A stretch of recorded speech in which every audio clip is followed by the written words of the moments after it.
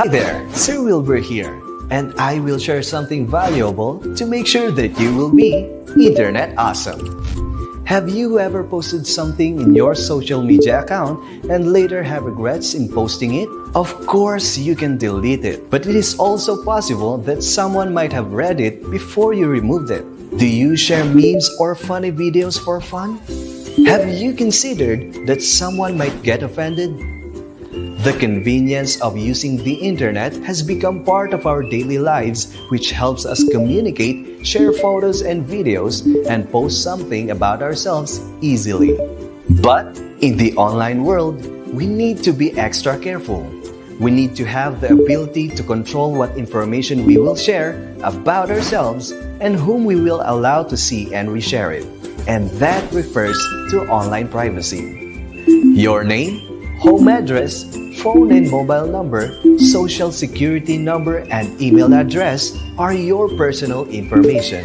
It's a good idea to make a rule for yourself not to share this kind of information online. Aside from keeping your personal information, we must also take care of our reputation because these are the ideas, opinions, impressions, or beliefs that other people think or have about you. We must also consider what others will feel based on our posts. Different situations call for different responses, online and offline. It's always important to respect other people's privacy choices, even if they aren't the choice you'd make yourself. Also, be careful with the simple codes that you send, like emojis, because it represents a certain meaning or message which may uplift the reader's emotion or the other way around. Have you heard of the word oversharing? It refers to sharing personal information or just too much about yourself in a certain situation or conversation online. What's the risk? You might become so familiar in doing it that you are unaware that you are already sharing information about your private life. This is harmful not just for you, but also to your loved ones. The internet can be a safe or a dangerous place for us. It will really depend on how we will utilize it. Take time to think and read your post a couple of times before you share it in the World Wide Web. And remember, it's better if you will always think before you click. But it's best if you will share with care.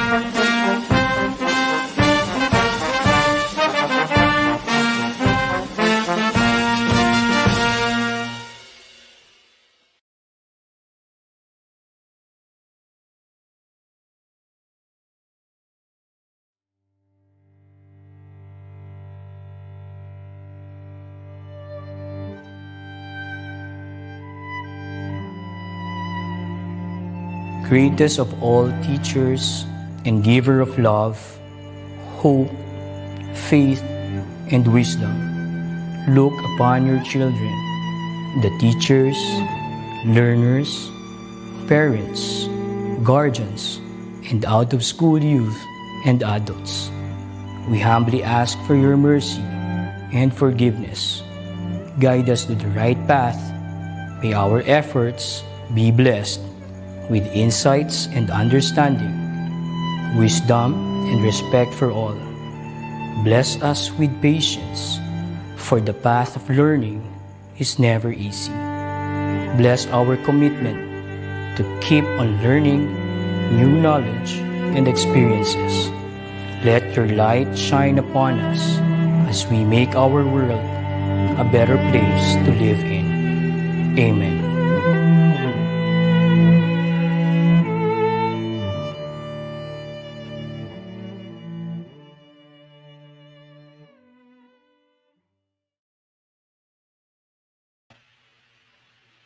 An awesome and amazing morning, everyone, especially to our administrators, librarians, educators, and reading enthusiasts. And today, we celebrate and underscore the importance of reading to our lives and the future of our learners and country. In this day and age, I believe that learning is a way of life. To quote Barack Obama, reading is a gateway skill that makes all other learning possible.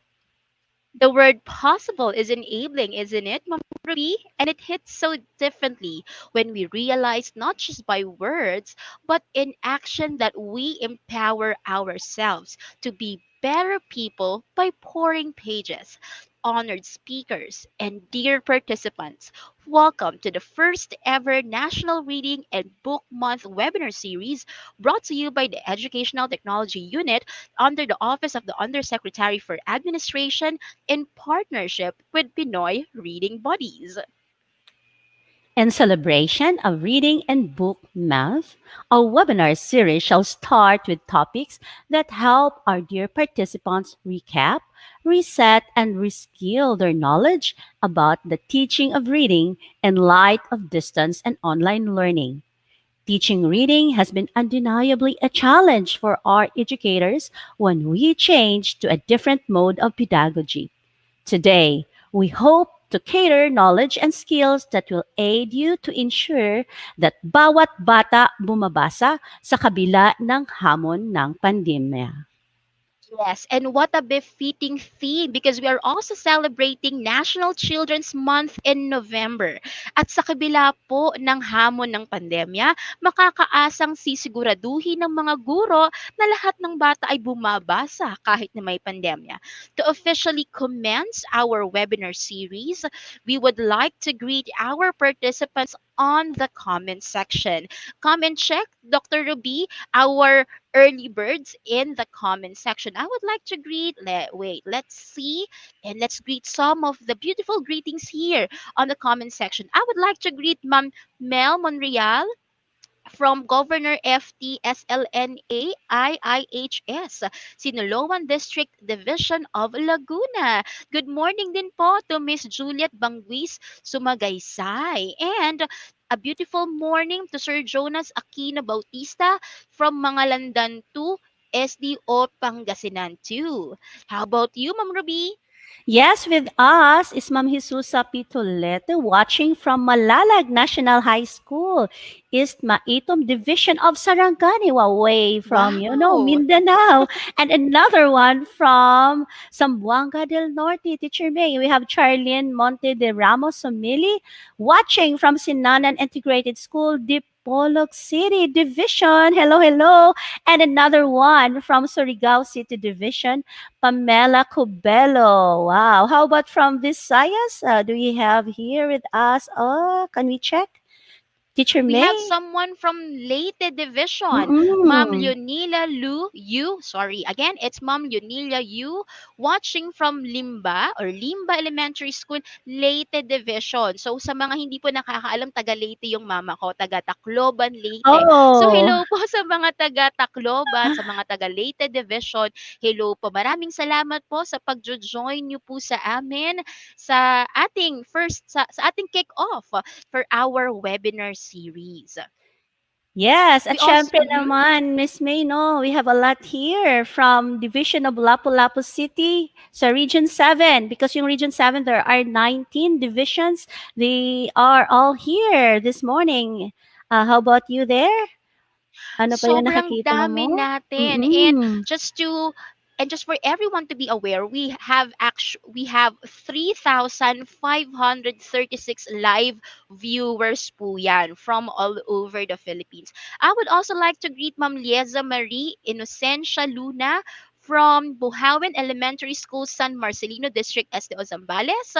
Ma'am Delia Balon Bardon from SDO Camarines Norte. So why not help us too to reach more educators, not just teachers, librarians, and also reading enthusiasts to know about this webinar series.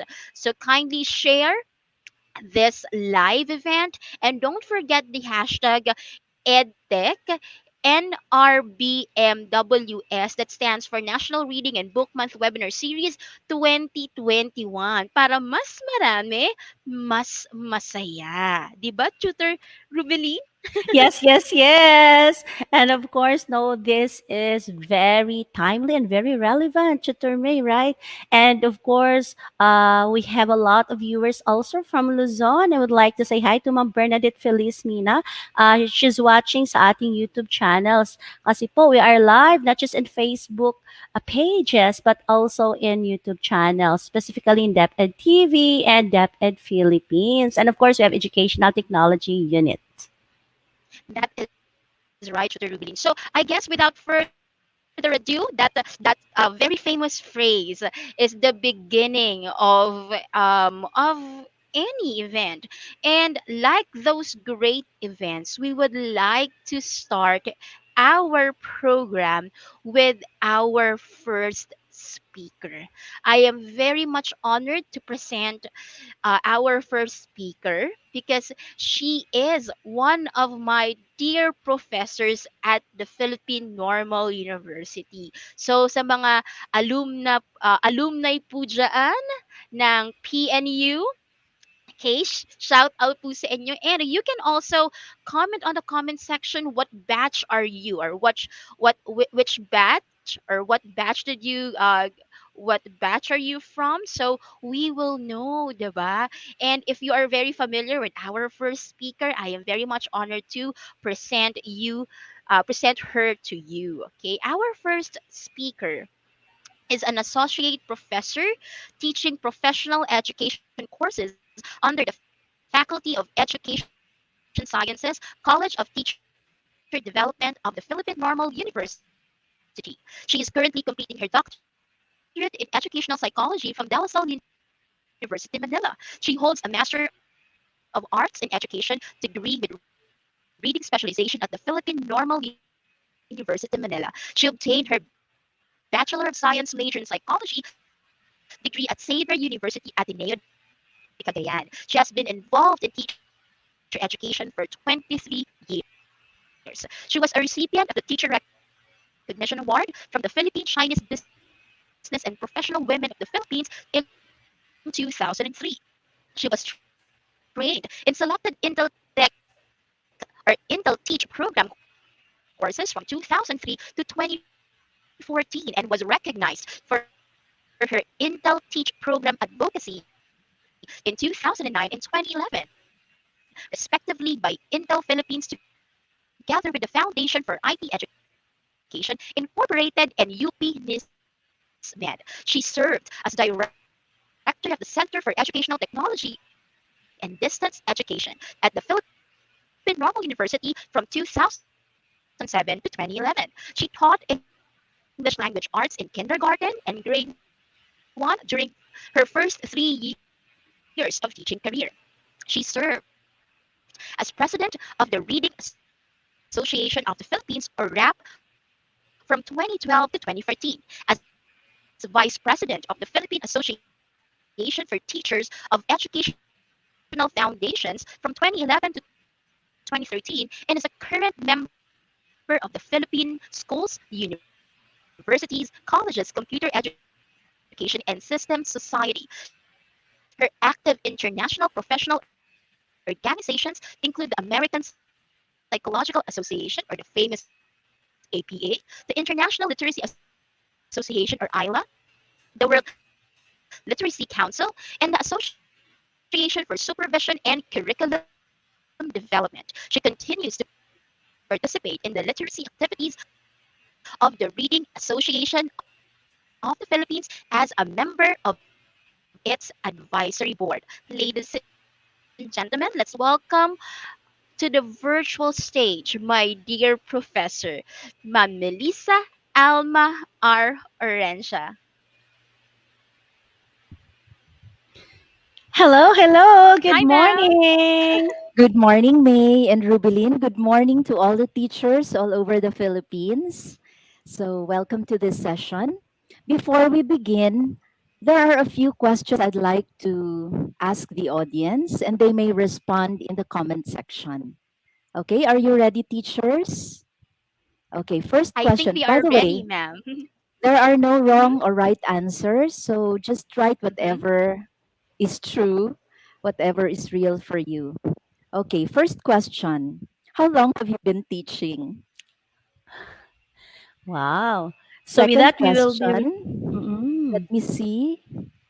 Um, Let's let see me on the comment see. section the answers of our from Ma'am Gina Wow, Medina, 34 34 years. years.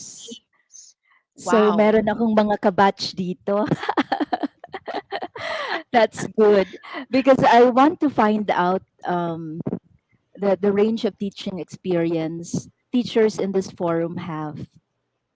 Okay, so Mhm. We meron also tayong have mga here, ma'am. millennial Mhm. teachers, 7 Yes. years pa lang.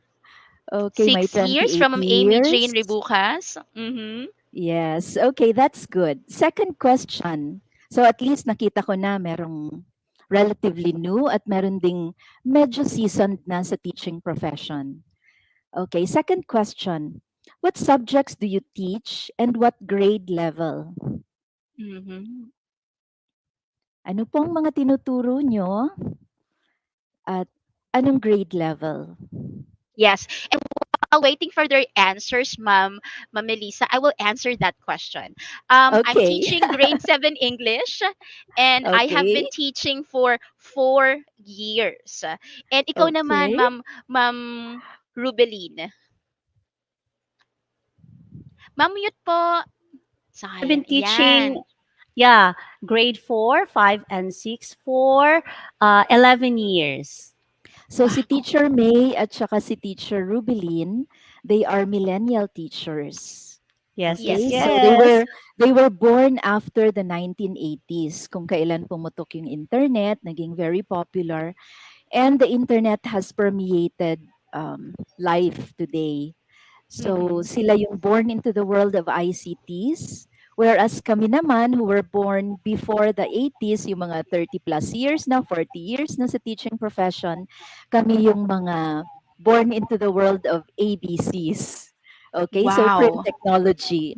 Next question, do you integrate the teaching of reading in the subjects that you teach? So kung ano man Mhm. yung subject na tinuturo nyo, nagtuturo ba kayo ng reading strategies? Okay, so you may answer yes or no. And then please provide the reason. Kung yes, bakit ka nagtuturo ng reading or reading strategies sa inyong klase? Kung hindi naman, bakit?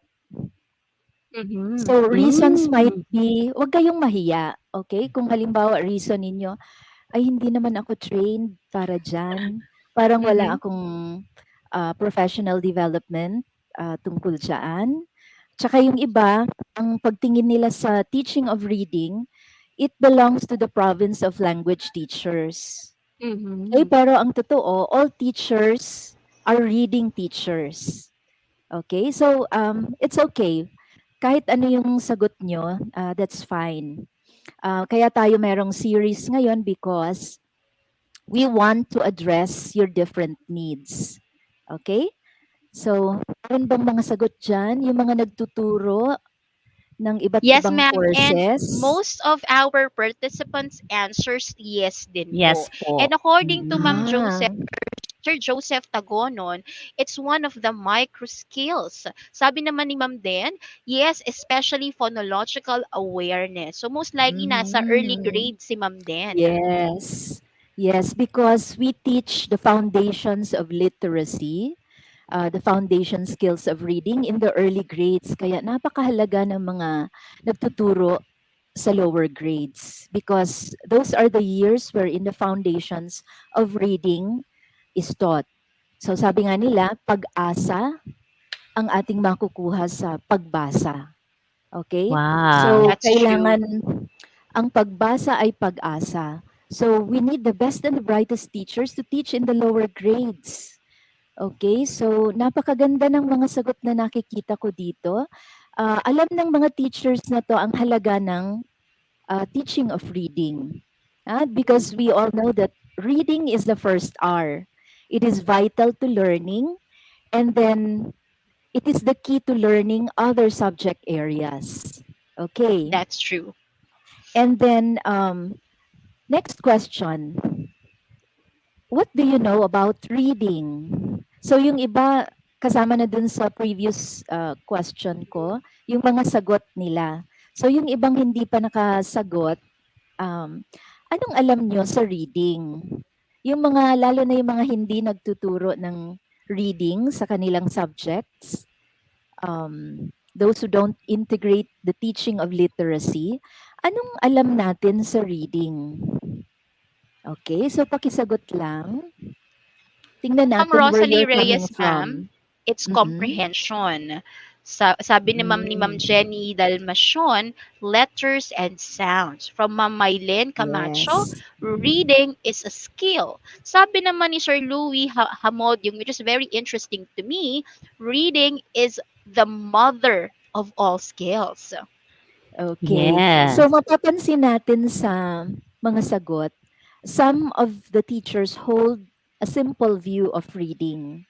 Mhm. Yung traditional view natin na reading consists of decoding and then Mm-mm. language comprehension. However, reading is really a very complex process. It's more than a Mhm. skill. From a whole language perspective, it is a thinking, it is a linguistic, it is a social cultural process that is interrelated with the other aspects of language, such as speaking, listening, reading, writing. And of course, what integrates all of these aspects of the language arts is the thinking skill. Okay, Wow. next. How do you Exactly. find, eto malapit na tayo sa simula ng presentation ko. How do you find your learners' quality of reading? So may napapansin ba kayo sa inyong mga estudyante? Kumusta yung Mhm. kanilang comprehension skills, yung quality of reading nila sa Mhm. inyong subject areas? May Wow. napapansin ba kayo? Mhm. That's a very Mm-mm. So, complex question to answer, ma'am. But I think for that question, it highlights the importance of observation, of teacher observation among his or her students. And now let's check the comment section. yes, Ikaw, in Tutor fact, Rubilin, Yes. because you are teaching elementary talaga, how would you answer Ma'am Melissa's question? Yes, actually, reading in the formative years, like kindergarten to grade six, is very challenging, That's especially in true. regular school. Like, there are really learners who are not so good when it comes to comprehension. Yun yung pinaka-challenging talaga. Because That's true. so other teachers, like math teachers, science teachers, even music teachers, um, if the learners lack that reading comprehension part, that's the Mm-hmm. greatest challenge so far that I have observed, especially in Filipino subject. Yeah. oo, kasi Rubilin, at the start, hindi naman natin ma-expect kaagad yung mga bata Mm-mm. na makaka-comprehend kasi when they come to our classes, they bring with them a Yes. range of experience and That's true. training Mm-hmm. which they got from their home environments, the Yes. Mm-hmm. community.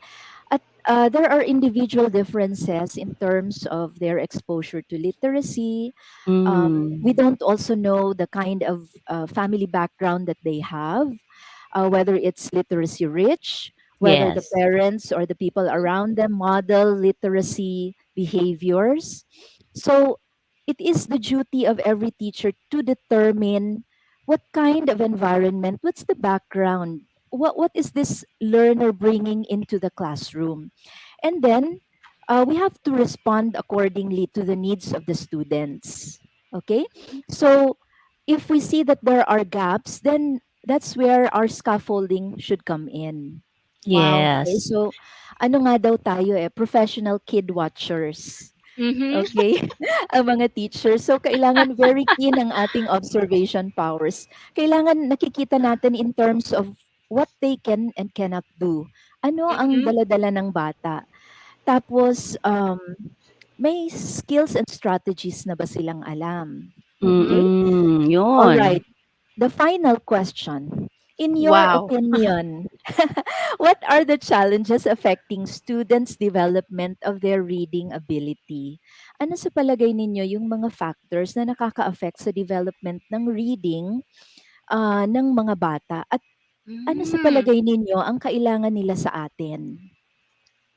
Mm, Okay, Wow, siguro that's you yan. can read one or two yes, responses, ma'am. Mary. That's a meaty question for me, but I think, in my opinion, ma'am, parents' role is very important in igniting the reading, the love of reading of our students. That's Dapat right. talaga meron sila agad models ng pagbabasa. If si nanay at si tatay hindi nila love yung reading, That's how right. can we instill the love of learning to our kids? Importante na may talagang nakikita sila. Sabi ni Sir Jonathan De Mm. Luna, foundation from home. Bahay That's talaga true. sa bahay talaga nagsisimula. Let's have some answers here. Literacy Um begins at home. Exactly po. Kasi nga po 'di ba, yung mga learners natin minsan, hindi sila na-e-expose sa mga reading totoo. materials. Wala Right, silang access. Yung mga right, reading resources natin kasi biggest factor din po. Yung gustuhin man nilang right. magbasa pero wala silang magagamit. Kahit man Mm. lang sana ano, yung balot ng mga Opo. paninda sa sa Mm. Yeah, market, 'di totoo, ba? totoo Eh, po. paano kung walang print around them? Mm. Walang Kahit yung mga mababasa. signages malaking tulong na din Hmm, yun. right. Kasi visual learner talaga yung mga bata. That's right. Kaya, lalo ngayon na technology rich ang ating environment. So makikita natin yung challenge talaga sa remote learning ano kasi Mm. napaka-high ng demand ng ability to read dito. So Mhm. anong kakayahan ng bata? Paano kung illiterate din ang mga magulang nila? Paano 'yan? So Mm. they would just really depend on what we could offer the students, what we could teach them. Okay? So I think I need to begin now the Yes, presentation. ma'am. Yes. And just by your questions, ang dami ko nang naalala ulit na keywords. And I really like it. And I'm so excited to begin the presentation. So once again, here is our first presenter, Ma'am Melissa Alma R. Orencia. Okay. Enjoy po. So we will begin with a particular context. Okay, so tingnan natin yung context natin today. I would like to present to you an empirical data. So punta na tayo May dun sa slide where it says context. So ang context natin yung performance ng ating students in the international as well as in the local assessments. Okay? So nakita naman natin na sa Program for International Student Assessment or PISA noong 2018, out of 79 participating countries, tayo yung nasa dulo, number 79. So nasa tail end talaga tayo, lowest. So nakita dito sa assessment na to na 80% performed below minimum level. So meron itong ilang levels. Um, Tapos tayo para mga five levels ata ito. Tayo ay level 2 lang below level 2. So sa math and science naman, so yung lowest tayo, that's reading literacy. Sa math and science naman, tayo ay second to the last. So dito sa PISA, 15-year-olds ang tinetest. So napakababa. There are about more than 500,000 learners who took this assessment. Tapos sa Philippines naman, mga around 6,000 took the assessment. Okay, so nakita natin na napakababa ng ating performance, and likely reading here is the problem because they cannot learn other subject areas very well. Okay? Ang focus ng assessment na to is on reading in a digital environment. So, hindi lang ito traditional view of reading, pero reading within the context of a literacy environment. Okay, so 5 levels ang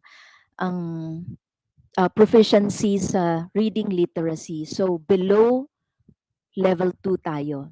Ngayon sa TIMSS, Trends in International Math and Science Survey noong 2019, out of 58 countries who took the assessment in math and science, now grade 4 level ang nag-take nito.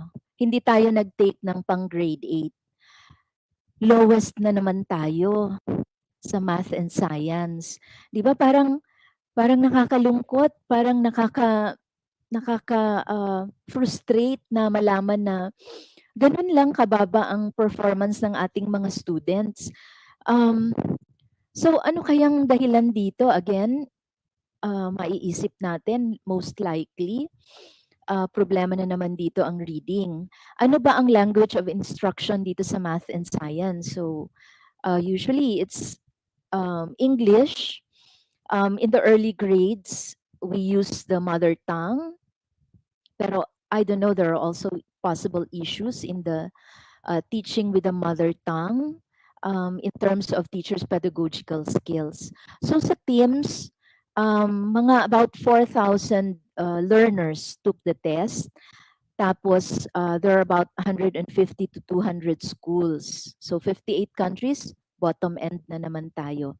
Sa third naman, sa Southeast Asian Primary Learning Metrics in 2019, 6 countries ito sa Southeast Asia, which includes Vietnam, Malaysia, Myanmar, Laos,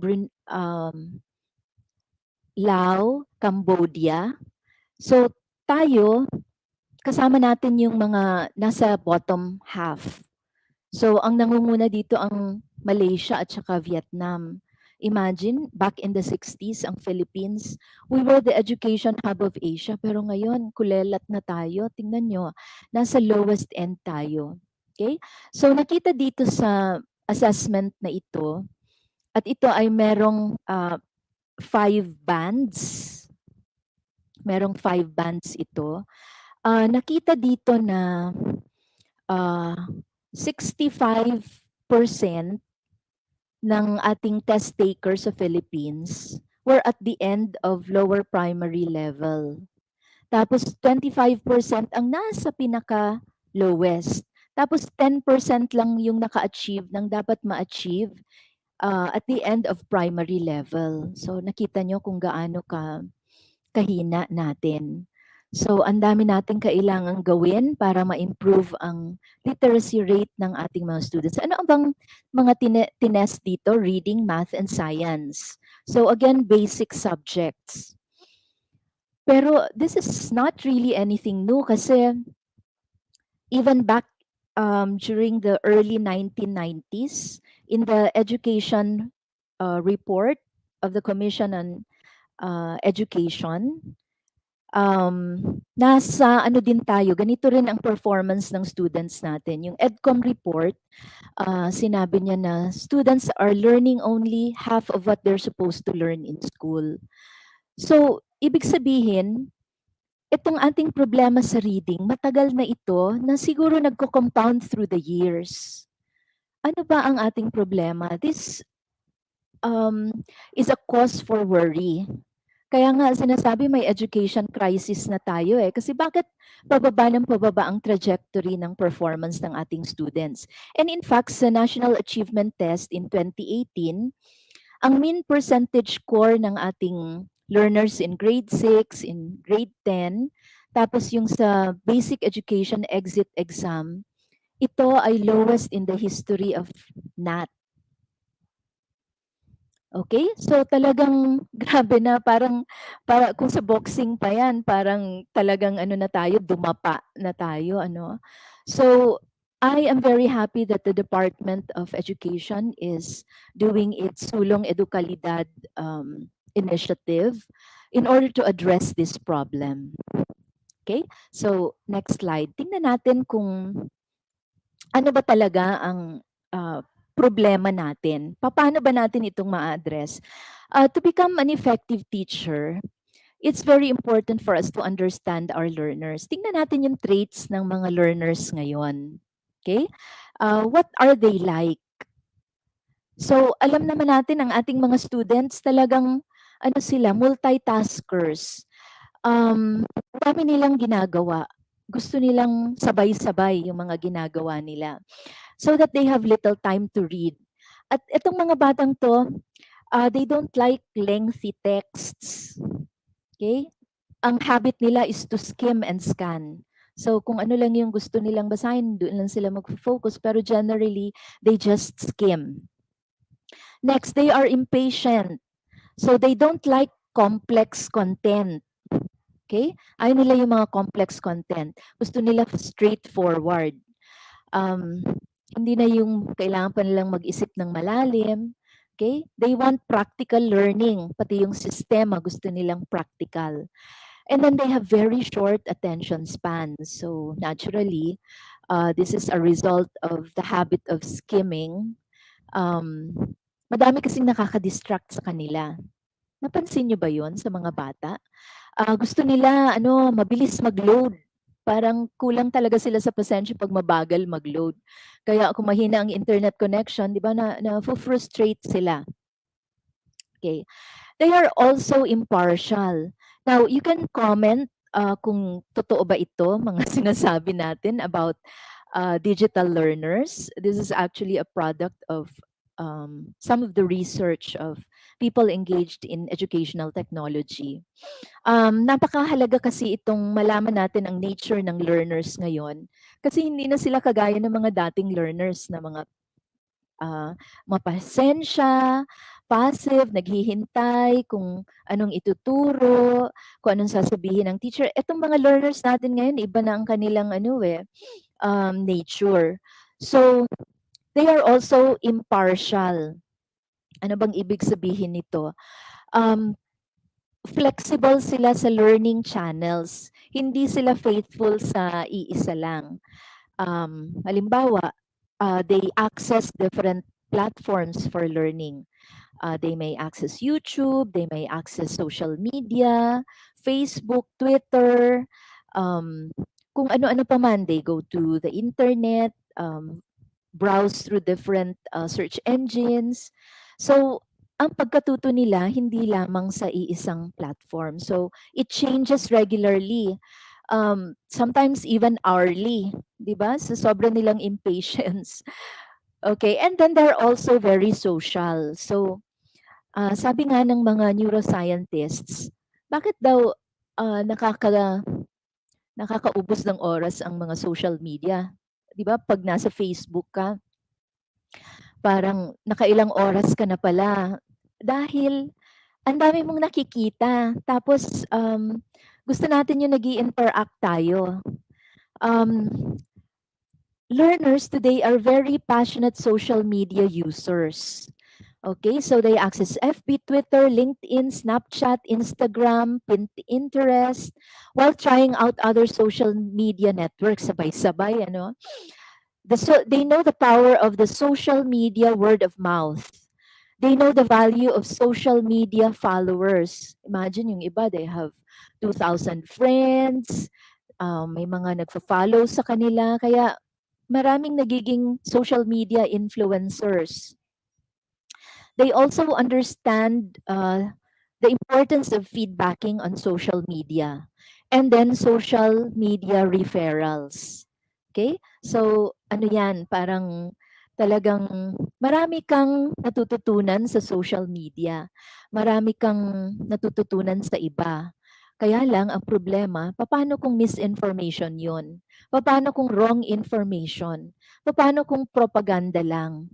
Can they tell that they are being duped? Can they tell if the information is right or wrong? So yan ngayon yung some of the issues. Ngayon, learners today are highly technical. They are tech savvy. They have a natural predisposition to learn technology because of the world that they are born into. They are well versed in the internet and the use of technology for learning.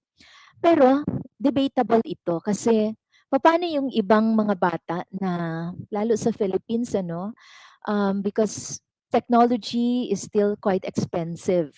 The devices are still expensive in the Philippines, and even the internet connection, it's not easily accessible. Mahal pa rin. Okay? Now, tingnan natin ang background ng mga students. Possibly those who are exposed to a rich literacy environment, they are the ones who are likely to be tech savvy. Pero yung mga hindi pa, yun yung nangangailangan ng ating support and attention.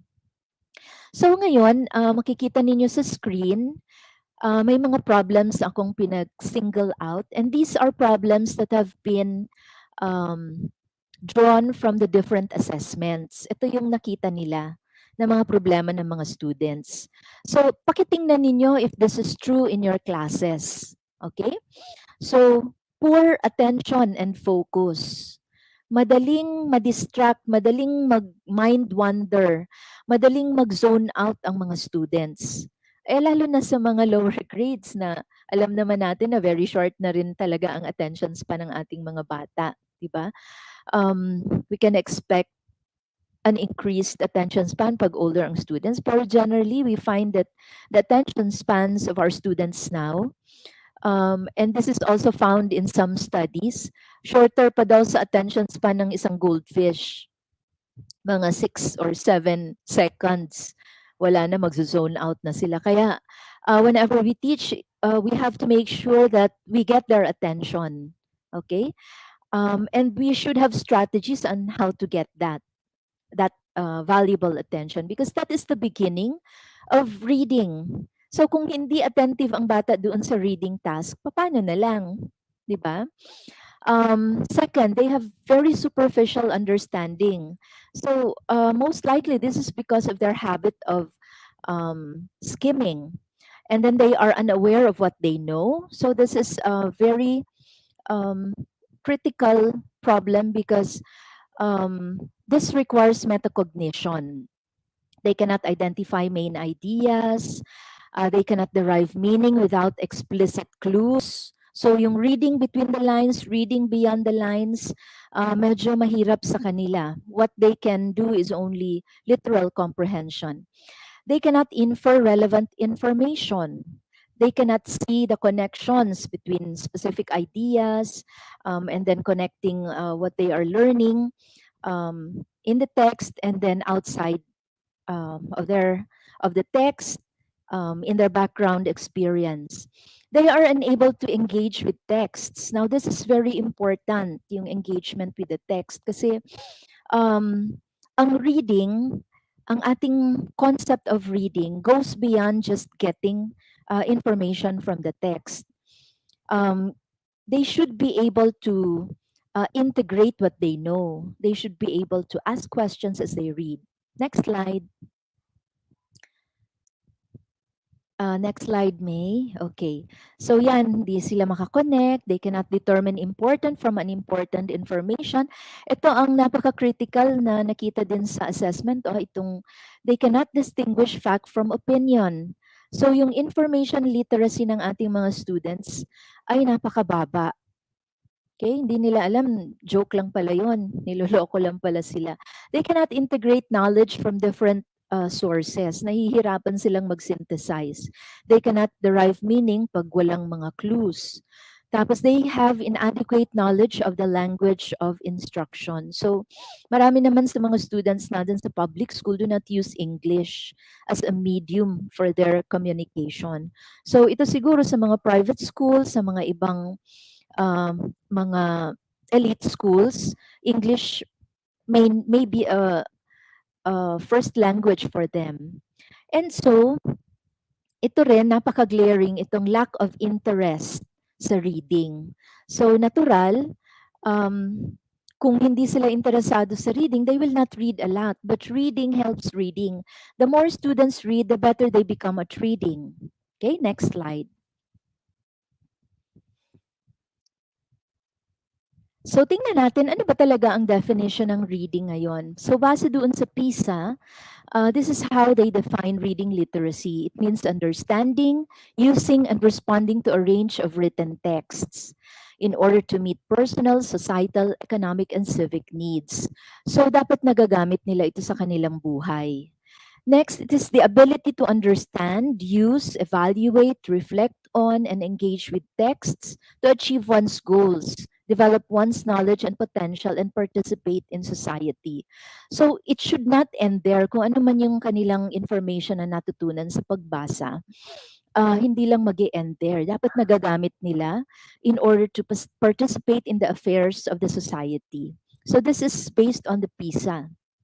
Okay, so yan yung context. Next, sa International Reading Association naman, they define reading as the process of simultaneously extracting and constructing meaning through interaction and involvement with the written text. So mahalaga itong pag-i-interact with the text. So parang there's a conversation between the reader and the text. And so we need to teach students reading comprehension strategies. Ano ba itong comprehension strategies? These are intentional actions taken by readers to enhance comprehension, particularly when reading a difficult text. So tuturuan natin sila ng plans, tuturuan natin silang ng mga specific techniques on how they deal with difficulty. Next. Next slide, please. Okay, so medyo tingnan natin ngayon yung ano ba ang kailangan nating i-expose yung mga students. Hindi lang print dapat sa ating classrooms. Meron ding mga digital texts. So dapat marami na rin tayong gagamitin ng mga digital texts. Kasi ang era natin ngayon ay digital na. So students are now reading outside of the classroom electronic versions of a written text. Ang digital text, these are audiovisual and multimodal texts produced through a digital or electronic technology, which may be interactive and include animations and hyperlinks. So for example, movies, websites, ebooks, and apps. So naintindihan ba nila ang mga ito? Ito ay para ding print text, only that it is a different format. So, kung ano yung mga comprehension skills and strategies na meron sila, dapat nagagamit din nila when reading digital texts. Next slide. So, ano ba ang kailangan ng digital readers natin? It's a balance of print and online digital text reading. So, tingnan natin kung ano mga ginagamit nating text sa ating classrooms. More of print ba tayo or meron ng digital texts? So ngayon na tayo ay engaged in remote teaching and learning, dapat exposed na sila in a very rich way sa mga digital texts. We need to teach them online and digital text comprehension. We need to equip them with new skill sets to navigate and comprehend digital texts. They need to become active and purposive and metacognitive readers. So are they aware of what they know, what they do not know? And if they do not know, do they know what to do? They need to be able to apply critical thinking. Yes, that's right. We need to profile the learners, know their characteristics. And then they also have to apply evaluation skills, well-founded judgments, and then deeper reading kasi dahil napaka-superficial ng reading nila, dahil they just skim, wala na yung deep reading. Dapat ang bata na-appreciate nila yung binabasa nila. That's why we have to equip them with sense-making skills or deep reading skills. Next slide. Okay, so ito yung mga strategies na pwede nating gamitin.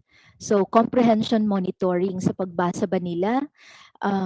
Alam ba nila kung sila ay nahihirapan or madali? Napapace ba nila ang pagbasa nila?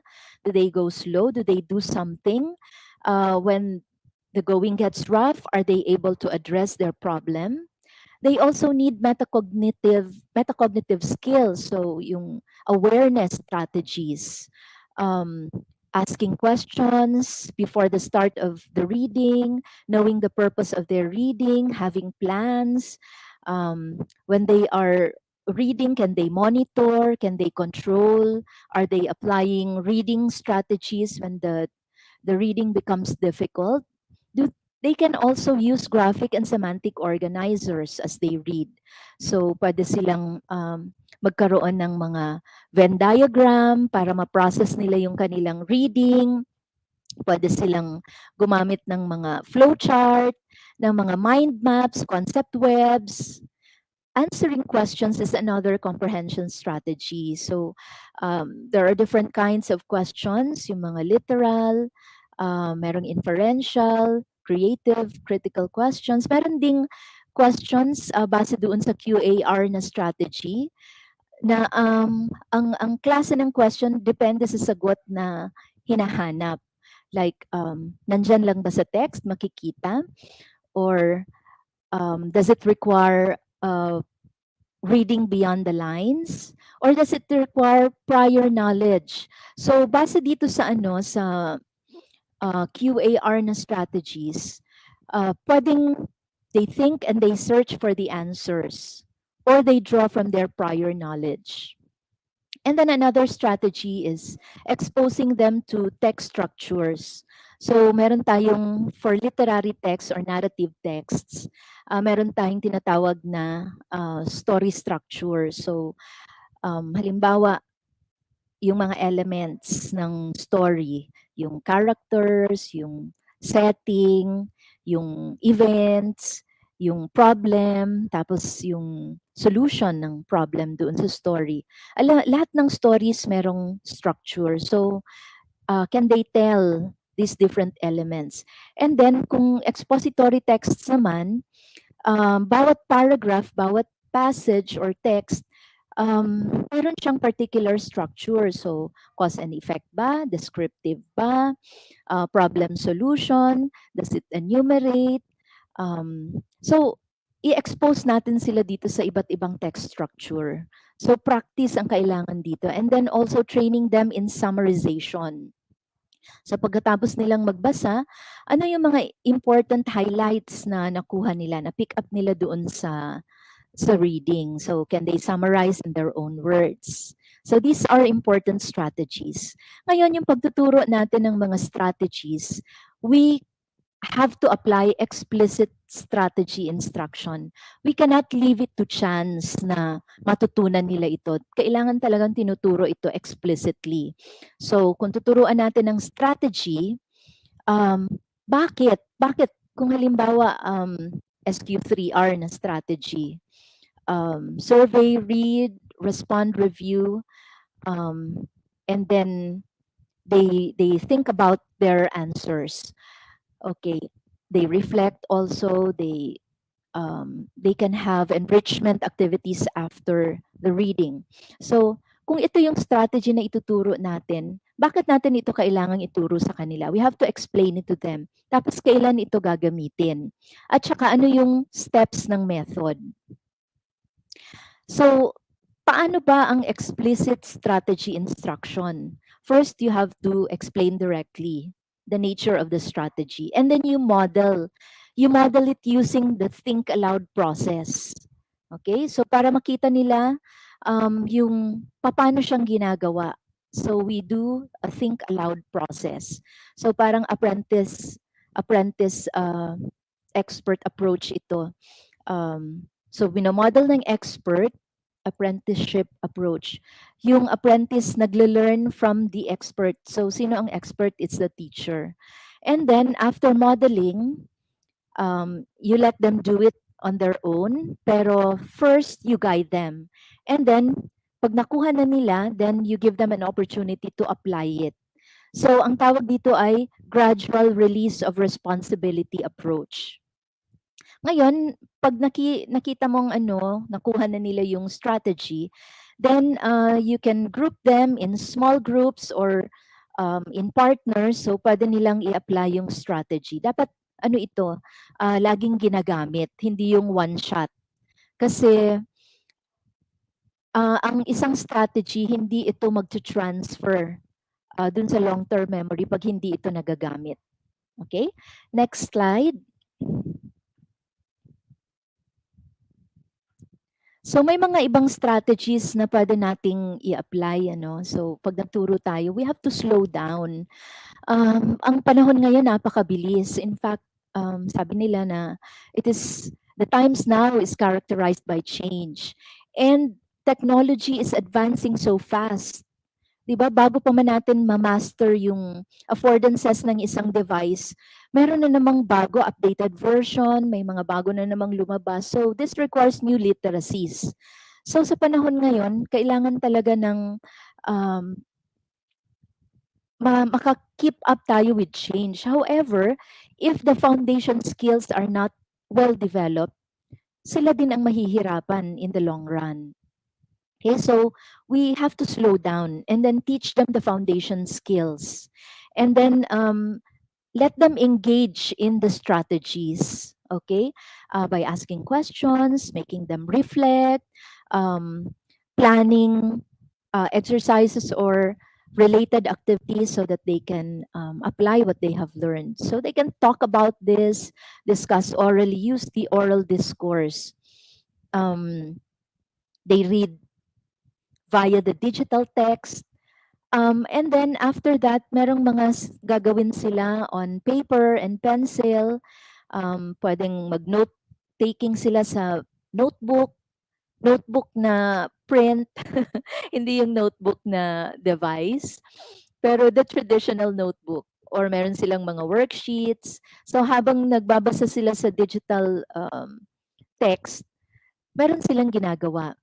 So meron ding tinatawag na digital annotation. So they process their reading using the pwedeng may app na gagamitin or pwede rin silang gumamit ng paper and pencil. Ang importante lang na parang nagma-mark sila ng kanilang binabasa. Kayo ba dati nung mga estudyante kayo, pag halimbawa may mga handouts kayo or mayroong libro, nagsusulat ba kayo sa gilid ng libro, ng mga thoughts ninyo, ng mga questions? So actually dapat ganun. Nagpa-process sila habang nagbabasa. They can have collaborative activities too. So pwedeng mga bodies or pwedeng small groups. They talk about what they have read after or kahit during. So pwedeng dalawa sila na nagbabasa tapos they ask questions, they share what they have learned. They can also apply a strategy called reciprocal teaching. Okay? And then finally, the teacher has to model digital reading and thinking aloud. So, napakahalaga nitong modeling of digital reading. So, habang nagbabasa ng digital text, what goes on in the mind? Yung mga difficulties, paano nating ina-address yung difficulties, ano yung mga na-activate na mga prior knowledge. Kasi dapat ang reading, meaning making. Hindi lang siya simply extracting information. Hindi ganon ang reading. It is constructing new meanings. Okay, next slide.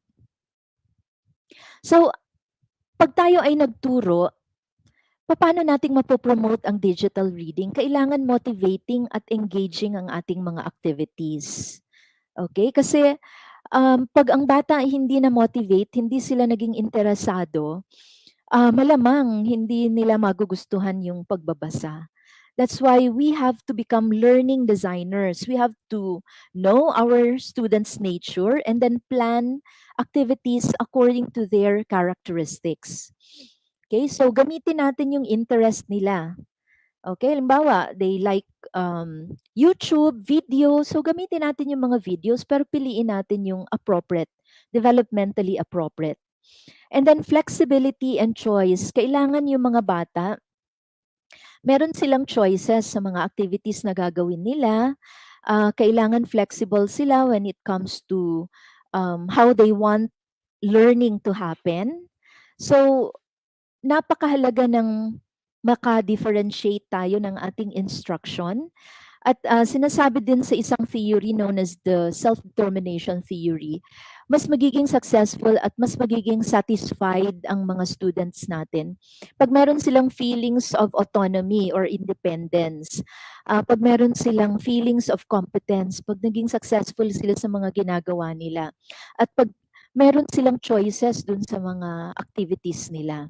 At saka, another element there also is relatedness. Yung they engage in activities together.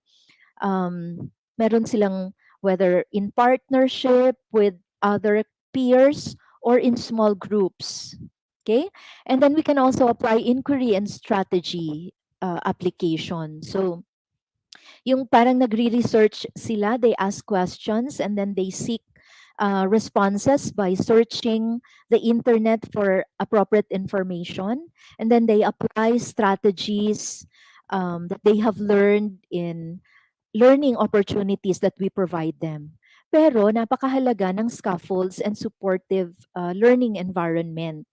Dapat nandyan lang tayo, we facilitate learning, we fill in gaps of our students' understanding, we provide them with assistance whenever they need it. Okay? Ngayon, ang mga digital texts, napakaganda lang kasi meron na ring mga built-in na mga supportive structures. So halimbawa, yung sa vocabulary, 'di ba? Makikita mo may mga hyperlinks sa isang digital text, may mga hyperlinks. Pag kinlik nila, makikita nila halimbawa yung additional information about that concept o kaya mapupunta sila doon sa isang video clip. Okay? Ngayon, we have to train them on how to read digitally. Kasi hindi ito kagaya ng print reading na linear. Non-linear ang pagbasa ng digital texts.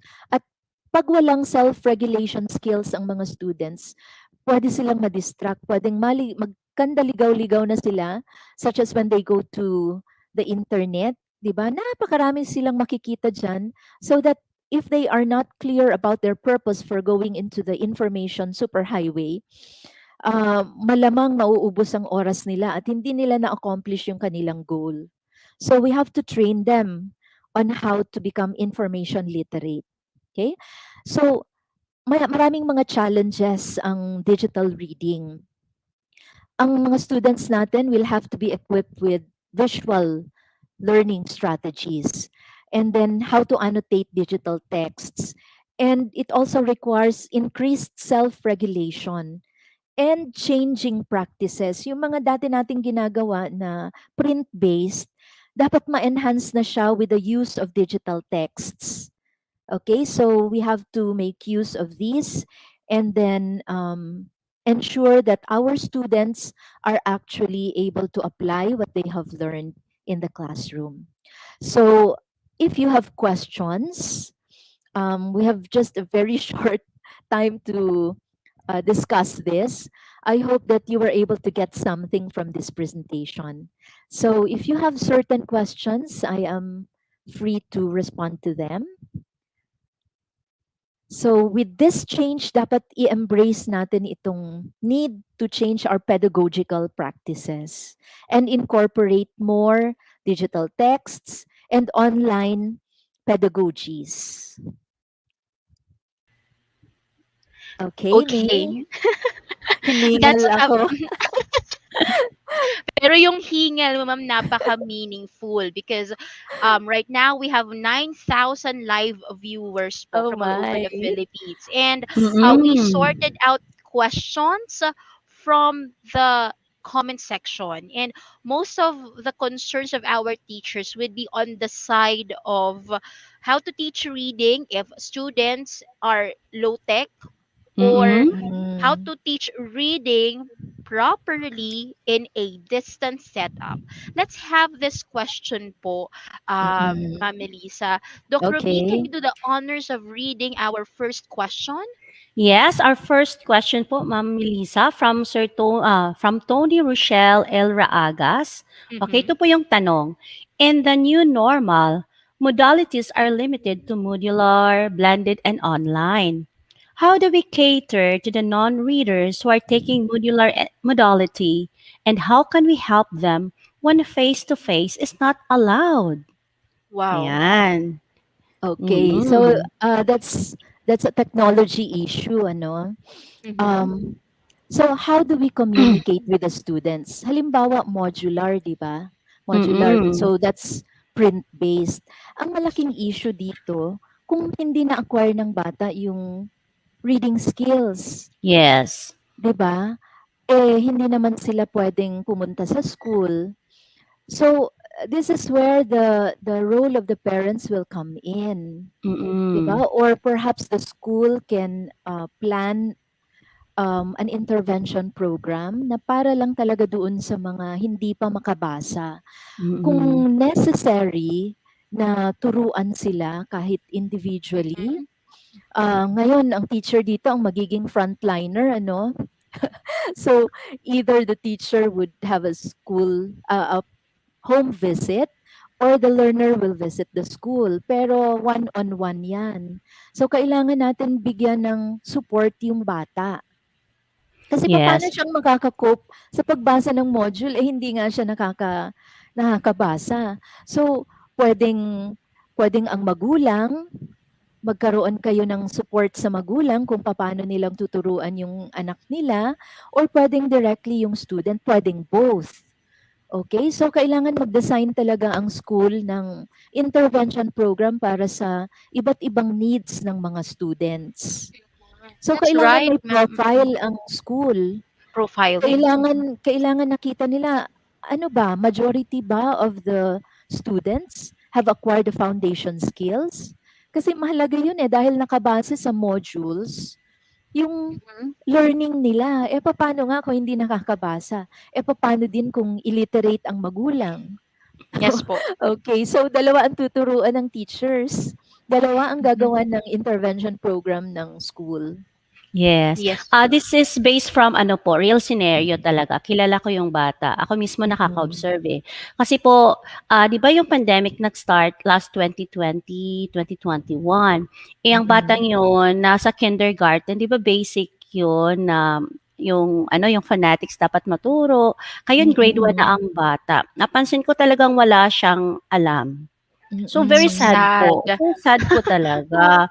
So, yun yung kaya this question po nakaka-ano talaga sa akin, nakaka-touch. Kasi I know po hindi lang nag-iisa ang batang yun all over the country. Mm. Kahit nasa private or public school po, same scenario po siya. That's Kaya true. dapat po talaga siya mapagtuunan talaga ng pansin. Lalo na ngayon, nasa second year na po na walang face-to-face opportunity yung mga bata na 'to.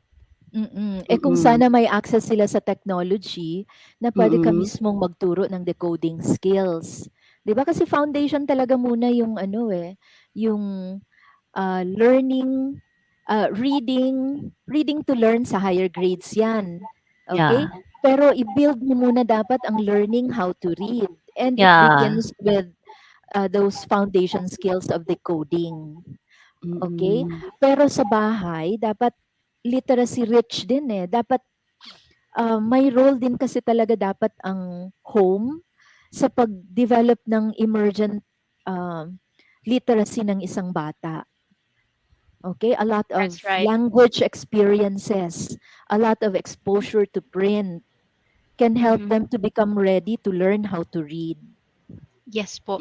Talagang Mm. napakalaki ng parental involvement, ma'am, no?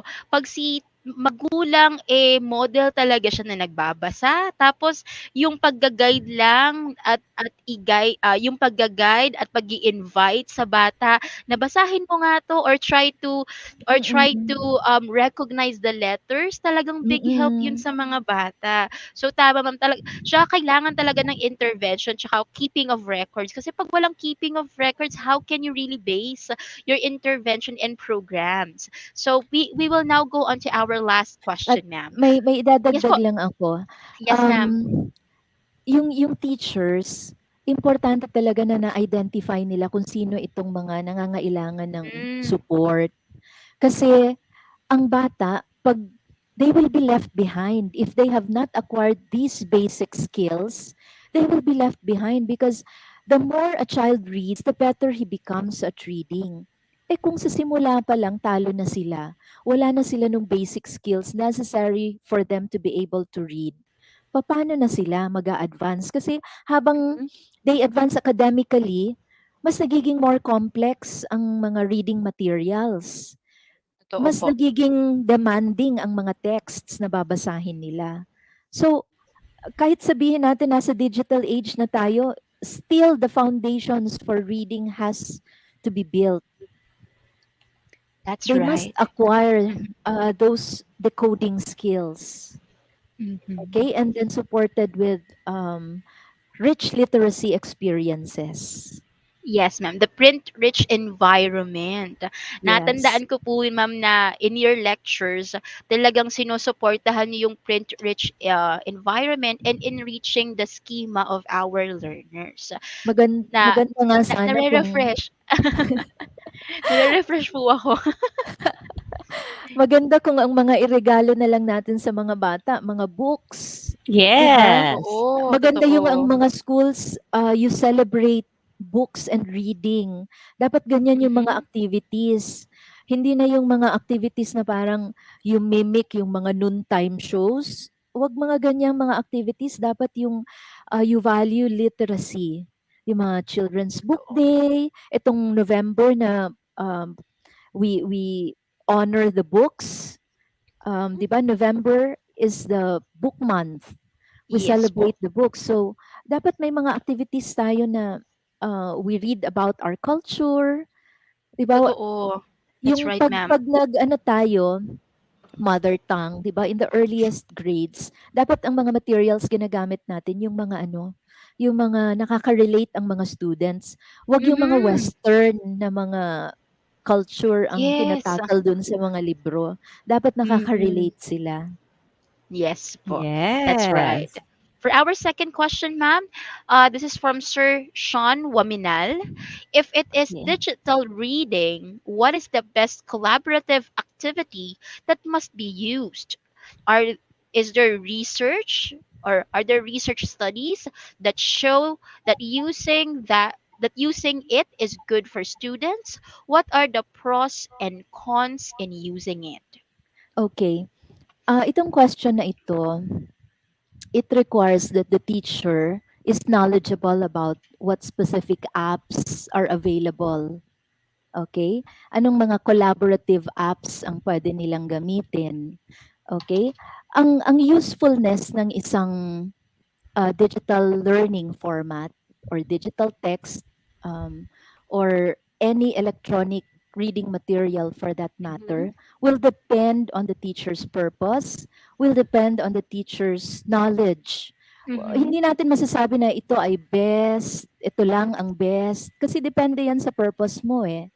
Totoo. Depende kung ano ang gusto mong ma-develop na skill. So you have to be very clear about that. So that's where learning design comes in. Okay? Ngayon, Mhm. ano ba ang role ng isang teacher? Okay? So gusto ko lang itong i-emphasize. Ang teacher must provide thoughtful guidance. The teacher must be aware of the emerging technologies in the field. The teacher must identify ano bang new literacies ang um, kailangan ng isang bata sa bawat technology na gagamitin natin. Kasi iba-iba eh. Kaya nga, sinasabi nila ngayon na new literacies kailangan ma-develop ng mga students. nag-evolve din ang ating concept of literacy. Hindi lang yan iisang literacy, but there are many literacies, as many as the new technologies that develop. Okay? Tapos, ang teacher must be proficient in supporting learners' development. So, paano yan? Actually, ang teachers, meron dapat mga skills. If you are familiar with ISTE, these are international standards. Um, International standards for teachers, for Mm-hmm. administrators, for learners. Mayroong mga standards na dapat nilang ma-acquire, na dapat i-equip natin sila. Okay? Ano-ano ba ito? Marami yan. In general, and this can apply to everybody. Anong mga skills ang kailangan? New thinking skills, more complex thinking skills, technology skills, information skills, communication skills, collaboration skills, problem solving skills, and learning how to learn skills. Wow. Yung mga collaborative na applications, halimbawa dito yung Google Docs, Mm-hmm. MS Teams. Mhm. Pwede nating silang ipag-collaborate. Meron tayong activity. Halimbawa, we let them summarize what they have learned from a particular reading text. Mm-hmm. Tapos, we let them summarize together. So, collaborative yan. Pero, di ba, paano nilang gagamitin ang Google Docs kung hindi natin sila tinuruan? Paano paggamit ng Google Docs? True. Yeah. So, nakita ninyo na ang pagturo ngayon, more complex kasi hindi lang print ang ginagamit. May That's right. technology na kasama, and these new technologies will require specific literacies. So sa paggamit is natin ng true. isang technology, kailangan well-versed tayo dun sa technology na yon at ano ang kailangan nito, ano ang requirements Mm-hmm. nito for teachers and for learners. Ano yung affordances? Hindi naman po pwedeng papagamit mo sila ng Google Docs tapos hindi mo sila tinuruan. Paano gagamitin yon? Paano mag-collaborate? 'Di ba? Ano yung activity na yon? Okay? That's So, right. Wow. demanding ang panahon ngayon, not only for teachers but also for learners. So, new literacies are needed. Siguro yung mga succeeding speakers will talk about Mm-hmm. technology-related skills in Yes. reading. Opo. Okay? And I would like to thank you, ma'am, kasi while we are listening to you, sobrang dami kong natututunan. So we are not just hosts. If ma'am Ruben will agree with me, talagang pati kami natututo nare-refresh kami kasi we are language teachers ourselves. So napaka-helpful, and first speaker pa lang po yan, our dear participants. And we will be and we are excited for more learning to come, and that will be given by our next speakers. Again, Yan. Ma'am Orensia, thank you so much for giving us this knowledge about teaching reading in the digital age. So, tandaan lang natin, ang Mhm. pagbasa ay pag-asa, and all teachers are reading teachers.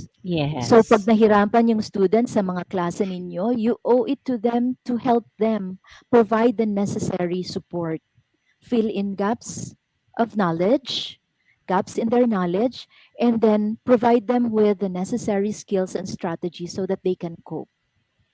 Okay, so Thank you, thank you ma'am. very much. I hope you got something from this session. Ang dami po, ma'am. And I'm sure Grabe. our dear participants also got a lot of things from your presentation. Once again, Ma'am Melissa Alma R. Orencia, Associate Professor from the Philippine Normal University. Thank you, ma'am. You're welcome. Thank you so much, Ma'am Orensia. Alright, so moving on na tayo, Teacher May, no, sa ating Yes next po. speaker. Alright, so ang ating next speaker po, he has been working in the academy for more than a decade. After finishing his undergraduate degree in social sciences from the University of the Philippines, he immediately started his career as a full-time high school teacher at St. Scholastica's College in Manila and Assumption College in Makati. In 2013, he decided to move to the academic publishing industry and joined the McGraw Hill Education and Oxford University Press as senior education consultant of the Philippine offices. In 2019, Mr. Danao joined Jose Rizal University as director of the Institute of Technology Based Learning to oversee the implementation of online learning classes, course development, instructional design of online modules in the LMS, and training faculty members on how to integrate technology in the classroom. At the age of 34, Mr. Danao already has obtained graduate diplomas in teaching and international studies from the Philippine Normal University and University of the Philippines. He was awarded as one of the 10 most outstanding UP alumni for the social sciences in 2013 and earned the international certification as a digital learning advisor from McGraw Hill Education in 2015. He was also the only Filipino representative to Missouri and New York, USA, by McGraw Hill Education for the International Literacy Conference in 2016. Lastly, in 2017 and 2018, Mr. Danao was sent by Oxford University to the United Kingdom to further study the different international curricula and teaching methods in today's classrooms. To help teachers develop their learning continuity plans during the COVID 19 pandemic, Mr. Danao was invited by Abiva Publishing House to be a co-author in flexible learning primer, released last June 2020. He is also regularly invited as resource speaker by private CPD providers and the Department of Education to train teaching and non teaching staff. He is a member of the International Society for Technology in Education, ISTE, Philippine Historical Association, and International Literacy Association. Currently, Mr. Denau is the Business Development Manager of Cambridge University Press for Global Academic Sales and is responsible for translation, projects, copyrights, permissions, as well as special edition of online journal and books. So, ladies and gentlemen, please help me in welcoming virtually Mr. Dino A. Danao. Hello po, Sir Dino. Good morning. Hi, Sir Hi, Dino. and hi, good morning, everybody. Good morning, Rubilin and May. I hope I'm coming in clear. And thank you Yes, for that yes, Yes, very generous yes. loud and introduction. clear. And watching you, Sir Dino, are our participants, and they are 10,291 Wow, as of this moment. And still wow, counting po. Magiging 11 to great. 2,000 yan. Yes. And I just love the enthusiasm of these teachers, Mm-hmm, even on a Saturday. I know mm-hmm. it's That's supposed to true. be their rest period, but they're all viewing this session. So I'm very happy and very excited. It empowers me as I speak about my topic this morning. So thank you. Thank you very much for that. Yes. All right. Okay. Mm. Okay, All so right. should I start and go ahead? Yes. Sa'yo na po ang spotlight, Sir Dino. All right. Thank you. Thank you, everybody. Um, Let me just share my screen.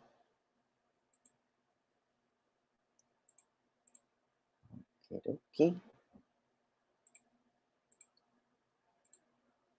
All right. So can somebody please confirm if everybody can see my screen now? Great. Okay, there you go. I can see my screen. So again, good morning and thank you everybody for coming in on a Saturday. It's a very challenging time. It's in the morning, so I hope you're having your coffee and sitting and relaxing while I speak about a very important topic as well. Thank you as well to the Department of Education, Educational Technology Unit for inviting me in this session.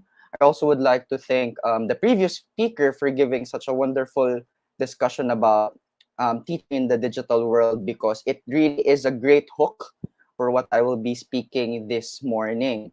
So I was given about 45 minutes to discuss a new trend that is happening in our society. For most of us, we are not aware that it's already happening, but I will be sharing this information to everybody this morning. So for those who have attended any of my previous session, this is something that may be similar, but I have added some hints, some topics related to reading, definitely, because we are celebrating something very important today.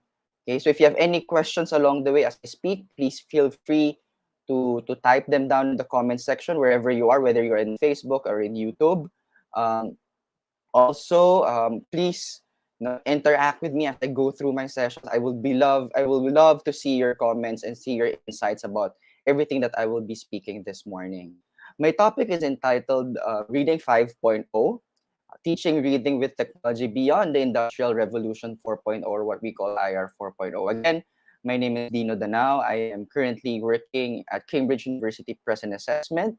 For those who are not aware, Cambridge University Press and Assessment actually has a Philippine office, and we are growing. We have about 700 employees here in the Philippines. So we are very lucky because for such a big company like Cambridge, they decided to move here in the Philippines and establish an office here in the Philippines to help not only Filipino learners but global learners.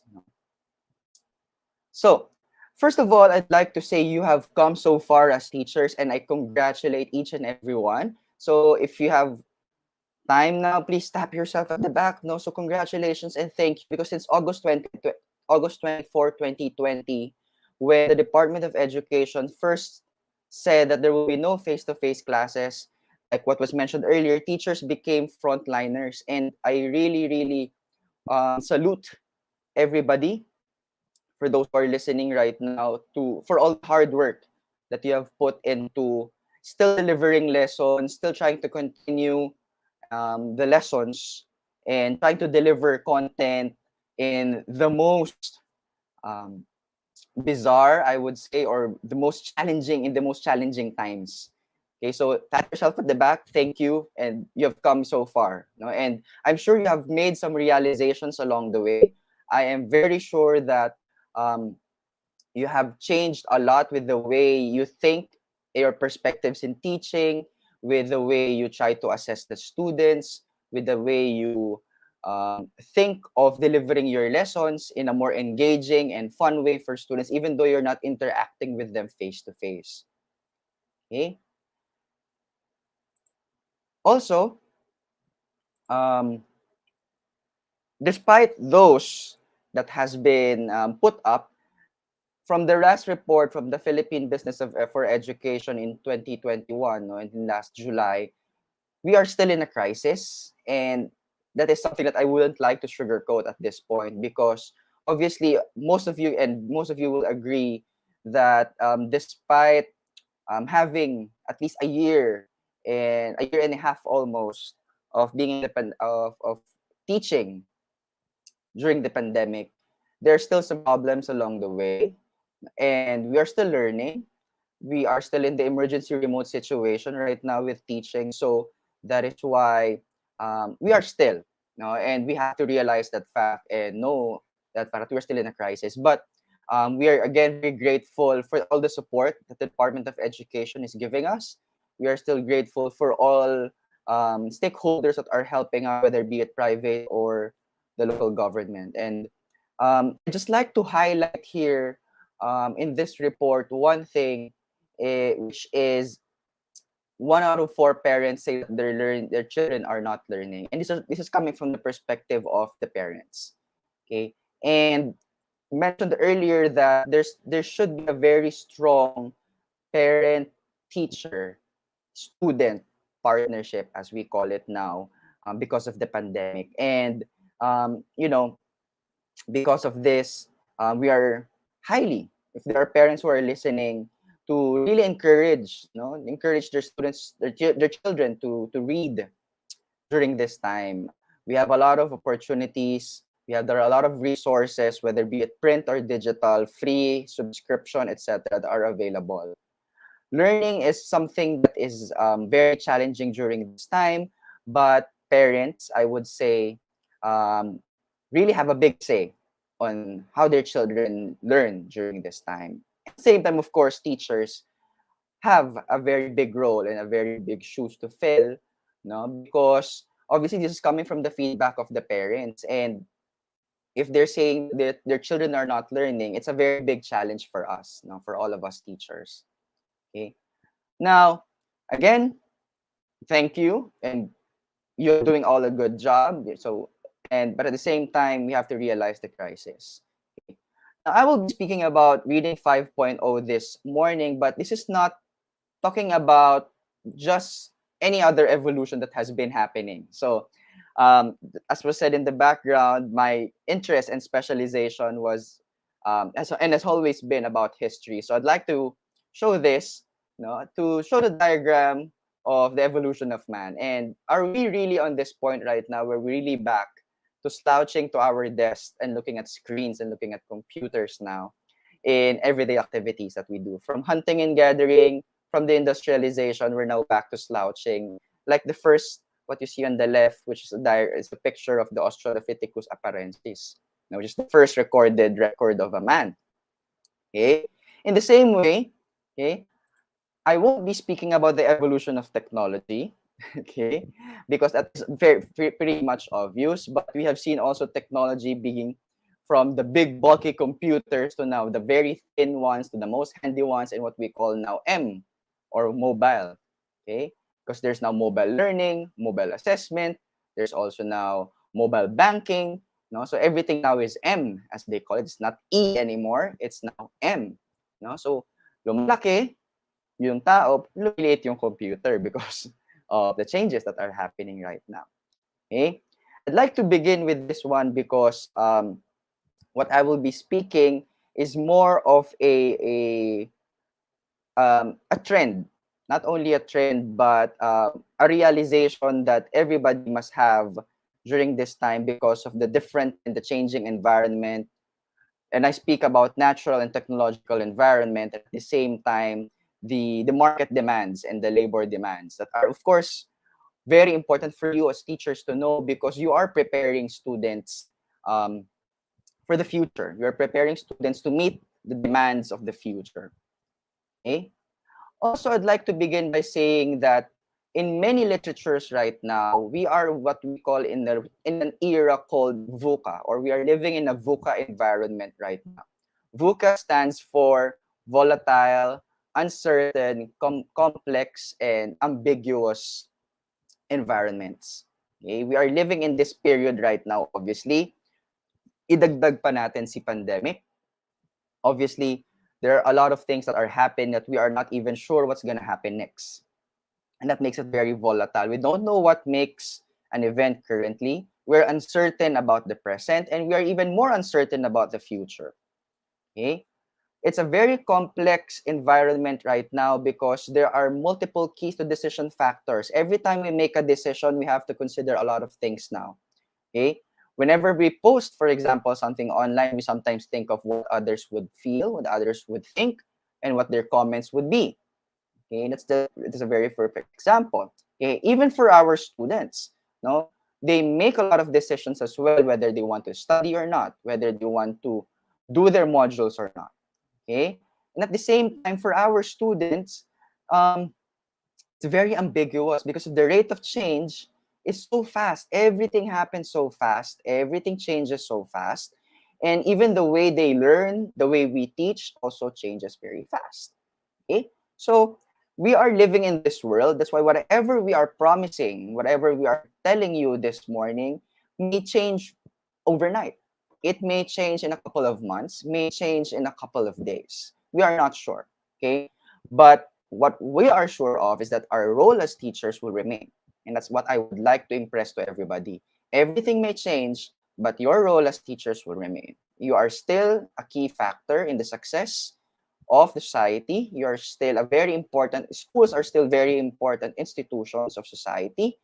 Okay, and of course, schools and teachers and students are very important, in this time because we are building a society for the future and for the present. Okay.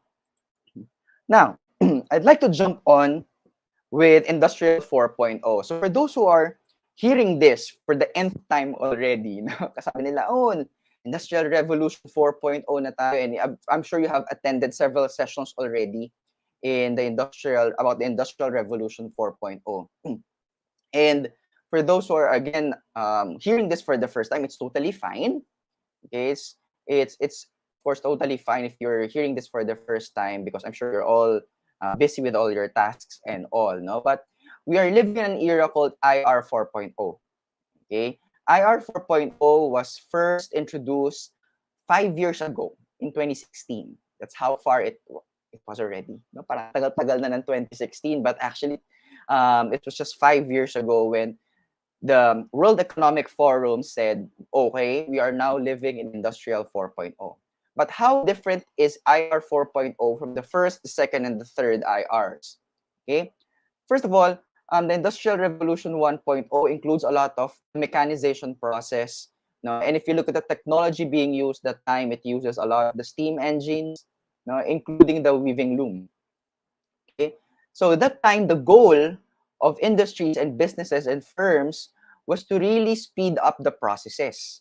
Okay, which is in turn an effect of Industry 2.0, become an effect in Industry 2.0, where we see a lot of mass production happening. No, so yung assembly line, an assembly line. Okay, is when you see in a factory, no, for example, in a factory, group of people, and they're all working on a specific task. Okay, so for example, if you have an idea of how cars are being built, no, so one station to another station to another station, it's what we call an assembly line. And again, the goal there was to produce more through the use of these machines. Okay, electricity was first also introduced in the IR 2.0. So imagine the rate of change during that time. Imagine the number of products being built. Okay, Industry 3.0, on the other hand, would involve a lot of automation. Okay, computers are now being introduced, and when I speak about computers here, these are not the same computers that we have right now. No, these are the bulky computers, black and white, maingay. No, they're if you use the older versions of the computer here, or you probably worked on your schooling, or you're working on your thesis during that time, using these big bulky computers, that was the time in Industry 3.0. No? Also, electronic media, electronic devices were also introduced. Okay, and now in Industry 4.0, we are living in what we call cyber physical systems. Okay, systems that we don't even see. Okay, we are living in the Internet of Things, plus networking became a big chunk of a lot of our activities. Okay, obviously the most popular ones would be social networks, social network applications, but obviously everything that we do right now, we rely heavily on the internet, and we see a lot of cyber physical systems. Examples of cyber physical systems would be from physical banks, now we have mobile banks. From paying cash, we're now paying GCash, for example. No, from playing games outside, we're now playing ML. No, from watching theater and movies, we are now holding our phones, watching Netflix and watching our favorite Korean novela, for example. Okay, so those are examples of cyber physical systems that are existing right now. Okay, now Industry 5.0. Okay, Industry 5.0 is a debated scenario nowadays, because many experts and industry experts, no, and even educational experts would say that we are already in Industry 5.0. Okay, because we are living in a world that is so far from Industry 4.0. We live in a world where there's a lot of mass customization, and people desire customization. They love personalizing things. They like talking about um, how they can customize things, from shoes to clothes, even to the applications, no, even how they want to learn, which I will talk more about later. Okay, and we are living in a world where there are a lot of cyber physical cognitive systems that can even think, feel, and speak, and even look like humans. With the existence of now robots, you can see now robots, for example, roaming in Japan, talking to customers, and you can ask them already. When you go to the mall, you can already find interactive maps, for example, which shows you the direction of where to go. Okay. This is another diagram which I would like to leave more of it, which is just similar. which is talking similarly of what I have presented earlier, but I'd like to highlight the one in IR 5.0, which also talks about seamless co-integration between humans and machines. We are living in that world where we don't see technology anymore as a disruption. We don't see technology anymore as something that is a different entity, but rather being part of our lives. For example, the moment we wake up, what is the first thing that you check? Your mobile phones. And if you agree with me, give me a thumbs up on that. Okay? The first thing we do when we wake up is to check, for example, how many emails we receive, how many messages we receive, or how many commented on the photo that I posted yesterday. You know? So we're living in that world where there's a lot of co-integration between humans and technology. Also, I'd like to highlight and point that um, we are actually uh, living in a world where upskilled workers are now living with robots and technology all the time. So like for us, no, for all of us who are here as teachers, no, we work with technology almost every day of our lives, no, and these technology are supposed to give value, no, added value to the work that we are doing, no, rather than being a disruption, rather than being a distraction. They're supposed to give value, no, a value added um, value, no, added to our work. Okay. However, again, no, because of all of this industrialization that is happening, there are many people who are suggesting, no, especially those environmentalists, okay, that because of everything that's happening in the fourth industrial revolution, we should be deindustrializing it before it's too late. Okay, we do not want, of course, probably most of us wouldn't like robots to take over most of our jobs, most of our careers. We do not want students to heavily rely on technology naman, no? Because, again, teachers play a very important role pa din. Okay? So, are we bringing that challenge to bring back students to nature? No, some teachers and students are saying na actually thankful kami sa pandemic because now students can be at their homes, be in whatever scenario, whatever environment they are, whether it be in their homes or in the forest or in living with nature, no, so all of those things, and they learn different ways and different things, okay, before it's too late. Okay, again, just a brief summary of what Industry 5.0, because again, I'm speaking a lot about this one because this has a direct impact later on with the way we teach, not only reading, but if you're listening here from other subject areas, this definitely has a lot to say and it has a lot of impact with the way we teach later on. Okay, so obviously, like what I have mentioned, it's giving a lot of the customer experience. Right now, hindi na siya customer service. It's really the customer experience that we are talking about.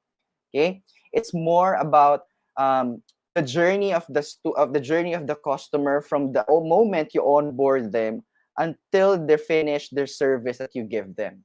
Okay, it's focused on that already, no? So it's for schools later on, it's not more about the lessons that you're teaching, but the impact that you give them and the experience that you give them.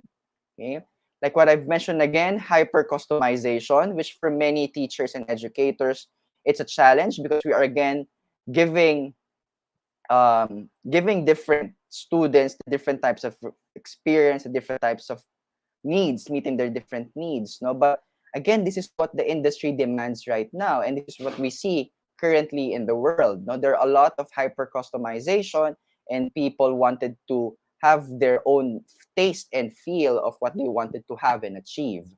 Okay, responsive and distributed supply chain, obviously we are living right now where we wanted things to be delivered, no, in the way we wanted it to be, and it must be very responsive.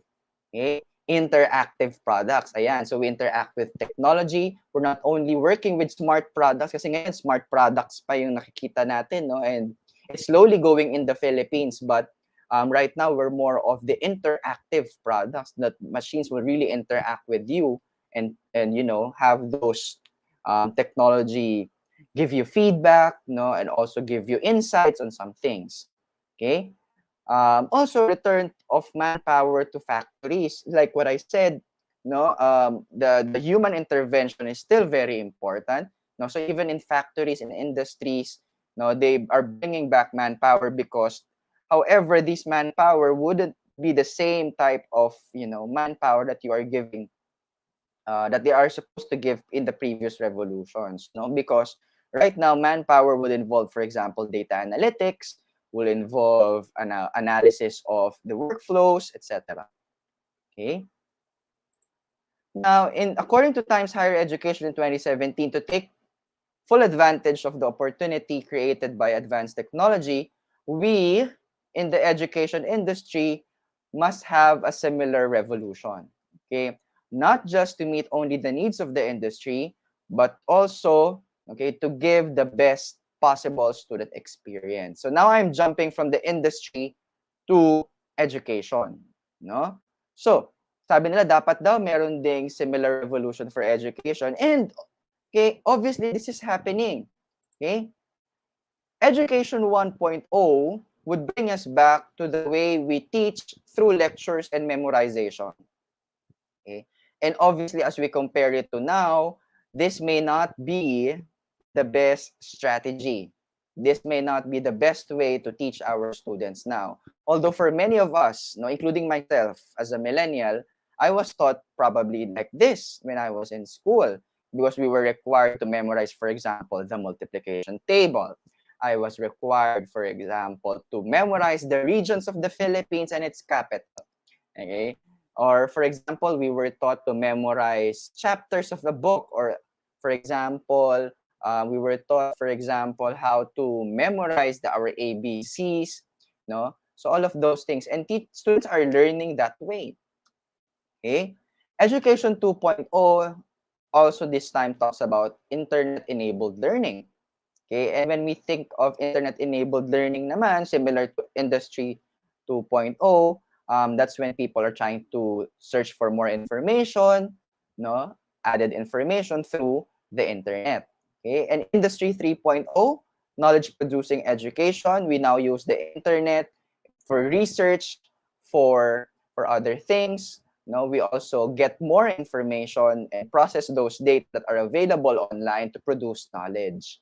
Okay, in this revolution right now, obviously, we should be promoting innovation already. Okay, what are things that we are trying to innovate during this time that are already existing in the previous generations? Okay, so innovative producing education is what we wanted to produce over the next few years. Okay, but again, where is education 5.0 now? Okay.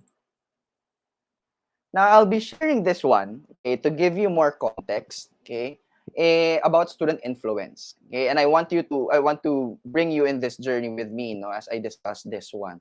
Okay, so this was presented during the International Literacy Association conference, or the ILA conference, back in 2015, when I was given the opportunity to attend this one in New York. So earlier, si Teacher Mel was also mentioning about a lot of definitions from the ILA. The ILA is the biggest organization of teachers in reading and literacy, and I was given the opportunity, very lucky to attend that conference. And one of the presenters at the time presented this very interesting diagram back in 2015 in 2015, talking about student influence in reading, in reading and literacy. Okay, sabi nila in the 50s, the most influential institution would be home.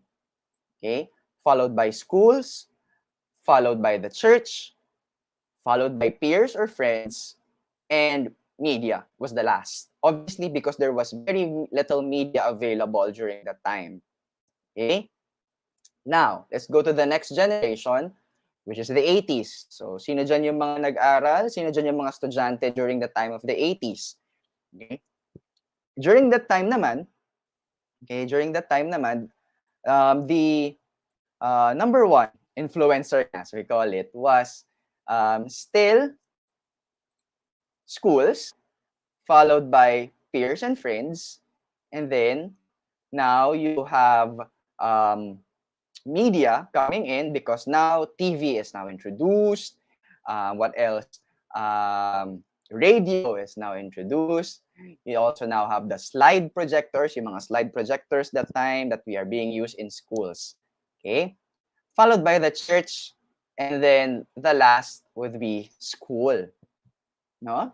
It's quite sad, no, during the 80s, no? But again, that was the reality of that time, no, during the research. Okay? Oh, sa kaway-kaway naman sa mga bata 90s dyan, like myself, no? In the 90s, which do you think was the number one influence during that time? Sige nga, tingnan natin sa comment section. I know there's a 20-second little bit of delay from in Facebook, but let's see. Now, what do you think is the number one in the 90s?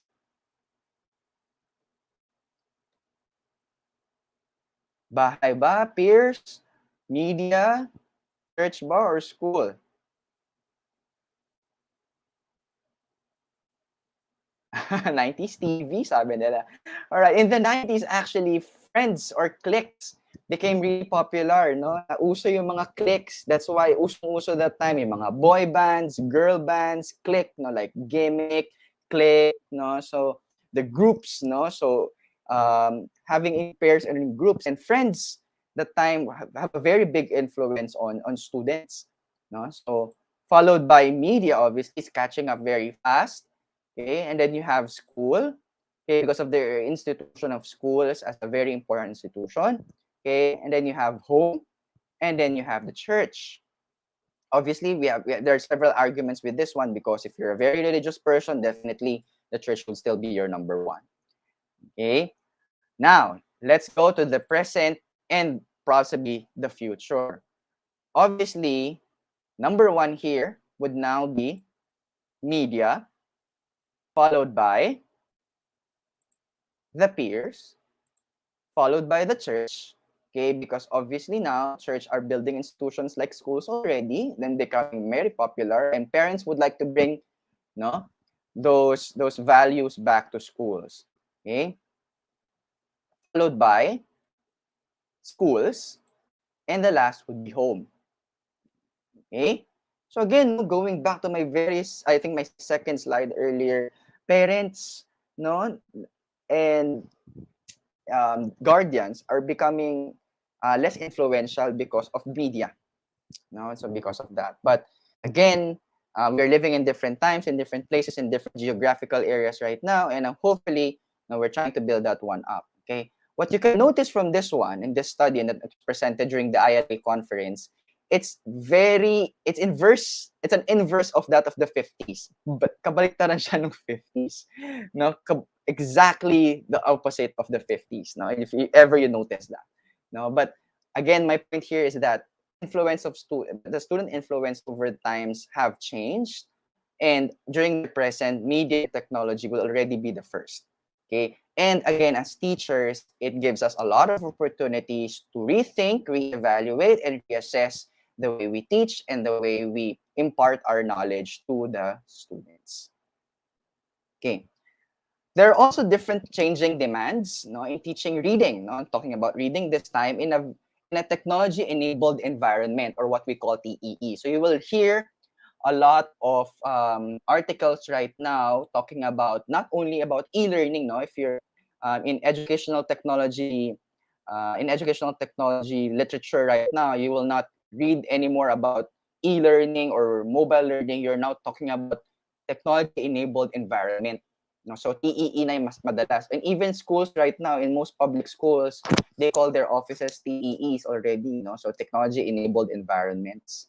Okay. So for example, students wanted now learning anytime, anywhere. Obviously, we see that, and was forced to us because of the pandemic, unfortunately. But even before the pandemic, no, and in the future, students would want to learn anytime, anywhere. Okay, they must be given the opportunity not only to learn in schools, but also to learn at their own pace, at their own time. Okay, what else? Okay, personalized learning, obviously, again, leading to that, no? So we're living in a customized world, okay? So also because of that, students want to personalize their learning as well. We're now seeing a lot of customizable degrees and micro-teaching, okay?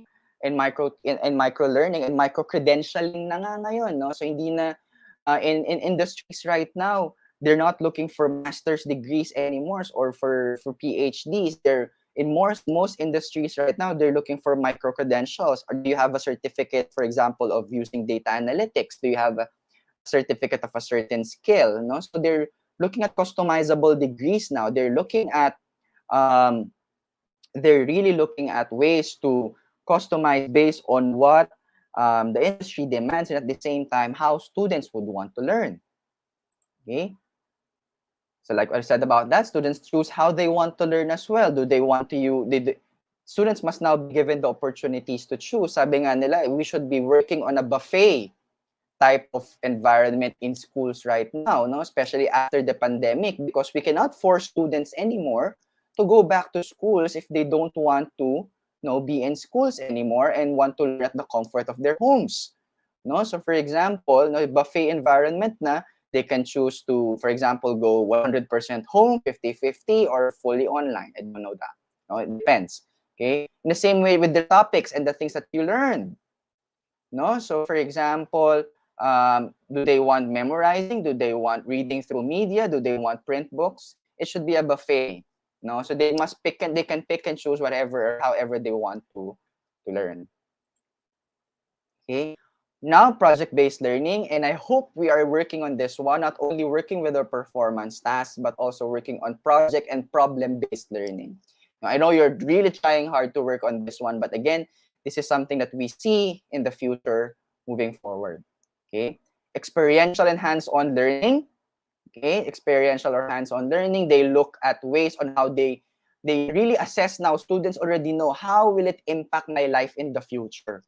No, so they really looking into that. No, so they wanted to see ito bang pinag-aaralan ko ngayon, ano bang silbi nito in my future. No, so that's why they want to experience it, or they want to have hands-on experience on the life after school. Okay, what else? Data analytics. Okay, so data analytics in education and in teaching reading is now becoming a big trend, because teachers must now be looking at the way, at the data available, not only from assessment data, but also looking at other, for example, technology that are available right now. For example, how many times do they read, how many times they open the browser, how many times they read a specific text online. And that's really something that really is becoming a trend nowadays, no? So because they're looking at data, because from data you can make a lot of decisions, no? You can make a lot of decisions. Okay. Variations in assessments, it should not be the same pen and paper test that we are giving previously. Definitely, it may not be effective. Although sadly, most of the standardized tests are still being given in most of the assessment controls in the country, no, and even other countries. No, that's why in many schools right now they don't join the teams or the PISA anymore, because they're working on a very standardized type of assessments. And if you look at very good or highly industrialized countries that have very good education systems, they don't do standardized assessments. Now, for example, in Finland, they don't do standardized assessments anymore. And you see the student experience, and students are very happy. Okay. Students' opinion on curriculum design, no? And I'm talking about reading curriculum here, no? Or even literature curriculum if you're teaching high school students. No? They should have an opinion on that, and you should be asking opinions on that. No? So because that will be your basis on how you will design your lesson. Sabi nga ni Teacher Mel earlier, you should learn how to be designers, or teaching design or edtech designers na nga, no? Because and what will be your basis here? Obviously from the opinions of the students. Okay? And lastly, independent learning, similar to the first, no? If they want to learn anytime, anywhere, students also, would want to learn on their own. Okay, we now have a group of students that they don't see teachers. They don't want to see teachers every day. They don't want to also be engaged in schools and be in the traditional type. No, but they also want to be independent. Now, in the same way, we should be designing our lessons to make them feel more independent. No, and we should also be teaching them how to work on certain activities and certain projects on their own. Okay. Now, what are the drivers of change in Reading Education 5.0? My source here is from Knowledge Work, which is a very recent reports, no, a very recent report, okay, about these, okay, and I hope, let's take a little bit of time on this one, although I think, very limited time left, okay, but for example, the number one driver of change would be on automating choices. Okay, so when we think of teaching reading, okay, we are now living. We should be looking at teaching reading with thoughts and ideas where algorithms and artificial intelligence are becoming more embedded, in our lives.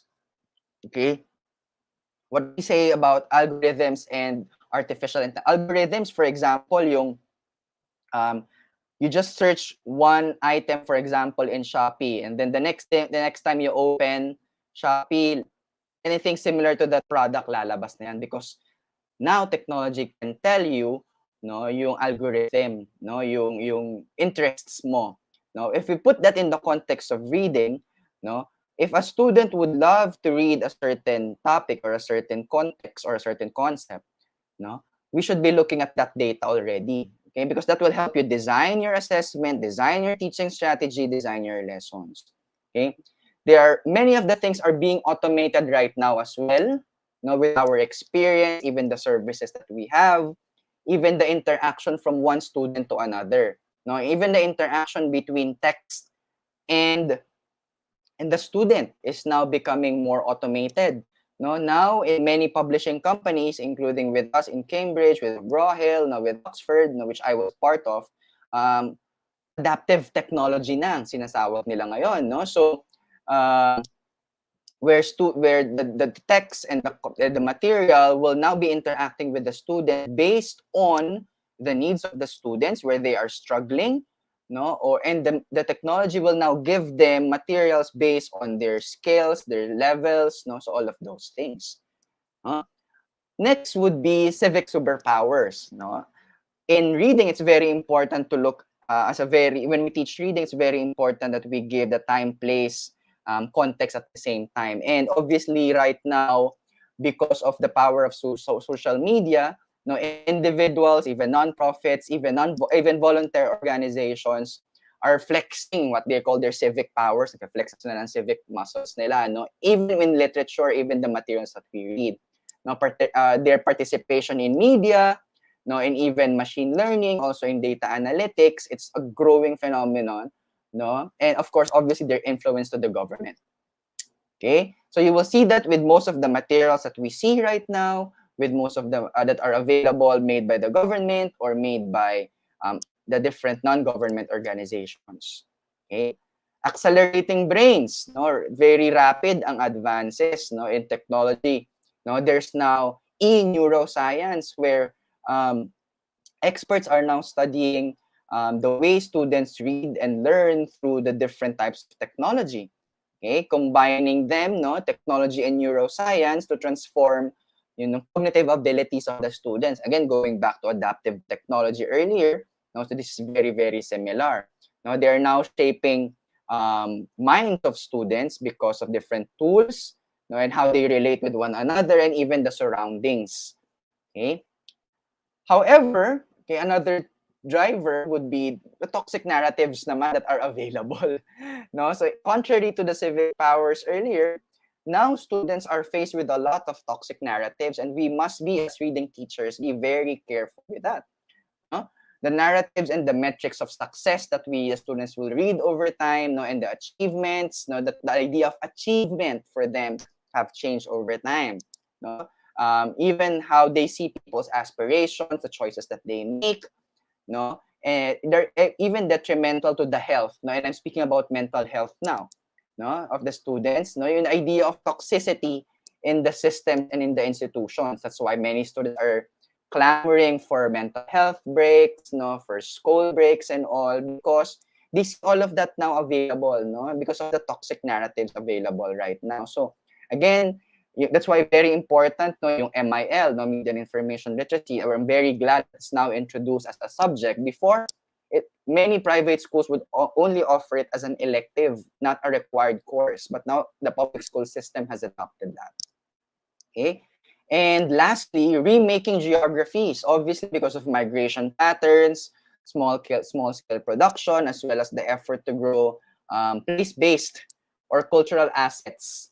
No, that's why publishing companies, for example, are making the effort to produce more culturally apt materials to teach reading and to teach concepts in the context of the Philippines. No, that's why um, because of those migrations, however, we cannot avoid that. No, people moving from one place to another. No, even the concept of mother tongue based. No, because obviously all places in the Philippines would have different needs. No, they have different technology available. No, even the students, they have different ways of learning as well in different geography. Okay. Now, some other trends, okay, in reading education right now for 5.0. I'm very happy to say that from STEM, the big trend right now is called STREAM. So, papa natin, no? Because most of the campaigns right now, it's not only, I'm very happy because for the longest time, it's only just STEM, STEM, STEM, STEM, STEM, no? Kailangan galingan natin sa science, technology, engineering, and mathematics because that will be the future of society for the longest time. But now, they are making it to STREAM. Okay? And this is now I think the future in education 5.0. And reading obviously is a fundamental skill, okay, because reading, okay, not only promotes confident students with the way they communicate, no, and express their own needs and ideas and feelings, but obviously all the other mother of all skills, mother of all subjects yan, no? They will not be able to learn all of these things without reading. Okay, also, no, as an advocate for the arts as well, which is about humanities, I'm very happy that was included as well. No? So, hindi na dapat STEM education na lang palagi, no, ang nababasa natin, but also it's supposed to be now STREAM. So, if you're working on a research right now, this is a great opportunity for you, no, to look into STREAM rather just focusing on STEM. Okay, because that's now the future in education 5.0. Okay, I'll go through this quickly because we have very limited time, no? But also in 2025, that's 4 years from now. Huwag niyo isipin na matagal pa to, but in a few more years, no? These are the top skills expected of 2025 from the World Economic Forum. This was released last year during the pandemic. Okay, and you will see from 2025 compared to 2015, there's a lot of change that has happened already. Okay. From just complex problem solving, we should now be teaching students, okay, analytical thinking and innovation. Okay, analytical thinking and innovation. And where can we get that? Obviously, reading has a big role in that. Complex problem solving, critical thinking, and you will see technology use as part of it already. Okay, globalizing students as well. It's very important right now. And again, I'd like to highlight inspiring educators. You're very, very important right now, no, to inspire students with the way they learn, no, especially in the future in education 5.0. Okay. Also, no, dapat organic and relevant curriculum. Let's not rely only on, for example, what the minimum learning competencies would give, but also something that's more relevant in your geographies, in your areas, etc. Okay. We must continue to produce, no, successful graduates, and how to do that, we should be considering cyber physical systems to be existing across all industries. So we should be preparing our students for that. Okay. Okay, I'll quickly work onto this one, emerging technologies in education 5.0. We're going through this very fast. I'm telling you, augmented reality and virtual reality, where students can now see the characters, for example, of the things they read online. Yan na yung nagiging trend ngayon. Robotics, obviously, I mentioned about adaptive technology. Asynchronous, more than synchronous, and microlearning, which I again mentioned about earlier, no? Artificial intelligence, but very important pa rin, no, yung learning games and interactions and social learning with their with their peers and colleagues and friends.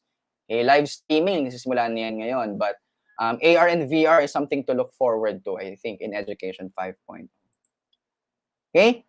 So as I close this session, I'd like to bring back again to the definition of technology, which is, of course, we try to use it for practical ways in our industry. That's why I mentioned about Industrial Revolution 2.5.0. Okay?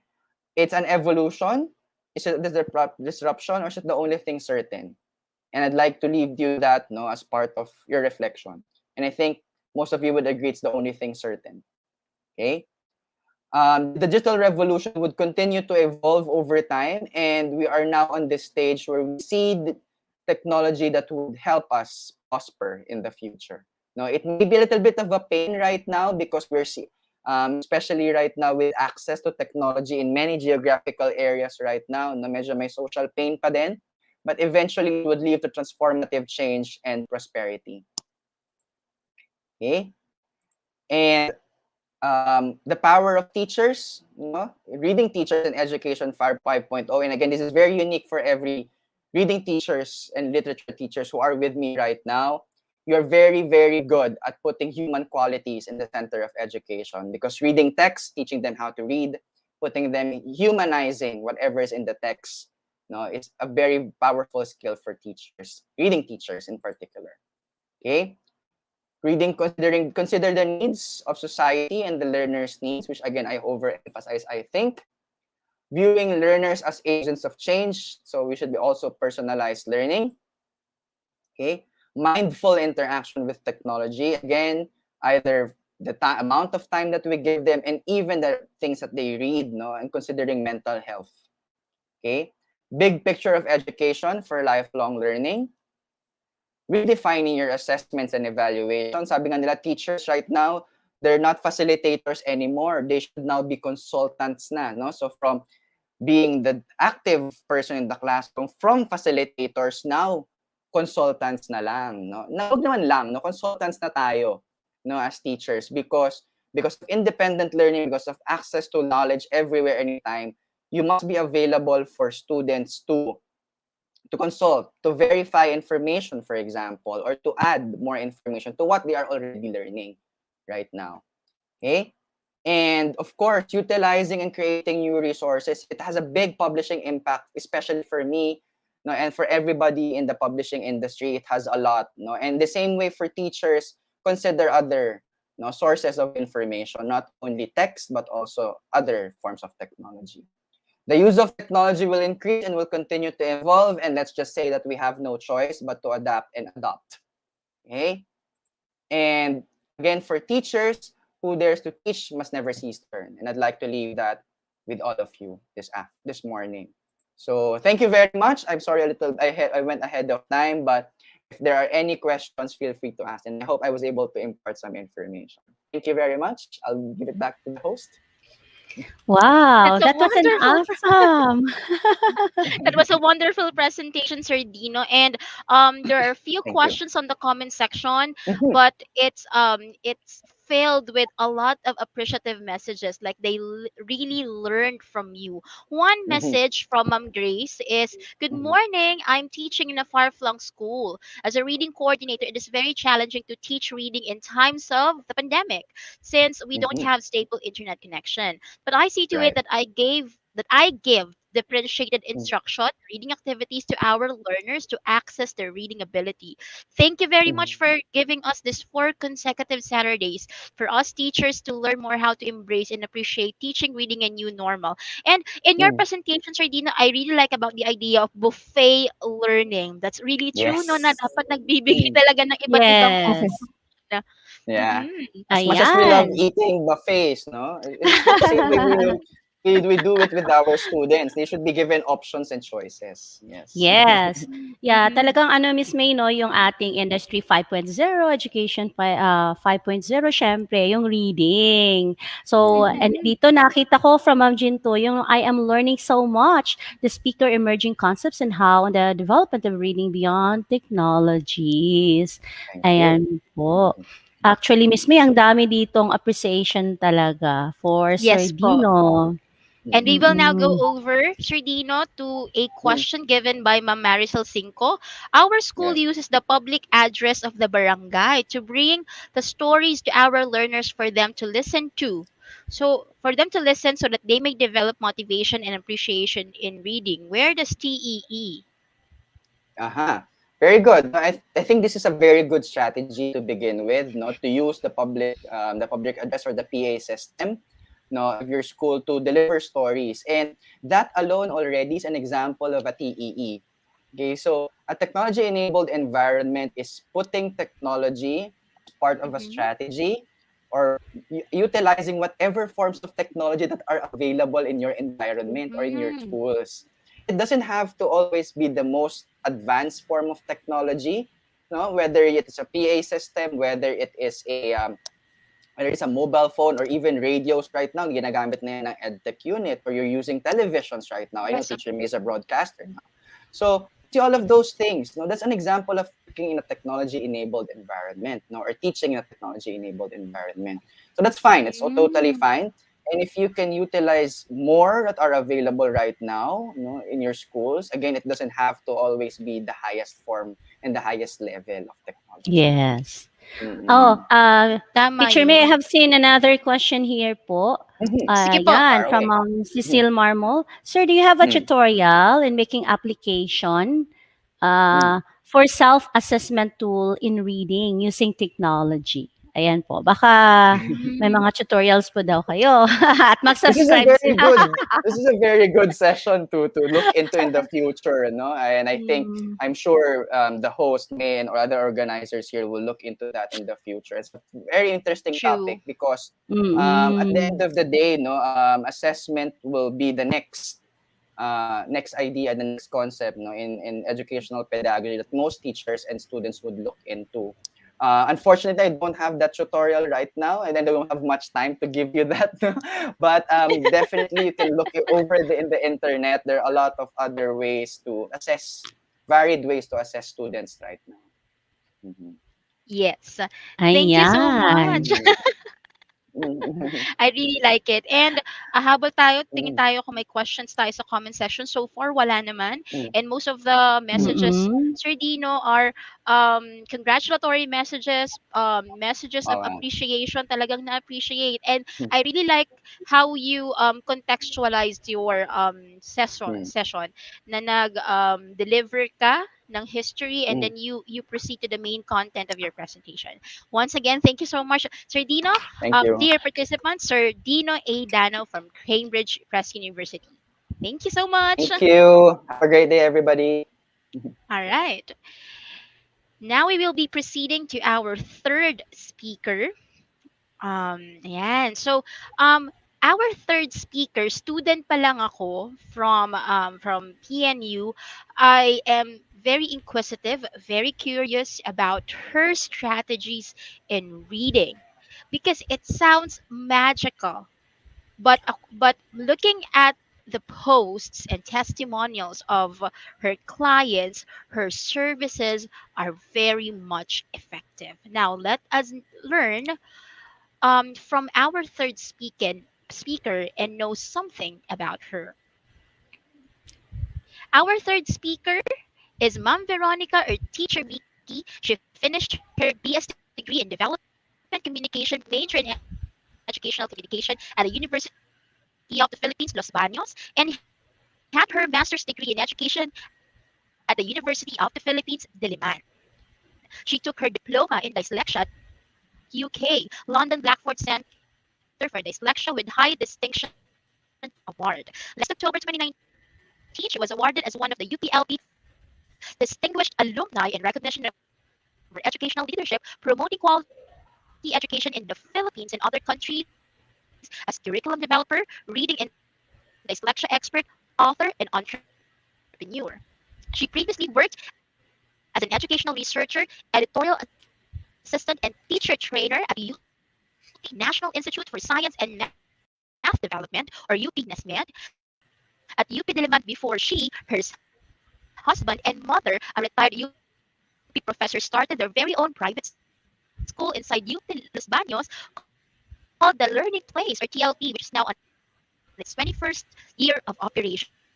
So while they are a family of educators, she is the curriculum developer of the highly effective and innovative Instant Reader program, a reading system which teaches a child to read and speak in English in just 20 days or less with money back guarantee claim. Wow.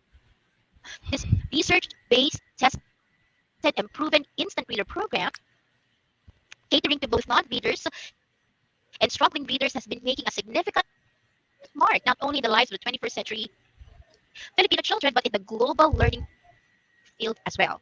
From its currently 47 branches in the Philippines, it has already expanded and opened its centers in Ho Chi Minh and Sai Nguyen, Vietnam, Siem Reap and Phnom Penh, Cambodia, Batam, Indonesia, Abu Dhabi, Dubai, and Qatar, UAE. Instant Reader continues to envision expanding further as it will soon establish its line of franchising centers in GCC countries and other non-English speaking nations in the world. She is also actively promoting its IRVIRAC, or Victory in Reading is Achievable for All Children project, which gives scholarship and teaches public school children to read in 20 days for free. Teacher Vicky truly believes that teaching runs in her blood and it's very obvious. And what she has been doing now and will be doing in the future is a proof of what the face deeply needs. She is married to Aurelio Ariodel, the CEO of Instant Reader Asia and a doting and cool mom to three children. Katarayana Likha Jose and Sariana. Our dear participants, here is Mom Vicky. Hello, Ma'am. Ayan, good morning, Ma'am Good morning. Vicky. Good morning. Ayan. Thank you very much, Miss Villa. Can I now share my slide, please? Yes, ma'am. Okay. It's okay na. Can you hear me? Okay po ang sound. Okay, so let me start. I was brought up in a very structured academic environment where certain beliefs, ways, pedagogies, practices, and standards were already in place and expected to be followed. Actually, I was a teacher first before I became a mom, so I was pretty sure that I always knew the formula on how I will be able to teach my first child the early wonders of learning, and that would always start from reading, right? So bilang isang ina, una kong ginawa is to begin to I I tried to get books from National Bookstore, yung mga begin to read books, mga flashcards, songs, no. And lo and behold, my daughter, my first child, was able to memorize all the the alphabet from A to Z, the pictures or the words behind the pictures, but she never read. Now, this started my research journey to discovering the wonders of reading and eventually developing a revolutionary learning system that would make a Gen Z child to read in 20 days or even less, which we now call instant reader. I'm Veronica Quintana. Are you there? Or usually called Teacher Vicky. I came from a family of teachers, and this is my 32nd year of teaching already. It is such an honor for me to speak and share our program to all our esteemed DepEd leaders, teachers, and everyone who is listening to us right now. My salute really goes to DepEd Undersecretary Elaine Pasqua and the EdTech ICTS team for significantly making this month-long reading celebration an event for the whole nation to focus and work together for the next generation of learners. And of course, for Ma'am Sevilla, for coordinating matters to make this day a reality. Magandang umaga po sa inyong lahat. Okay, so let me start. It was back in 2001 when we first came out with this innovative reading tutorial program in our town in Los Baños, Laguna. We're actually here inside UP Los Baños. We've been subjected to so much ridicule because of our claim. Imagine sabihin mo na we can teach a child to read in 20 days, money back guarantee, and they will not only read words, but simple sentences and paragraphs after 20 days. So tama nga yung sabi ni Miss May, magical daw. For non-readers, they will read like a grade 1 level just after 20 days. Because of this, we have dealt with so many skeptics and even experts in the field of reading, questioning the validity of our program. But having been grounded and rooted in our vision and mission, we continued to level up, firm with our conviction that our products would be the living proof of what we claim. Instant Reader lived on and soon adapted franchising as its business model. Instant Reader, I would say, is not your run-of-the-mill reading program as it is research-based. It had been tested and proven in both non-readers and struggling readers, both on a one-on-one and group setup. We have carefully studied and incorporated the following areas to ensure that we get the same results in every learner we subject the program to. But more than all this, we take pride in claiming that this program is proudly Pinoy. Locally developed but with a global mindset as we aim to teach the world to read the fastest and most effective way. So from the font size to the colors, the time allotment considering the attention span of the Gen Zs, the the motivation and incentives that we've incorporated in the program, lahat po yun, they were all research-based. We included values-based storytelling to train the ears to listen. It's high tech now because we use technology, and I would say high touch because in spite of that, we were able to still develop relationship with our students. And regardless of race, gender, ethnicity, religion, faith, cultural sensitivity, lahat po yan ay na-factor in namin sa ating programa. We have very strong mastery of phonemes. We use ridiculous associations, incorporated neuroscience learning strategies. And as I've said, it's really technology based. And we use turnkey learning management security system, of course, to ensure the security of our program. And nobody can ever teach Instant Reader unless the teachers are well trained and they are really vision driven. So, both our teachers and franchisees, lahat po to. And we make sure that the program is very much measurable. So we really know na talaga bang nagbasa or hindi ang isang bata bago siya matapos ng kanyang pag-aaral ng Instant Reader. Now, let me share with you why and how I was able to come up with such a revolutionary learning system called Instant Reader. It all began with few questions needing answers. My first question was, why do you think children or students right now struggle to read? Let me give you some reasons. I know you also know this, but we can't deny the truth that many of our children right now can barely sit down and focus. Di ba napakaikli na ng attention span nila, lalo na't napakarami talaga nilang distractions na di tulad natin nung araw, or ako siguro, syempre mas matanda ako sa inyo. Wala namang Facebook noon walang TikTok at Netflix. Many of them are also emotionally distracted dahil na rin sa mga family setup, di ba?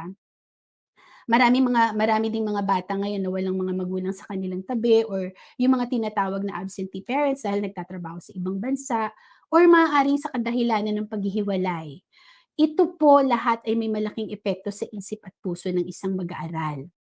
At di naman ito lingid sa ating kaalaman, di ba, na ang mga kabataan ngayon, the youth today, ay talagang babad sa gadgets, sa social media tulad ng Facebook, TikTok, Netflix, mga teleserye, mobile games, at kung ano-ano pa.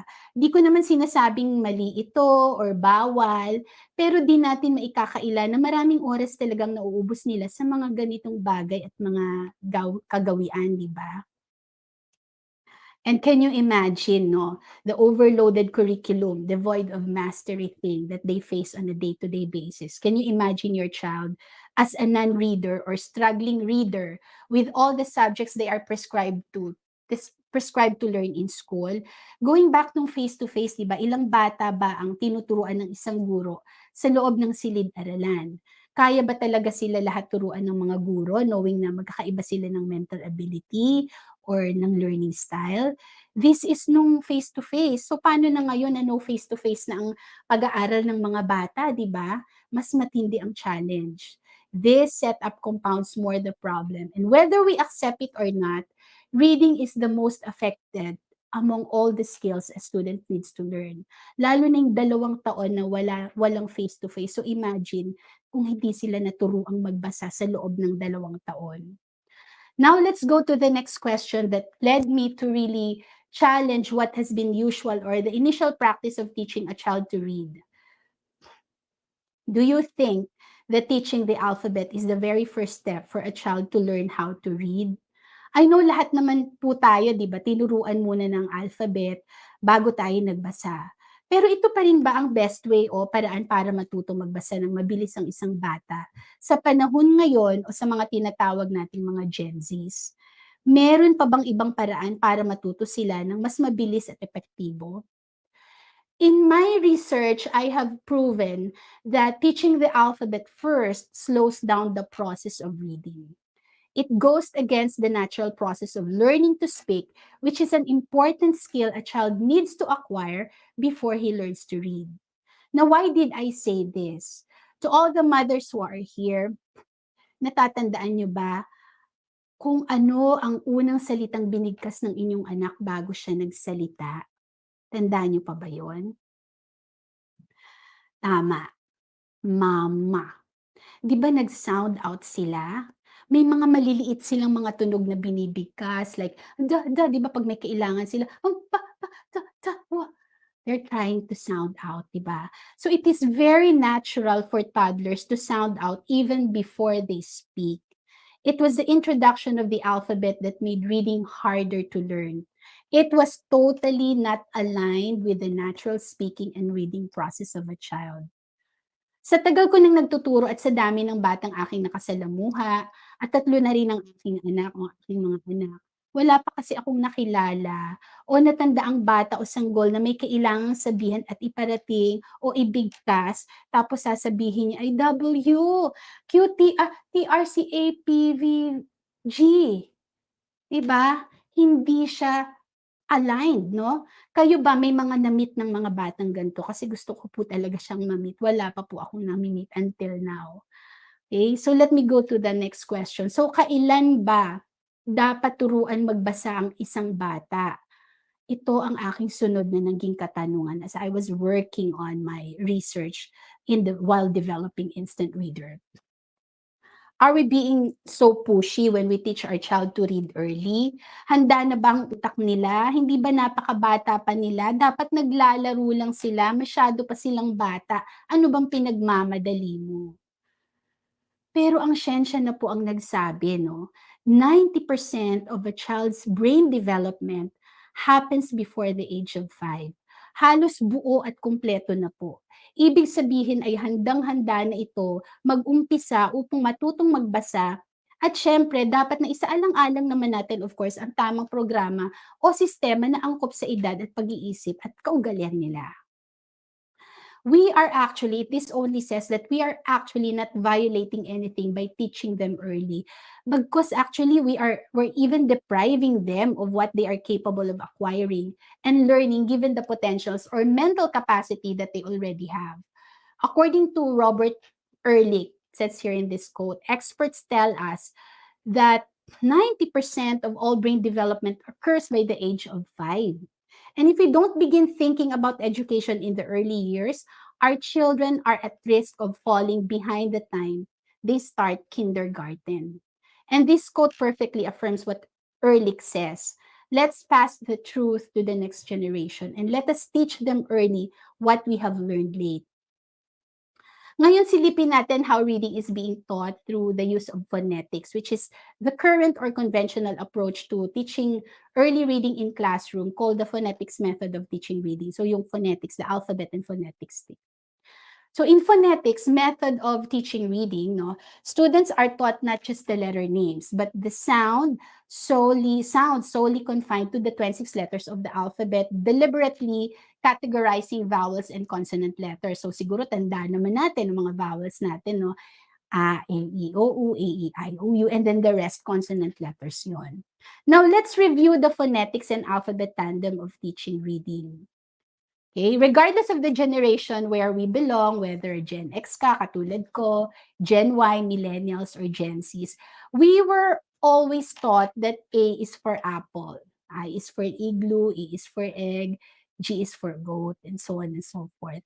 But if you analyze closely, no, A and A are two different sounds. Same as E and I, same as E and E, same as G and J.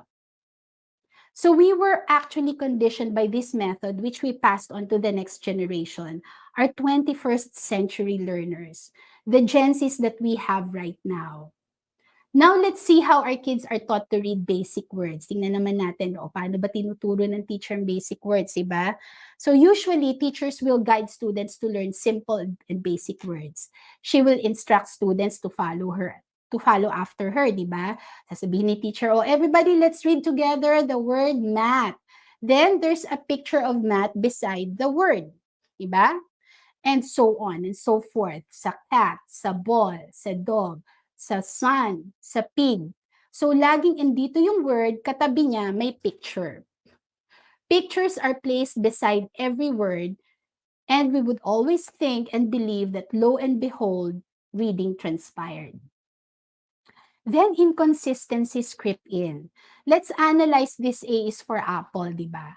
Tinanggap natin ito kahit sabi ko nga regardless of the generation where you belong. Tinanggap natin ito lahat ng maluwag sa ating dibdib. Pero alam nyo ba o naituro ba ng ating mga guro na ang A actually has 3 sounds? We have the aunt, we have apron, and then we have awkward and ball. Kung saan ang sound ng A ay actually O. Pero ang laging turo kasi sa atin, A is for apple. So dyan pa lang ay may mga inconsistencies na talaga.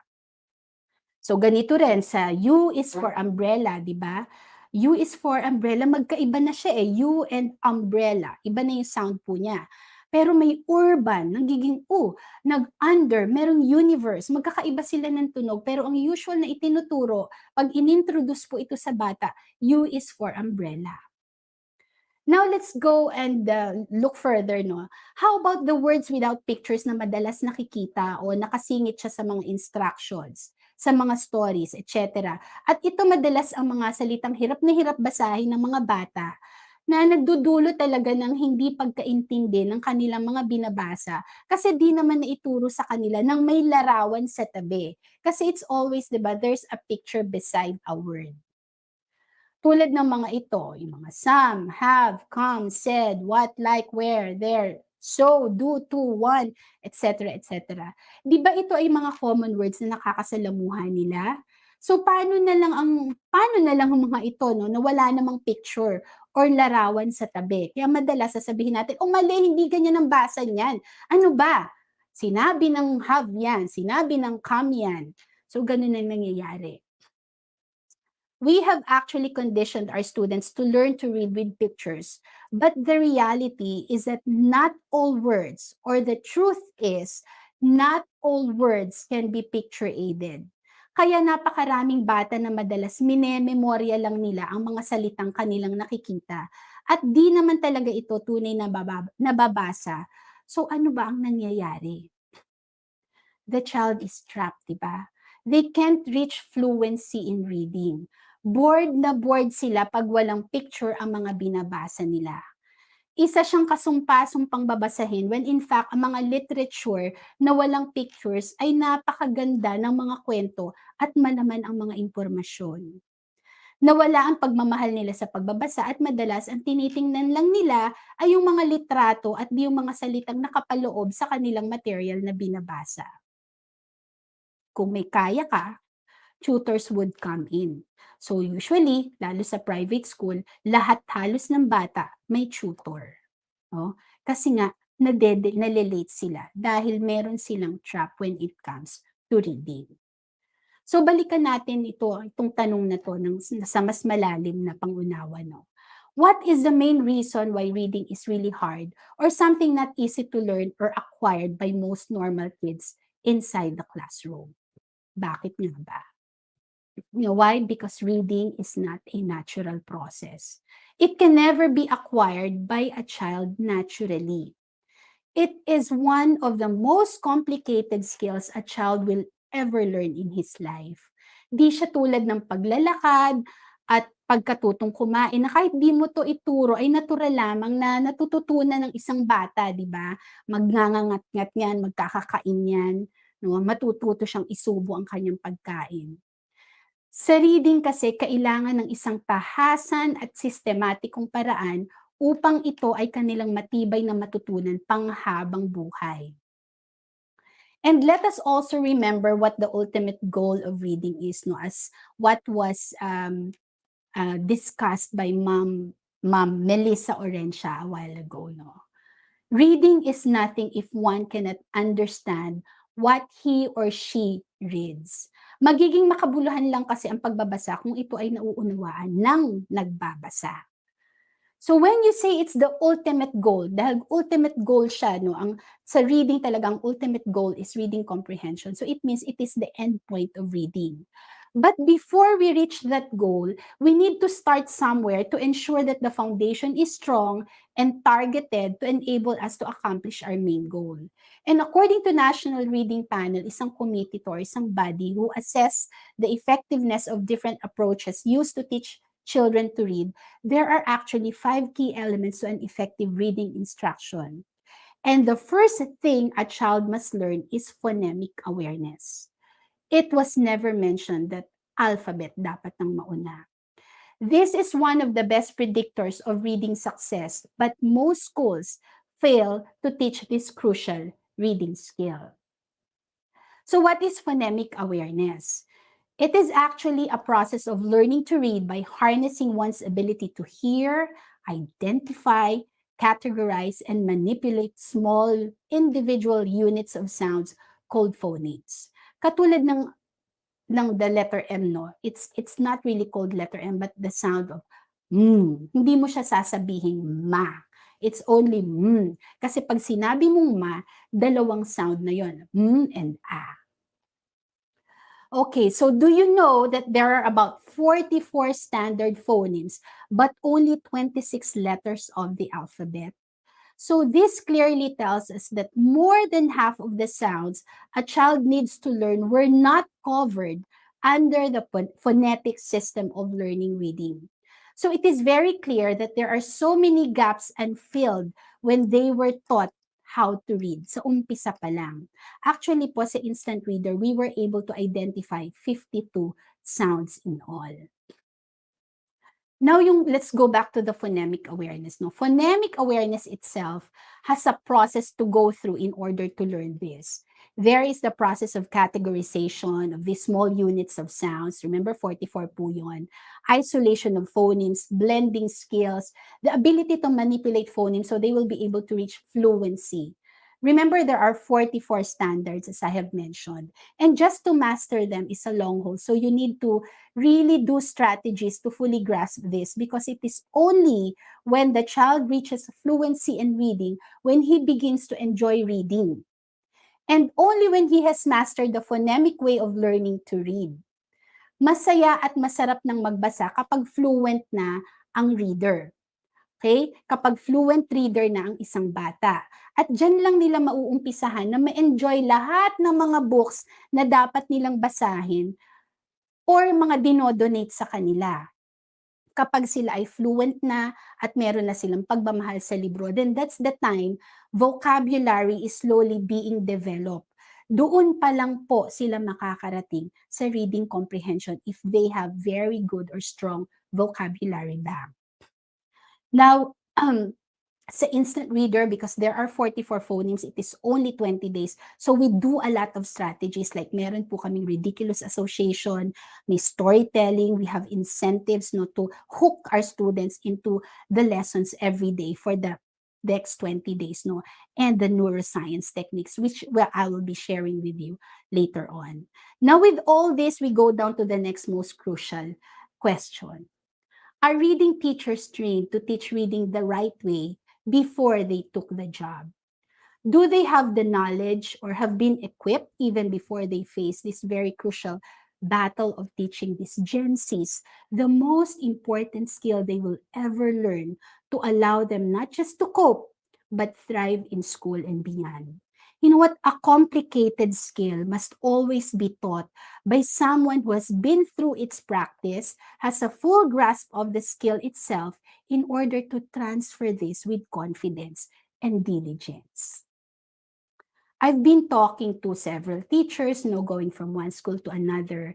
However, as I ask these questions, majority of the teachers give me this answer. I know it is expected po that we should know how to teach the skill from just following the purchased book issued to us in school. No training was actually given about phoneme awareness system of reading. As teachers, we are the very first to prepare and have to make sure that we are fully armored before the battle.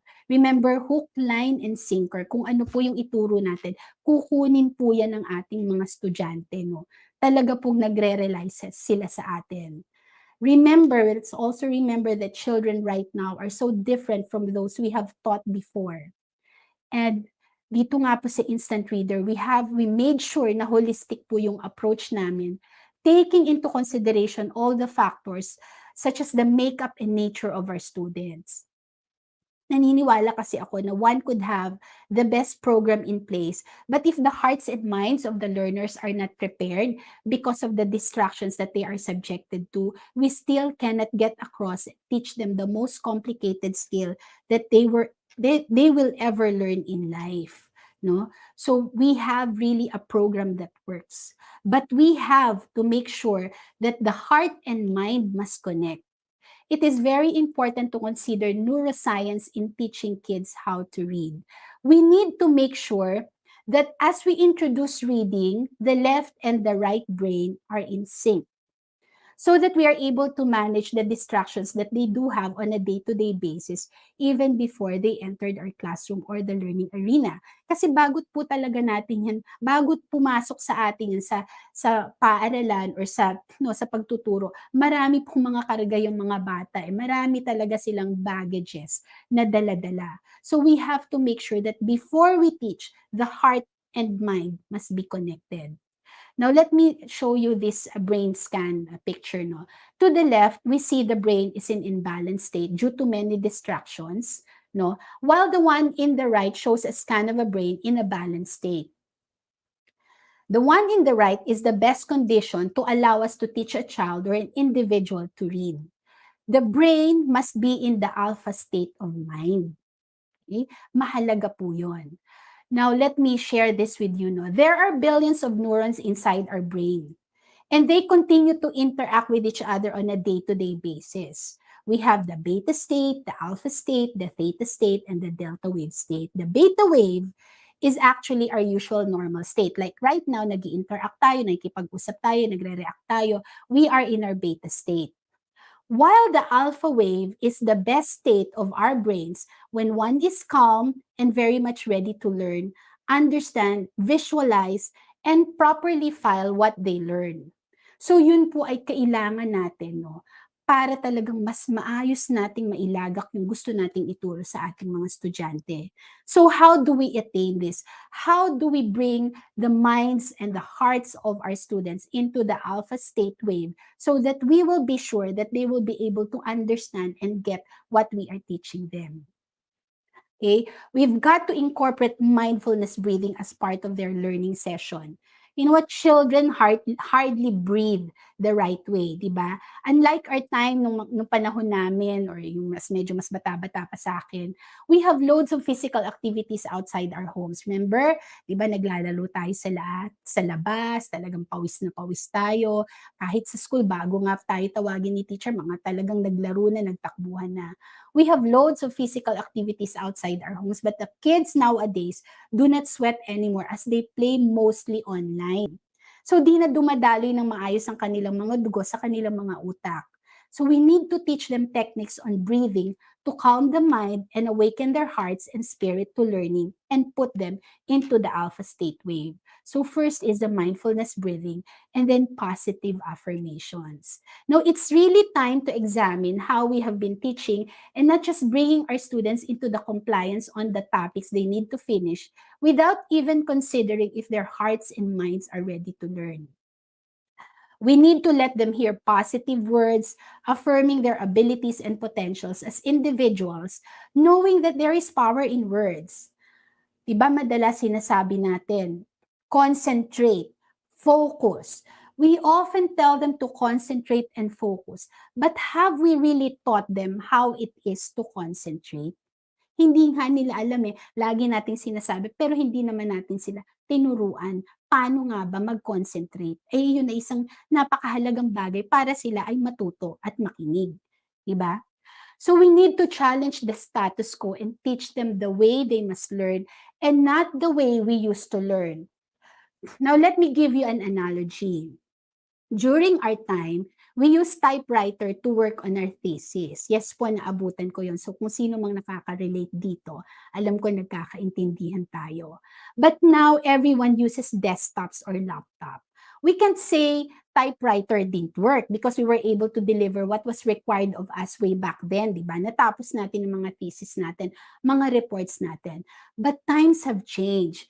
And we are totally dealing with a different generation. So we need to be abreast with the changing times, like what Sir Dino explained a while ago. So we are totally dealing, we need to be abreast with the changing times and adapt to teaching them what, how, and how long they need to learn a skill.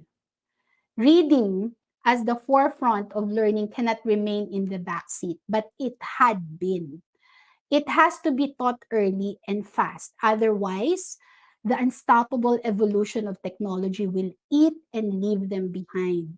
We've got to respond to the changes that is happening quickly, but surely and effectively. Because, di ba, as cliche says, the only thing that is constant in this world is change. We cannot be, as teachers, we cannot be irrelevant with how our students should and must learn how to read. Because before us are our future leaders who will face a tougher world, who will compete globally in almost all aspects of their lives. So we need to act fast and be relevant to our learners of today, the Gen Zs. And we cannot deny it. English will remain to be the global language.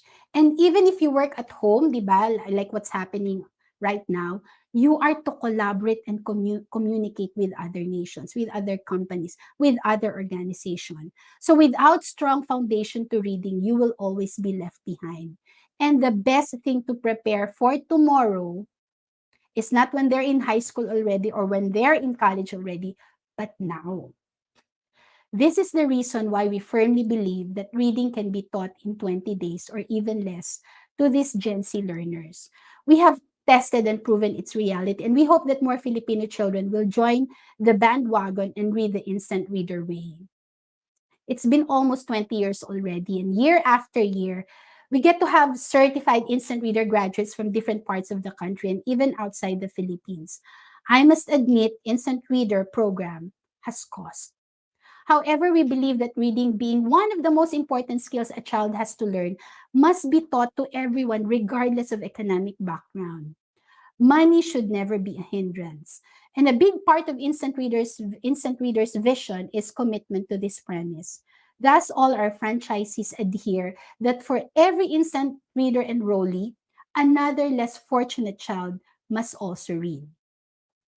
This pact allowed us to teach less fortunate children to read the instant reader way for free. We offer this program to public school children whom we know do not really have the access or opportunity to enroll in our program due to its cost.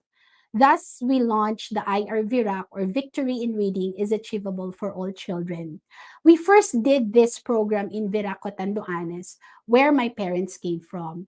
This is actually their way of going back to their roots. Kaya yun talaga ang pinili namin. So kahit wala na sa Virac, we still call our program Instant Reader Virac. Victory in Reading is Achievable for All Children.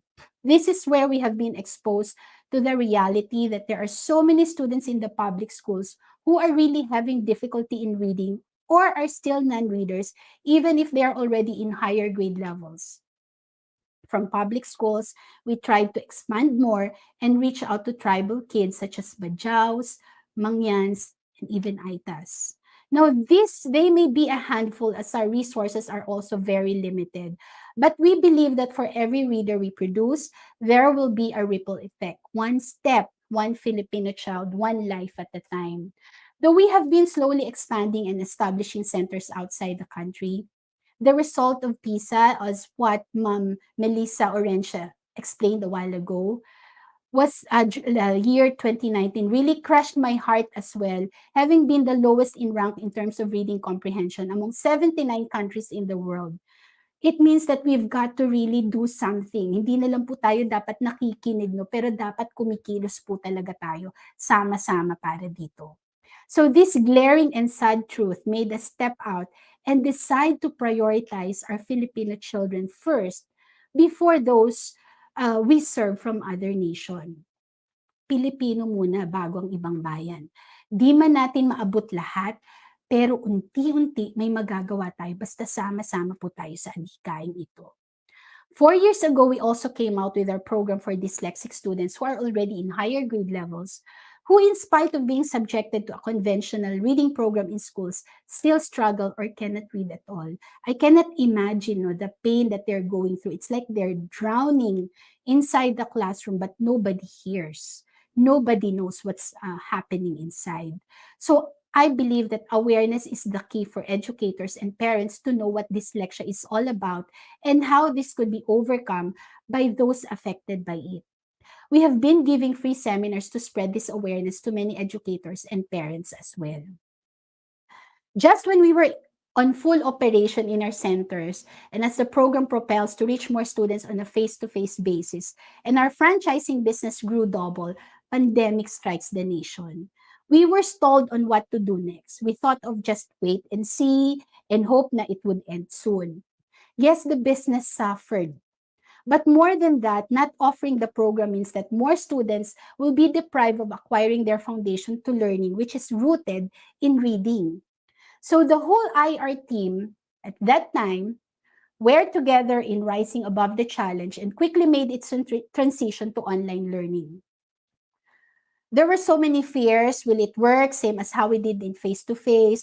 Will we get the same results and guarantee reading in 20 days as what we have been doing and achieving during the face-to-face learning? Will we be able to secure our program in spite of its online exposure?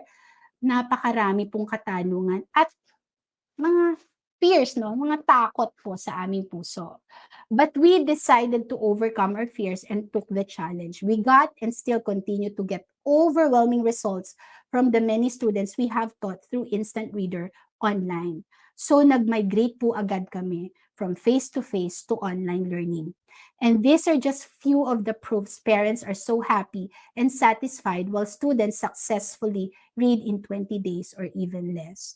So napakarami po nito. And you can go to our website or our Facebook Instant Reader to see all the testimonies.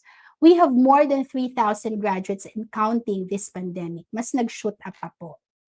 Yes, those who could afford to pay again made it. Remember, Instant Reader has a cost.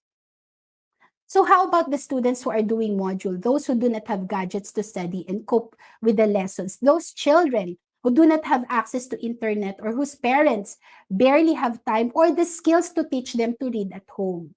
How are we going to continue our VIRAC project amidst this pandemic? This is when we sat down to think of ways and means to reach out and continue our advocacy. That for every IR enrollee, another less fortunate child reads. We must begin somewhere, and we can only do so much, just a handful. But again, we have to start somewhere. Thus, the birth of our IR scholarship, Road to 100. We select public school students as our scholars, give them tablets and internet connection through a SIM, and teach them the IR way so they could read in 20 days or even less.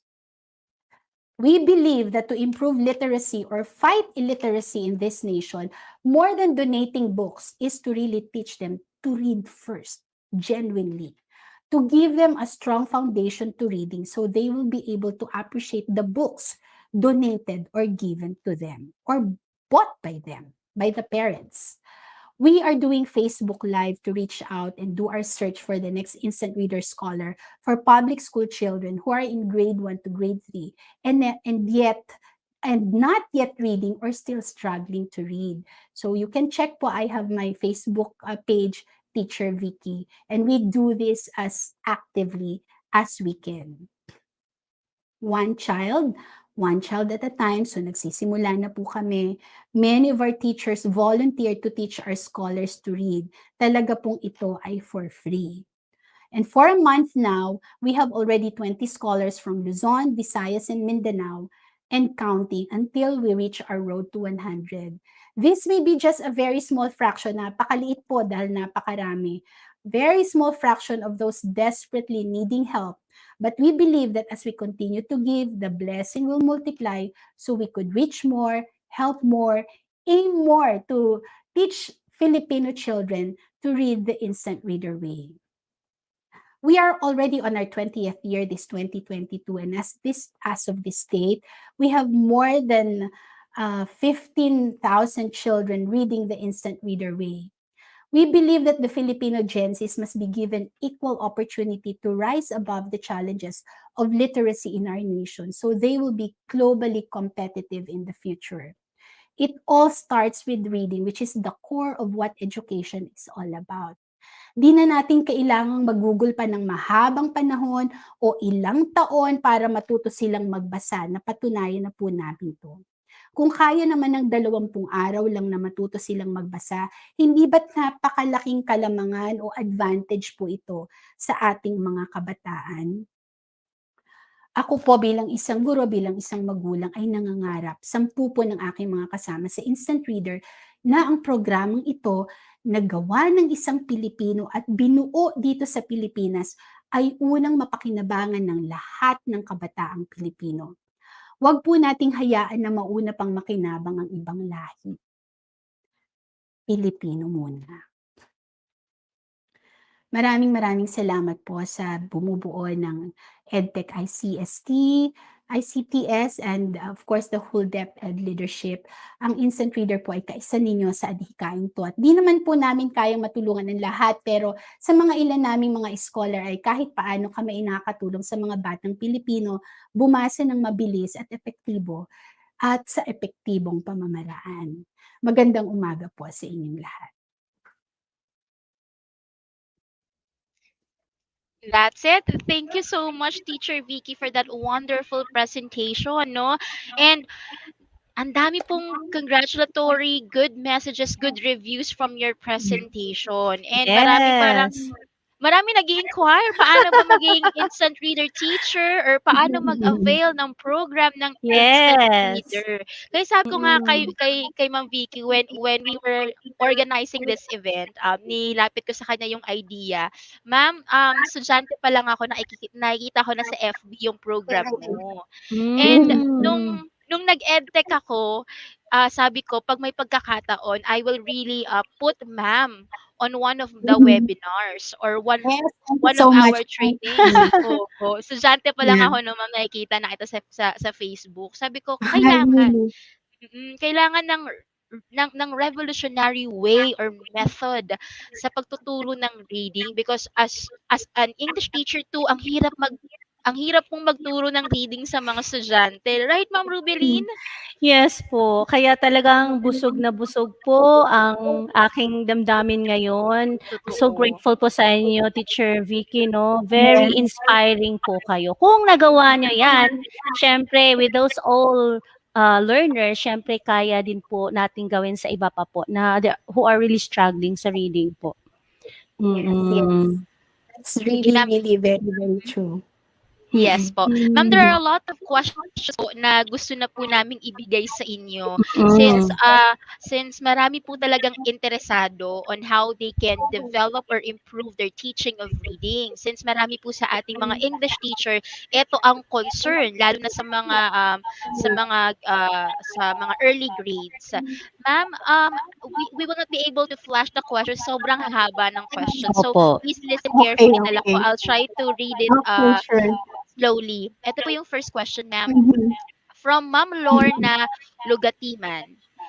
Para pong she's trying to address her practice po or yung practice ng most of our teachers. She said po, as what I have experienced, the teacher showing a picture word or showing picture and word to children, they can easily recognize the word easily. So parang, Yes. is that true, ma'am? What your comment or opinion on that? Kasi parang ito yung practice talaga ng most of our teachers. How are you trying to how will you agree or debunk on that idea po? Just like what I've told you, there are Okay, I'm sorry. So like what I've told you, no, if we with that practice, no, we tend to make students reliant on pictures. They Yes. don't really read, walang genuine reading doon, no? Kasi Mm. pag wala nang picture, Hindi hindi na na nila nakakabasa. mababasa. So madalas nga nanghuhula sila eh kasi na-associate lang nila yung picture dun sa word, 'di ba? Eh ang katunayan nga like what I've shared to you, hindi po lahat ng words can be picture aided. And most of these True. words are in between sentences and stories that they will be reading. It's even in between instructions. Kaya pag napansin nyo, ang mga estudyante natin, hirap na hirap sumunod sa instruction. Kaya no wonder bakit talaga tayo kulelat pagdating dun sa reading comprehension sa PISA. Wow. Because ever since they were young, that is how we conditioned them. Eh dun sa mga questions na yun, ang PISA kasi 15-year-old lahat yan. So parang nasa third year high school nung araw yan. So ibig sabihin dapat mataas na yung kanilang comprehension level. Pero kasi kung ikaw ay kinondition mula nung maliit ka na ganun, di ba mga bata ngayon magbabasa kapag may litrato ang libro? Kapag wala, turn, turn, turn. Tapos akala nila naintindihan na nila dahil may mga Yes. pictures. Kasi they were conditioned to that type of Wow. learning pattern. That's doon ko na-realize, ma'am, na yes, possible factor yun. That's why many of our students or learners are they find it hard to understand instructions kasi pag words lang hindi na natin mabasa. Wow, That's oo right. nga no na correlate ko yung idea na yun. Instructions. 'Di ba? Wala nang picture ang mga instructions. Yes. Talagang kailangan mong intindihin 'yun. Mhm. Mm. Wow. So true po. Mind Ayan. blown. Next, Ma'am Rubilin. Next question. Yes, yung next question po natin. Yes. Okay. Ayan. Hanap tayo sa ating comment section, no? Ayan. From Cicely Celo Sanggoy po. So, is it better to teach beginning readers with lesser or no pictures associated with sounds? Parang ano lang din siya, ma'am. Support lang sa kanina na napag-usapan natin, no? That's Mm. actually what we do. Sa instant Mm-mm. reader po, it's not picture dependent. So hindi Mm-mm. talaga sila binigyan ng pagkakataon na dapat may picture kaagad. They have to Mm-mm. really understand the sound, able to manipulate, categorize, isolate, and blend it really, really well. Yes. No? But we do have incentive, mga motivation to hook them, no? Yes. So hindi talaga siya picture dependent. Kaya Mm-mm. kahit anong word na ibato mo, like what I've shared with you a while ago, ang amin po kasing program, after 20 days, they will not read words or three-letter words po. They will read simple sentences and paragraphs. So Oh, from wow. non-reader, pang grade 1 level kaagad ang kanilang level That's after interesting, 20 di ba? days. Ano pong age bracket nun? Na mga bata Actually, niyan, ma'am? 4 years old yung aming the most ideal, no? Kasi Okay. okay na sila iwanan ng magulang, mabasahin na Mm. nila. But we have a lot of 3 years old, no, surprisingly, who are Next really year, Wow. able Ma'am to cope. Rubilin. Yes. Are really able to Oo. cope. So, iba na kasi mga bata ngayon kasi siguro they're so exposed even yung paggamit ng gadgets, 'di ba? Ang Mhm. gagaling nila, talo nga Tama nila po. tayo. Yes. So kaya nila. Mm. Nagulat rin kami nung nag-online kami. We were thinking, naku baka hindi maka-adapt ang mga bata. But you know what? Kung sino ang hindi naka-adapt? Mga magulang. Ang Parents, mga yeah. bata, they're able to manipulate the gadgets very, very well. Ang mga Oo. magulang po ang medyo pasaway. Yes. Very Hindi interested si Ma'am Rubilin po kasi meron po siyang Oo. toddler. sure. Ayan. Sige, Then just sa ano po, tell ma'am? me. Kasi may experience din kasi ako sa private school before, ma'am, eh. When we teach reading, since I was able to experience handling kasi nursery and preschool. Yung pamaraan doon, of course, hindi namin ini-introduce talaga ang letters. Walang letters. At yung picture, hindi din kami particular muna. But yung symbols po ng sound, yata yung sinabi mo kanina, yung letter A, there are 3 sounds for that, right? So, yun, yung muna, symbols. Tapos, week after week, parang nawawala siya unti-unti yung mga symbols hanggang ma-master ng mga bata na like, all words are having long A sound, short A sound, or Ganon, parang ganon din siya. So parang ganon din yung way niyo siguro. Pero interested talaga ako, ma'am, na maano siya, ma-experience ng baby boy ko next year. Yay! Enroll na. Enroll na. Maraming inject doon kasi remember 44 sa amin 52. And 20 minutes lang yon. And you have only 30 minutes to do it. Yes. So kaya talagang kakaiba, meron talaga siyang gagawin ka. No, I mean strategies that wherein you'll be able. And the kids are really hooked, ha. May mga students kami na hindi talaga sila, I mean, they would prefer reading rather than other activities that they want. Gusto ko yan. Yes. Okay. Yes. Ano na Has natin, been ha? fun. Experiment na natin, Miss May. Yes. Yes, ma'am. And Sige, our ako last na yung mga question anak po. niyo. Wala pa akong anak, ma'am. Si Ma'am Ruby lang. Wala pa. Sige, abangan ko yan. Yes po. Ma'am, ang daming questions, but because we are time constrained, Yes, this will be the last question that we will give to you po. From Sir J.M. Herodias, what do you advise Teacher Ricky to our current situation now about poor reading comprehension among our learners? I think, ma'am, can you give us something na need i-improve? Is it sa practice po ba ni teacher? Is it the curriculum po ba? Or is it the administrators who really need to oversee the teaching of reading? Yeah. Malawak talaga yan, no? Kasi sinabi ko nga, ang ultimate goal of reading is reading comprehension. So, pag nakarating ka dyan, at mahina ka pa, ibig sabihin there's something wrong with the initial things that you did, di ba? From the beginning. Kasi parang bahay yan eh. Pundasyon kasi dapat. Matibay yung pundasyon. Hindi ka maglalagay ng bubong or ng mga haligi kung hindi pa maayos yung pundasyon. Yeah. So, kapag may poor reading comprehension ka, ibig sabihin there's something wrong with how you built it, di ba? How you develop yung proseso na dinaanan mo para makarating ka sa reading comprehension, di ba? So talagang babalikan mo yon. You need to really address. So dapat mag-undergo ka ng ano ba yung kumbaga sa diagnostic test. Nasaan, bakit? Bakit ka nandyan? So it's very, very important. Like in our program, dapat measurable kasi. Dapat measurable. So hahanapin, kumbaga kung sakit na yan eh. So dapat malaman mo anong cause ng sakit na yon. And from there, dun ka pupunta. 'Di ba? Dun mo talaga makikita kung nasaan. Also, I would also say, I'm sorry, but our curriculum is really parang loaded talaga. So, ang mga bata ngayon, they're more on compliance.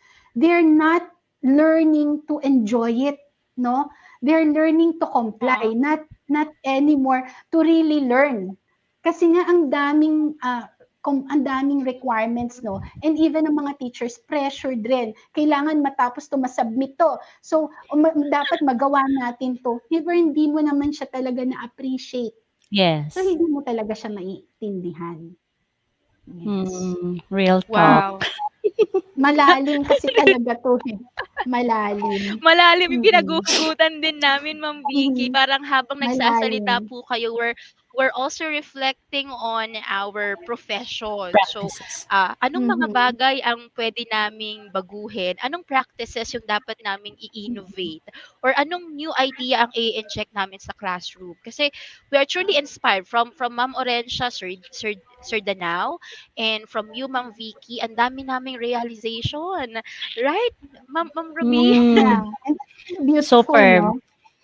Yeah, it's so beautiful kasi I think it really starts from realizing things. Right? Yes. Opo.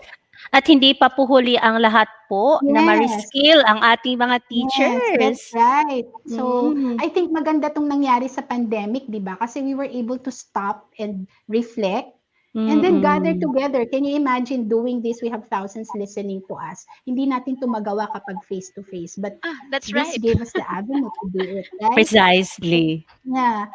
Kaya mayroon pa at habang may bata, 'di ba? May mga kabataan, may mga nanganganak pa. So ibig sabihin there's hope. And there are so many things we can still do together, no? If we just work Napaka-optimistic with ng one tone ni another. Ma'am Vicky. Ma'am Vicky, para magiging suki ka namin sa mga webinars ng EdTech. Why not? Why not? I'm always ready to help. Thank you, Ma'am No? Vicky. Ayan. Yes. everything started with just an idea of getting Ma'am Vicky or having Mhm. Vicky in a webinar series for Mhm. Department of Education, and now she's here. Again, Ma'am Vicky, Mhm. thank you very much for your presentation. Saludo po kami dito sa EdTech sa galing at Yes. sa passion po ninyo. Again, Ma'am Vicky, are Maraming you maraming there? salamat. Maraming Yeah, salamat po. thank you very much. Bye. Bye-bye, ma'am. Okay, now, Ma'am Ruby, we are now down to our last speaker. And since we handled teaching reading in the digital age, about the fifth industrial age, that's very Mm-mm. helpful too. From Ma'am Vicky, we have something about learning or revolutionizing the teaching of reading. I think it's very fitting for us to know and to revisit our philosophies in teaching. And that will be the last topic for today. I think, ma'am, Ruby, you're on your way to present our last speaker. Yes, and we have our last speaker, Mr. John Israel Yukonanan. And to know more about him, he holds an AB in Humanities from the University of Asia and the Pacific, and currently pursuing a master's in education and philosophy of education at the University of the Philippines, Diliman. As of March 31, 2021, he passed the outline examination defense of his thesis with the title Rationality as the Fundamental Aim of Education, Doing Analytic Philosophy of Education via Epistemology. He is now preparing for the final defense and aims to get the degree before 2021 concludes. He is also a licensed professional teacher with some years of academic experience. His primary research interest has been the interplay between epistemology and education, particularly using the critical lenses of the former and providing a better understanding and evaluation of the educational concepts, theories, and practices in the latter. He holds that epistemology is an untapped gold mine for Filipino educators to utilize. His interest in philosophy of education has manifested in several paper presentations and conferences since 2016. His teaching, his two international paper presentations are in Osaka, Japan, last 2018, entitled Philosophy of Teaching in the Philippines and How Schifflerian Philosophy of Teaching Can Be Significant to It. And not just in Osaka, but also in Harvard last 2019, about rationality as an educational aim, implications for normativity of teaching practice in the Philippines. Actually, he also presented papers in several conferences, but we are so blessed to know more about him, and he is currently the senior administrative assistant at the Office of the Curriculum Development and Instruction of the University of the East. Once again, our speaker, Mr. John Israel Yukunanan. Hello, Sir John. Sir John? Hello, good Ayan. morning. Magandang umaga sa ating lahat, mga Yes kaguruan. po. Yes po. So, Ayan. it's really great. Hello? Yes, I It's can really hear everybody. Yeah. Yes po. Medyo nag-ano lang yung screen ko, pero it's really great that we have Sir John as our last speaker because he will help us to reflect on our philosophies, on our ideas about teaching. So after learning about everything about reading, 'di ba?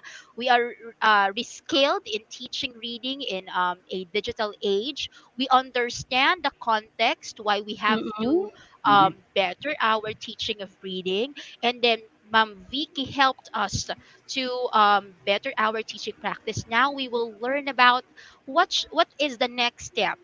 So after thinking about it, let's put a cap let's put the final blow of our webinar series by knowing the theories and practice. And take note po participants, yung books po na nakikita niyo sa likod ni Sir John, libro niya po yan lahat. Ganyan niyo po, This is hindi, not green screen. This is real. Grabe! that's not a virtual Totoo po? background po. Yes po, ganyan po siya.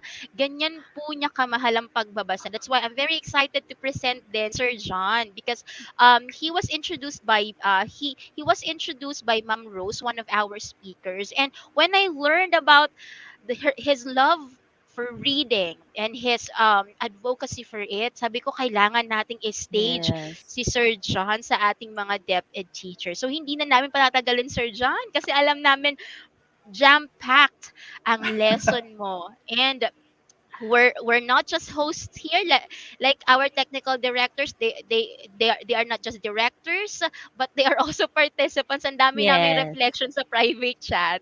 Okay, Sir John, take it away.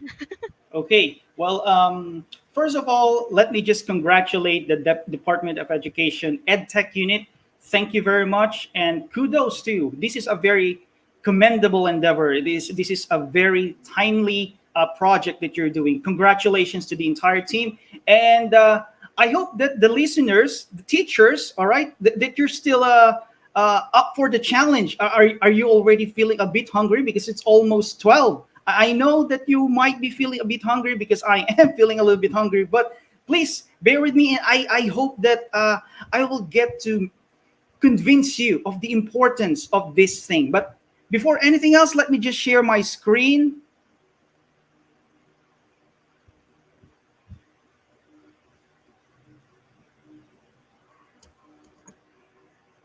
So everybody sees the screen now. Is it visible?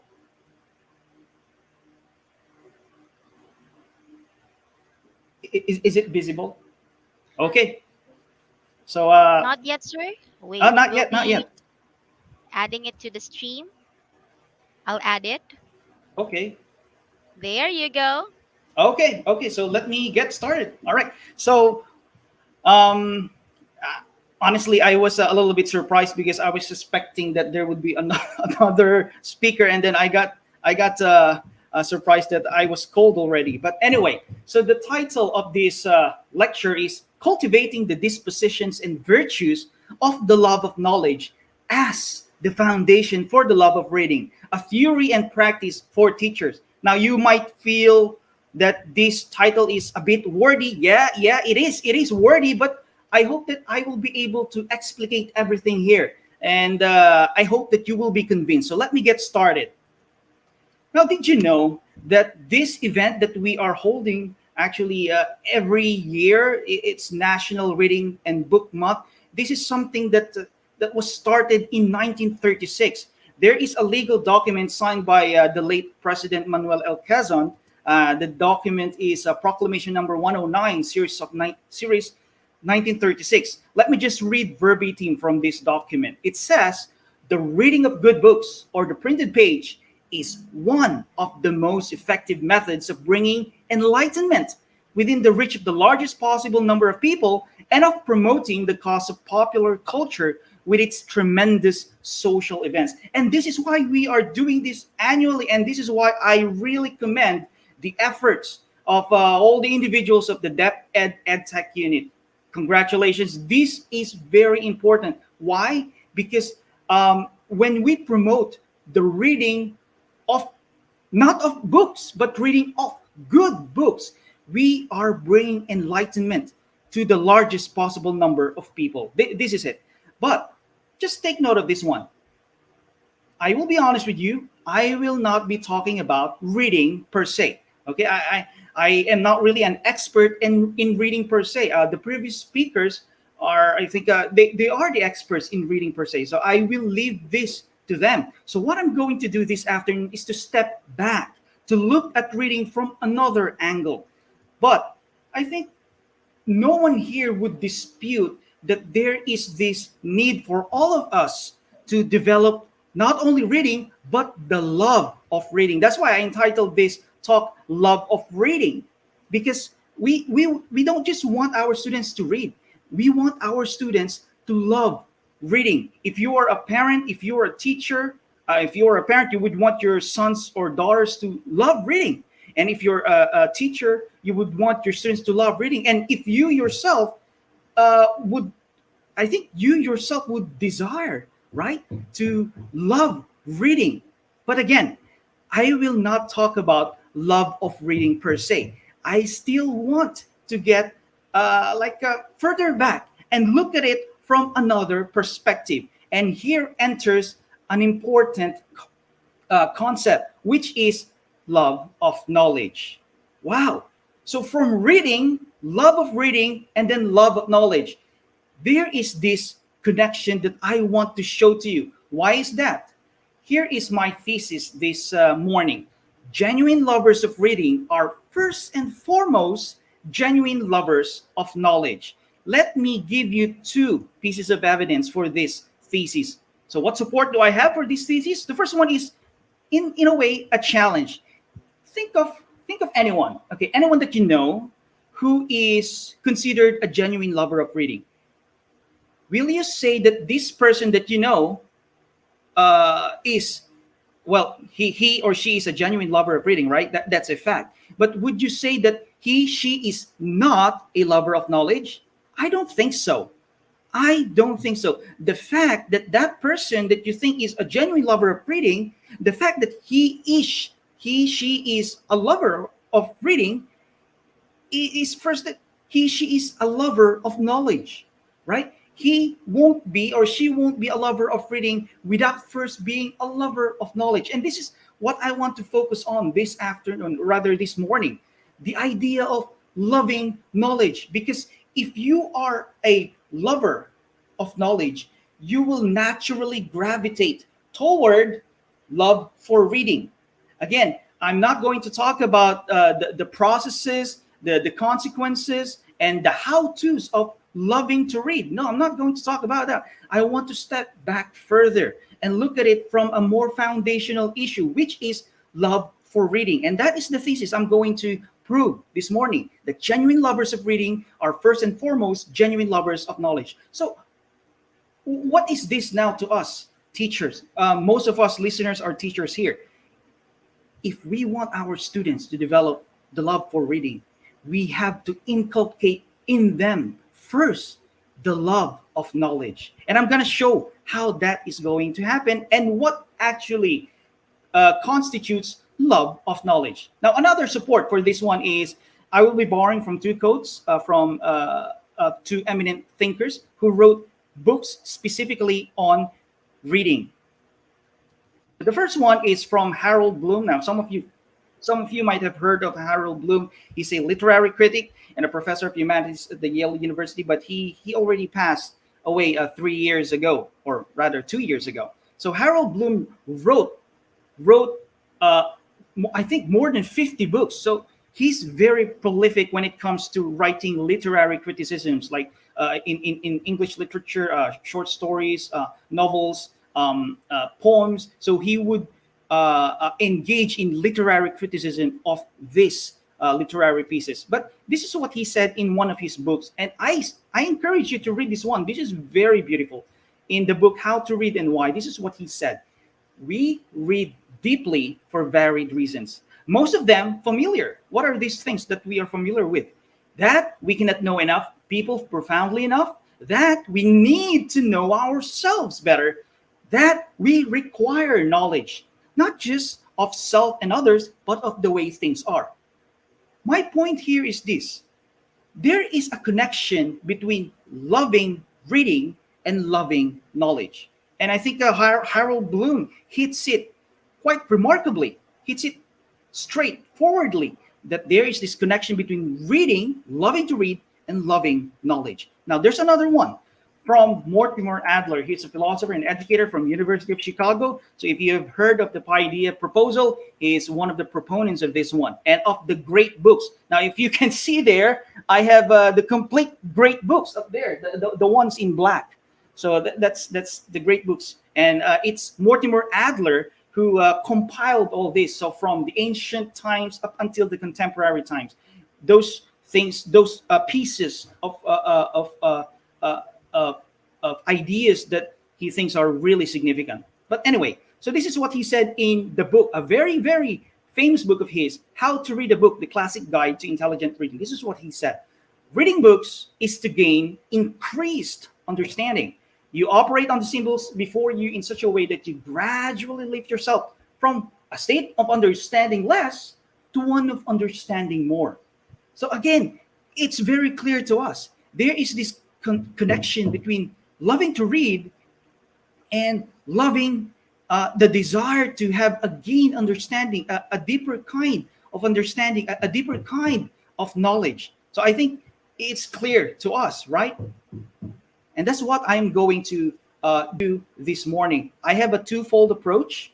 So as you can see, this is a book, right? A twofold.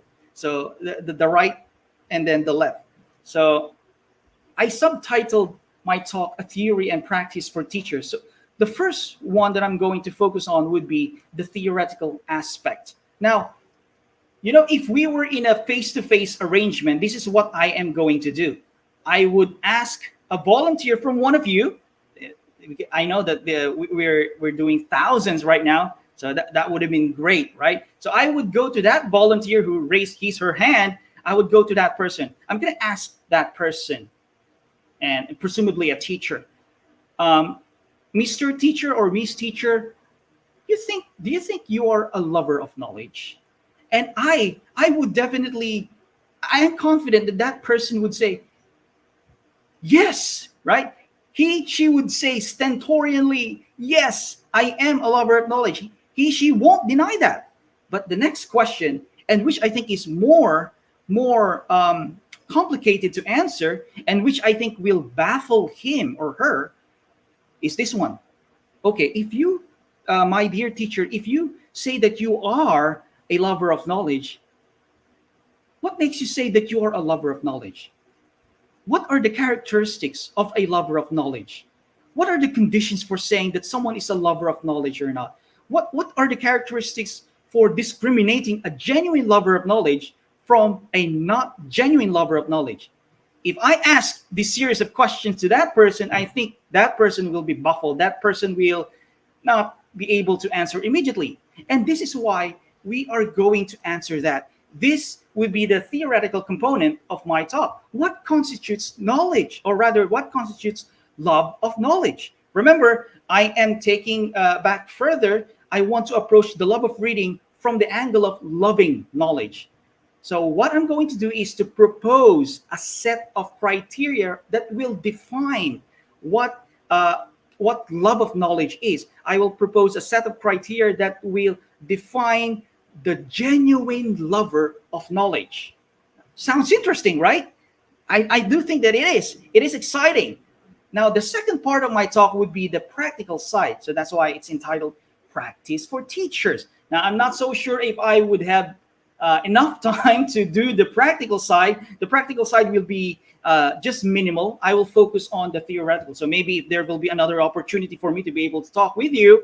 I will focus on the practical side. But the question for the practical component is, how do we foster LOK, which is love of knowledge, okay?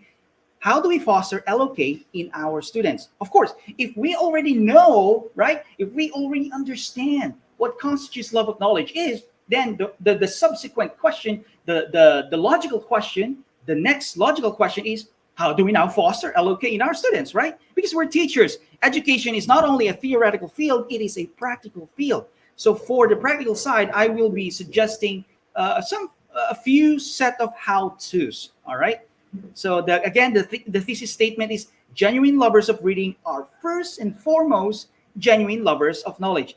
Please, my dear teachers and my dear listeners, please do take note of this thesis statement, because we might get lost in the theoretical discussion if we don't take note of this thesis statement. But hopefully it will be clear to all of us later on. So let me continue. You know that education is a malleable field. Now, if you look at the dictionary, malleable means easily influenced. And what do I mean by that? That education is a malleable field. We have the fields of technology. We have the fields of technology, psychology, sociology, and all the other fields. And because education is a malleable field, education is easily influenced by this uh, diverse fields. And that's why we have educational technology coming from the conjunction of education and technology. We have educational psychology coming from the conjunction between psychology and education. And we have sociology of education. And all this, all right, all these fields, technology, psychology, sociology, etc., would contribute toward making education better, making education more developed. That's why, all right, we have this ed tech, ed psych, sociology of education. Now, um, this group is, I mean, this project is organized by the ed tech unit of the DepEd. So that's educational technology. Now, I'm not coming from ed tech. I'm not coming from educational psychology. I'm not coming from sociology of education. I am coming from the field of philosophy, specifically the field of philosophy of education. Now, most of the time, teachers are very much aware of ideas, outputs, and conclusions from ed tech, from ed psych, from sociology of education, etc., but not that much from philosophy. Now, philosophy has five major branches. We have aesthetics, logic, ethics, metaphysics. I will not talk about those things, okay? But I will be borrowing from one of the five major branches of philosophy, specifically epistemology. All right. So just take note of the word. I think yeah, just take note of the word because this will be needed by you in the evaluation part. So epistemology is from the word a conjunction of two Greek words, episteme and logos. Episteme is knowledge, and logos is, of course, you already know that, study of. So epistemology is the philosophical study of knowledge. So what I'm going to do, since education is a malleable field, I will be borrowing from the concepts, ideas, conclusions, outputs of epistemology to look at education and hopefully to make education from my lights more understandable, more critical, more developed, much deeper. So that's what I'm going to do. Epistemology is the philosophical study of knowledge and justification, and to do epistemology of education is to borrow the outputs and conclusions of it to further expand education. So again, what I'm going to do is to propose a philosophical theory, and a philosophical theory is always contested, it's always disputed. That's why you see that philosophers don't seem to agree with one another. But that's the thing. That's the point of philosophy. It's highly contested, highly disputed. But we are not just talking about opinions here. We're not just talking about groundless ideas, because philosophy is highly argumentative and it's highly conceptual. What I mean by highly conceptual is the concept that we're going to look at right now is love of knowledge. What I'm going to do is borrow other concepts from epistemology to make to unpack the meaning of love of knowledge. And I think we do that when we want to understand something. We use other ideas, right? And that is actually the methodology of philosophy. It is highly conceptual. It borrows ideas from other. It connects different concepts to enlighten us of a particular concept that we are looking at, and it is highly argumentative. And what do I mean by that is that there will be a provision of reasons and justifications, and hopefully you will be convinced. All right. So let's diffuse first a mistaken view of knowledge. We use the word diffuse. I think when you watch movies, you would hear like a counter-terrorist saying, let's defuse the bomb. Let's defuse the bomb. Diffuse. So what do we mean by diffuse here is to make it not harmful. All right. So what we are going to do first is to diffuse a mistaken view of knowledge that is currently prevalent in our educational system, in our Philippine educational system. We are going to diffuse that. And what is that? This is coming from Benjamin Bloom.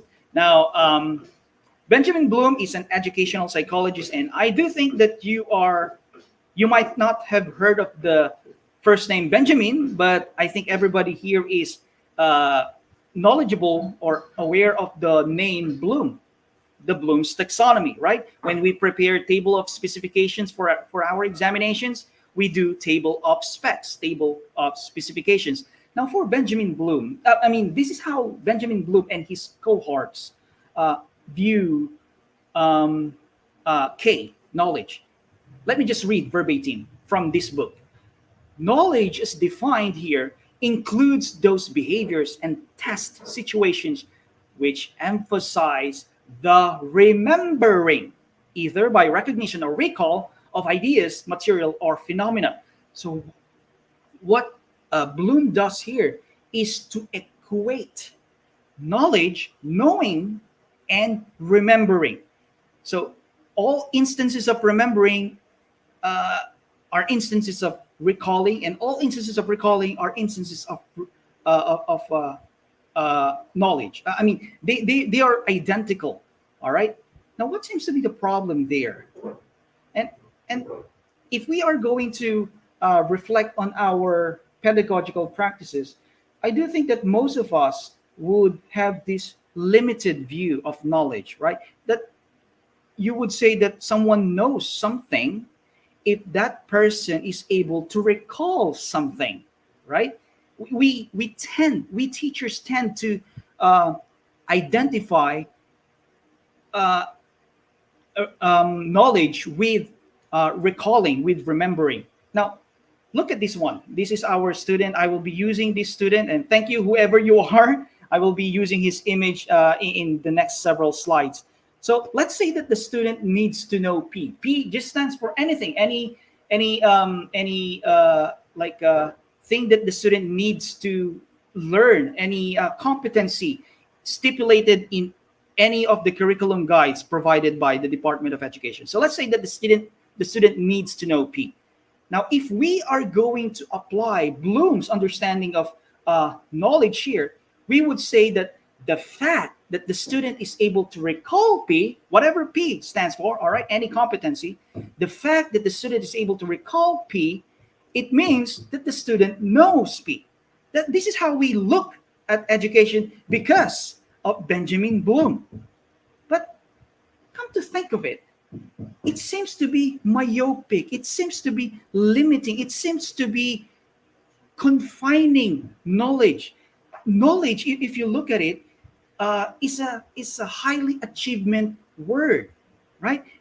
Intuitively, we would say that it doesn't follow that just because the student is able to recall P, that the student knows P. If your student orally state Jose Rizal is born, right? Jose Rizal is born.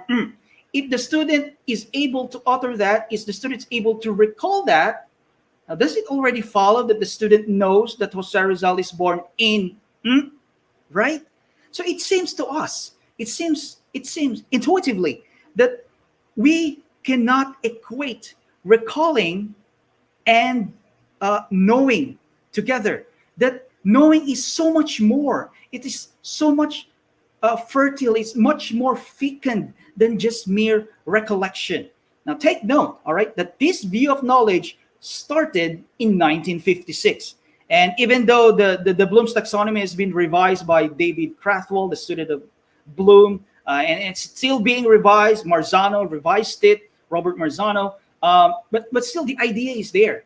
The equation, the identification of knowledge and recollection. But what really is knowledge? As I said a while ago, I'm coming from the field of philosophy. And did you know that there are other views of K out there, especially from philosophy, especially from epistemology? Remember, I'm coming from the field of epistemology. Yes, there is another view of K, and that is from Plato, the Greek philosopher. And take note, this is from 369 BC. He was the first one who stated this one. So what is knowledge according to Plato? In one of his dialogues, Theaetetus, this is what he said. Let me just read verbatim. It is true belief with an account. It's knowledge. True belief without an account falls outside of knowledge. That's kind of confusing at first, right?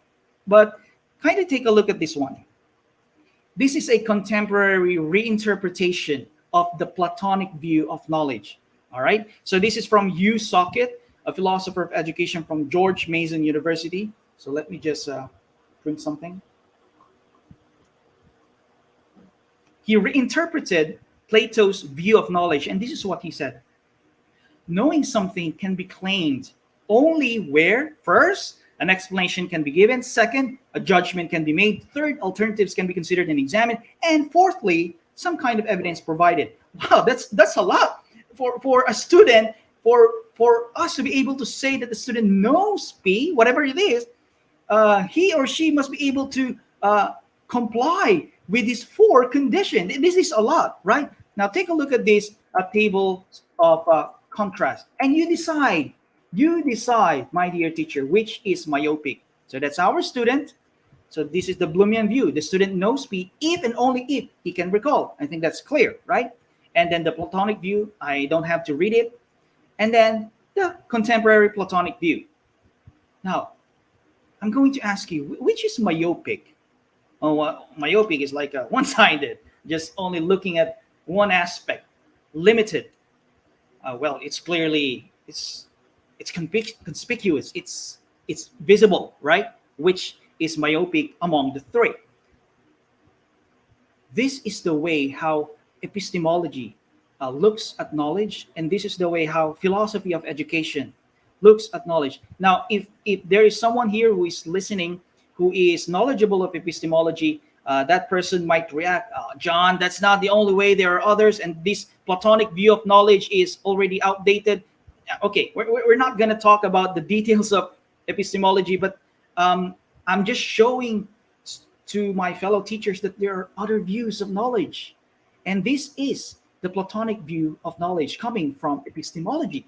Now, let me propose my own view of K, all right, which we are going to use to unpack the meaning of love of knowledge, and eventually, which will unpack, all right, which will be responsible for making the individual gravitate toward love of reading. So my proposed view of knowledge is this one.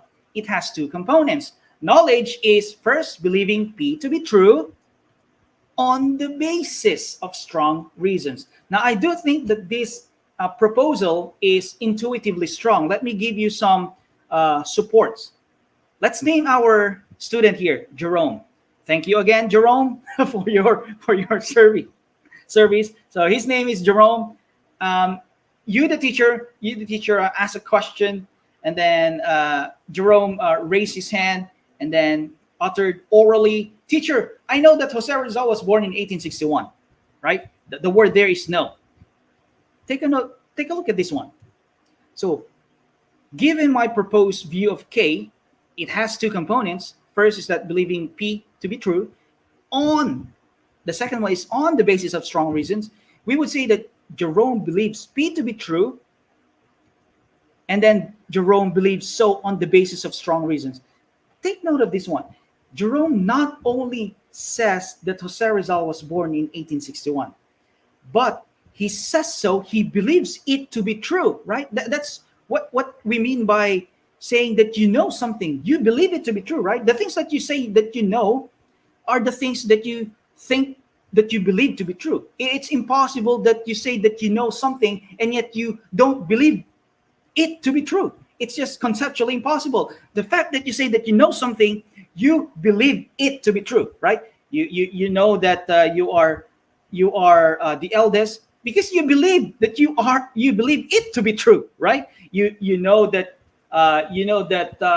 a certain John Israel Cunanan is speaking in front of you virtually because you believe it to be true, right? Now, let's go back to Jerome. He not only says that I know that Jose Rizal was born in 1861, all right? But he also believes so on the basis of strong reasons. So it's not just an articulation, all right, of opinion, an articulation of a declarative statement, an articulation of a sentence, but there is a conjunction. There is like an equipping of a certain strong reason. So he says that he claims to know it to be true because of certain strong reasons. So there are a lot of possible strong reasons for for Jerome to say this one. So I think this proposed view of K is intuitively strong. All right. And if you are going to contrast it against Bloom's view, the fact that Jerome is able to orally articulate.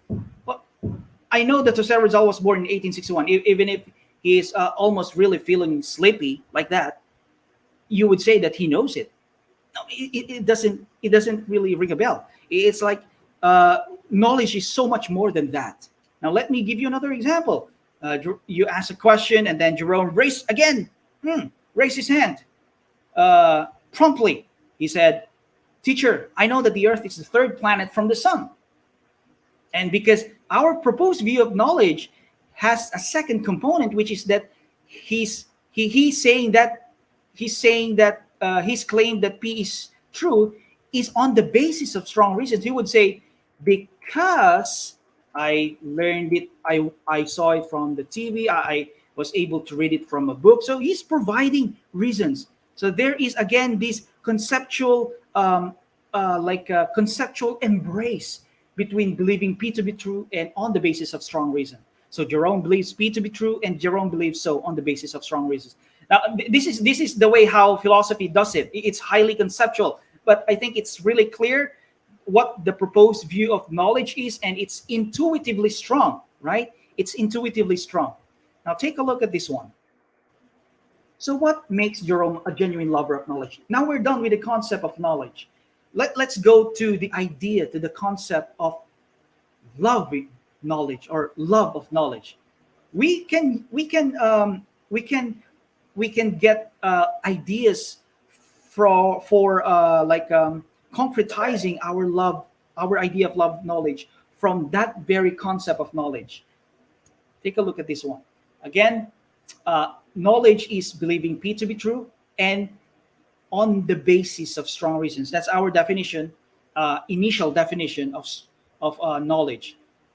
So a lover of knowledge, let's just rephrase the sentence. So a lover of knowledge is someone who believes P to be true on the basis of strong reasons. And let me rephrase again.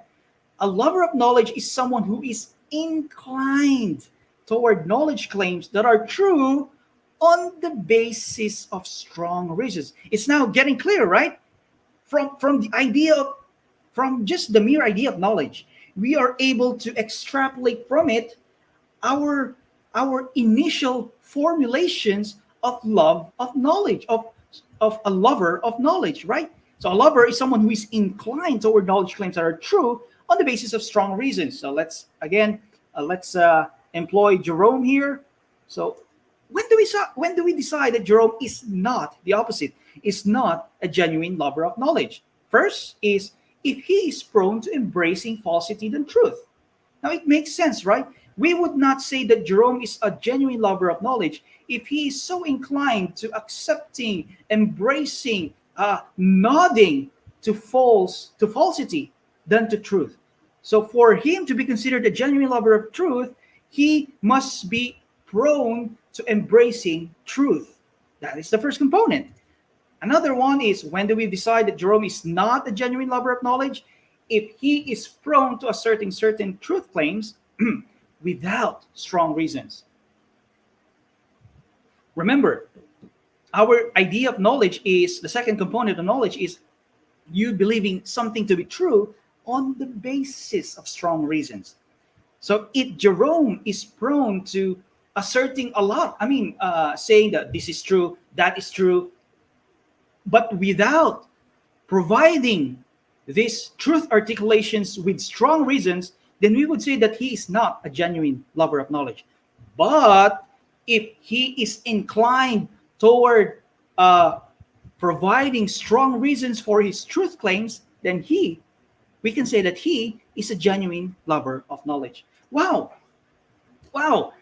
really fascinating. So again, to just rephrase everything, all right, to conceptually rephrase everything, a lover of knowledge is someone who has the ability to discriminate truth from falsity. Because of course, if a person is prone toward truth, she must first, right, be equipped with the no, with the tools on how to distinguish truth from falsity, how to discriminate truth from falsity. And that is a very important thing. And another is who has the ability to provide strong reasons for his her truth claims. This is our first characteristic, or rather, these are our first two characteristics of a lover of knowledge. From the idea of love, from the idea of knowledge, then down to love of knowledge. So the first characteristic is this one: someone who is inclined toward knowledge claims that are true on the basis of strong reasons, and someone who has the ability to discriminate truth from falsity, and who has the ability to provide strong reasons for his her truth claims. Remember a while ago, if I mentioned a while ago, if we were doing a face-to-face scheme, I would ask for a volunteer. I would go to that person, and then I would ask that person, how do we determine whether someone is a genuine lover of knowledge or not? That will baffle that person. But look at this. Look at this. We already have our initial characterizations. Just by looking at the concept of knowledge, we already have a proposed characteristic, or rather, two proposed characteristics of a lover of knowledge, 1A and 1B, right? It's already unfolding. It's starting to become unearthed. It's already unpacking, right? That's philosophy, the unpacking of certain concepts. Now, my question. So again, let's do a bit of like a conceptual clarification. Let's make sure that our concept is really strong. And how do we do that? This is the methodology of philosophy. The question is, are 1A and 1B sufficient? In other words, do they fully explain who a genuine lover of knowledge is? So what do I mean by that is, if a person possesses 1A, take a look at 1A, and if a person possesses 1B, would we say that he already is a genuine, an authentic lover of knowledge? My answer to that is, we'll see. No. Why? Okay, I think I pressed it earlier. Remember, a genuine lover of knowledge is someone who is concerned with truth, right? That's one of the components. Okay, that's a given. Now, does it follow that because a genuine lover of knowledge is concerned with truth, that a genuine lover is a lover of all truths? Take note of that. So remember, our idea of love of knowledge is a lover of knowledge is someone who is concerned with truths. But does it follow that this lover of knowledge is a lover of all truths? I hope it makes sense, right? I hope the question makes sense, because the answer to that would be a no. Oh, it means that loving truth is the only criterion for a love of knowledge. The answer is no. Take a look at these statements, my dear teachers and parents and students. The third letter in the word knowledge is O. Oh, that's clear, right? That's clear. And is that false? Oh, that's not false. That's true, right? Just count K and O. That's the third letter. So it's true. Take a look at this second statement. The length of the sand grains in my backyard varies from 2 to 64 millimeters. That's the grains of sand in my backyard, who happens to be filled with a lot of I won't call trash, but insignificant things. But this is true, right? This is not false. This is true. Another one. In the telephone directory, the surname Kunanan is on page 134. Now, this is not false. This is true. Here are some questions. Are they true? Yes, they are. They are all true. But are they valuable? No, we would not say that they are valuable. But look at this subsequent statements. Jose Rizal was executed on June 30, 1896. Is that true? Yes. The Philippines is a democratic and republican state. Is that true? Yes. When signal number 2 is raised by Pagasa, classes at the preschool, elementary, and secondary level are automatically canceled. Is that true? Yes. But are they valuable? Yes. Now, I'm not going to explicate what makes these things valuable, but I will just capture that impression of yours that there is this distinction, right, between between valuable true statements and non-valuable true statements, right? I will just tap that intuition that we have. There is a distinction between valuable true statements and non-valuable true statements. So is a genuine lover of knowledge a lover of all knowledge? No, because not all knowledge is worthy. So let's revamp, let's improve our characteristics of love of knowledge. Let's add two more. So a lover of knowledge is someone who is inclined toward knowledge claims that are worthy, not trivial knowledge claims. And another one, a lover of knowledge is someone who has the ability to discriminate knowledge claims based on worthiness or triviality. So it means that if he is inclined toward knowledge claims that are worthy and not trivial, it means that he is in possession of certain tools. He possesses the ability to distinguish which is worthy and which is trivial. So again, these are two added characteristics of a lover of knowledge, and they are intuitively strong.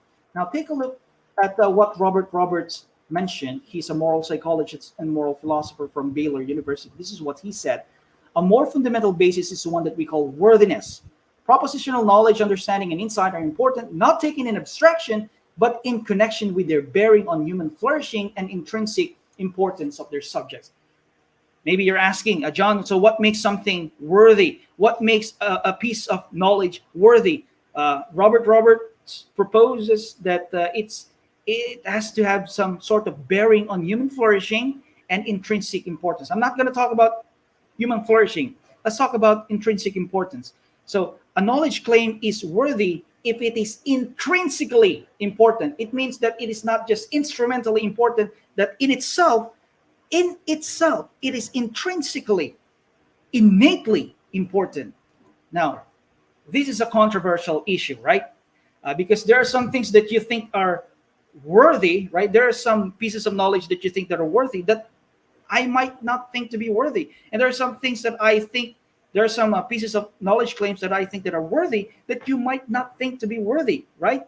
So it's a controversial thing, but and it's nice to look at it philosophically. But did you know that our educational system is founded on the distinction between worthy pieces of knowledge and unworthy pieces of knowledge? Did you know that?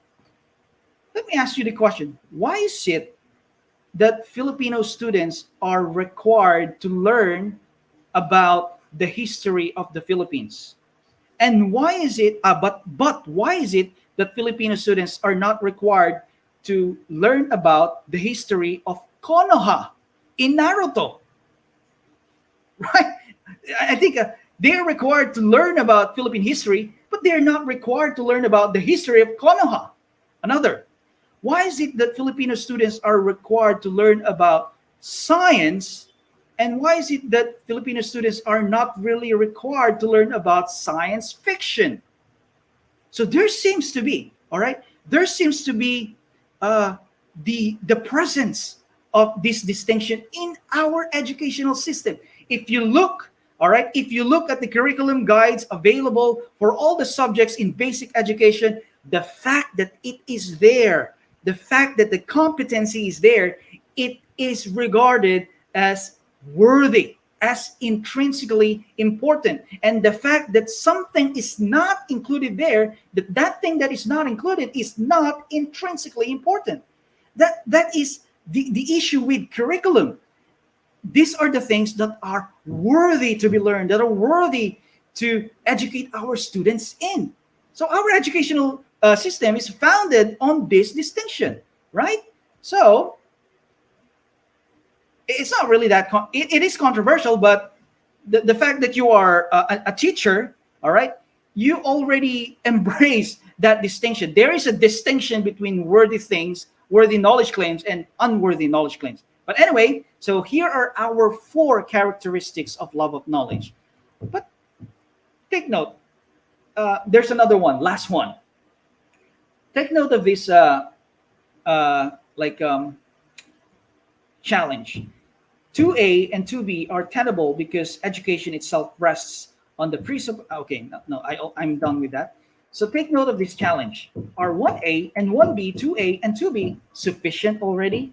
Now, I will argue that they're not yet sufficient. There is one more element, one more component needed to complete our concept of love of knowledge. Look at this. Why is it 1A? Why is it that a lover of knowledge is someone who is inclined toward knowledge claims that are true on the basis of reasons? Why is it 1B? Why is it that a lover of knowledge is someone who has the ability to discriminate truth and falsity and who has the ability to provide strong reasons for his or her truth claims? Why 2A and why 2B? If we answer this, we are led to another idea. Again, philosophy is highly conceptual, and we are now again introducing another concept to fully conceptualize, formulate our concept of love of knowledge. And that is the concept of curiosity. Oh, wow. Okay, it's now complete. And I think you will all agree with me that a lover of knowledge is someone who is curious, right? Now, I don't think that you will be able to say that, oh, I know that person is a lover of knowledge, but he's not curious. It's just impossible, right? The mere fact that you say that someone is a lover of knowledge, you would say that he is genuinely curious. He is genuinely inquisitive. This is the concept of curiosity or inquisitiveness is that which will complete our characteristics of love of knowledge. Now, what constitutes curiosity or inquisitiveness? This is a cat, not my cat. I just saw it in Facebook. In Google. But every time we consider the concept of curiosity, we think of what a cat does, right? But if you are going to be critical about the concept of curiosity, so what exactly does a cat does to make it curious? Just because it does that to its head, it's already curious, right? No, let's not use the cat to make sense of the idea of curiosity. So I'm running out of time. Let me just do this briefly, and let me just do this really quickly. I'm borrowing from the idea of Lanny Watson. She's a philosopher of education from Oxford University, and this is what she said. The inquisitive person is characteristically motivated to engage in good questioning. Wow, that's another idea.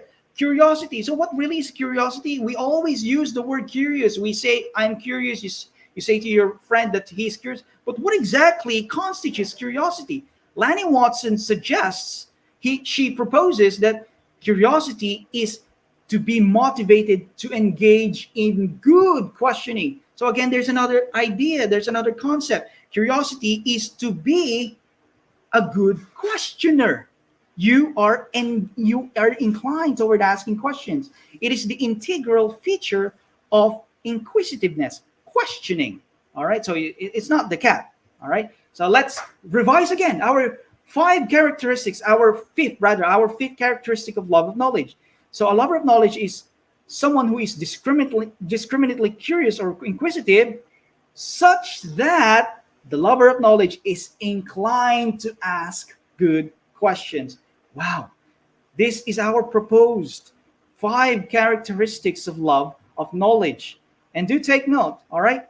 Do take note that there seems to be this synergistic scheme happening, because a lover of knowledge is not just someone who is indiscriminately curious. Curious about what's happening to his neighbor's life, curious about what's happening to like Piolo Pascual's life. If you are always curious about Piolo Pascual's life, I would say, given this characteristic, that you are not a genuine lover of knowledge. You are a genuine lover of knowledge if you are able to discriminate. If you are discriminatively curious. And what we mean by that is that you are curious of worthy pieces of knowledge, not of trivial knowledge claims. So let me Okay, I'm almost done. I hope that you're still with me. All right. So let me add three additional remarks on the philosophy, the proposed philosophical theory of love of knowledge. So the first question is, how do we generalize from these five characteristics? Again, these are our proposed characteristics. Take a look at the phrases: inclined toward, inclined toward, inclined to, ability to, ability to, ability to. How do we now generalize from this? Is LOK a skill? Is LOK an inclination? Is LOK an ability? Is LOK what? Temperament? Is LOK, what is it? What is it exactly? Now, my proposal is this one.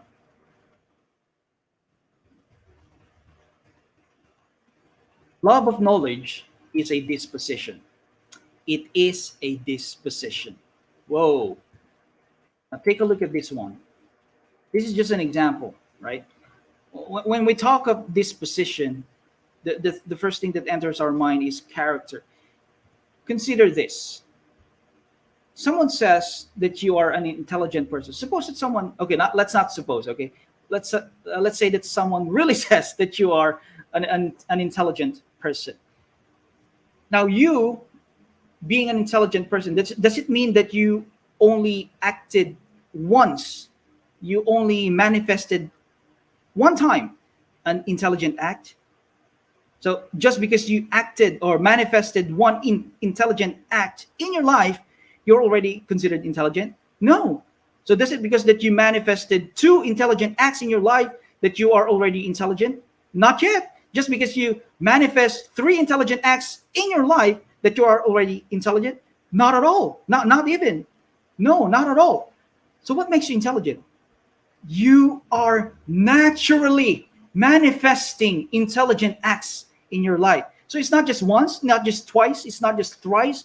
There is continuity, there is frequency, there is repetition, there is this natural manifestation of intelligent acts in your life for you to be called intelligent. And that is the meaning of character. Character comes from the core. It's something that is something that naturally manifests from you. If you have a particular character, it manifests out of you. That's the idea of character. And it's the same thing with being humble, with humility. Now, what is a disposition, ladies and gentlemen? Again, borrowing from Socket, this is what he said in a journal article, which I find to be really helpful. He said, dispositions are properties of the agent, manifest only in intentional action, and they function as predictions about human actions, but are not the causes of them. Take note of the underlined word, predictions. A disposition is predictive of an agent's actions. If you have a disposition towards something, if you possess that disposition, people will be able to predict that you would do that. If you have the disposition of humility, people will be able to predict that in a particular situation, you will act out a humble action. If you possess the disposition of let's say of critical thinking, people will be able to predict that in a certain circumstance, you will act out, you will manifest the disposition of critical thinking. That is what makes that is what we mean by disposition as being predictive, because it's something that's embedded in your core. You naturally manifest it. Wow, that's a disposition. And my proposal is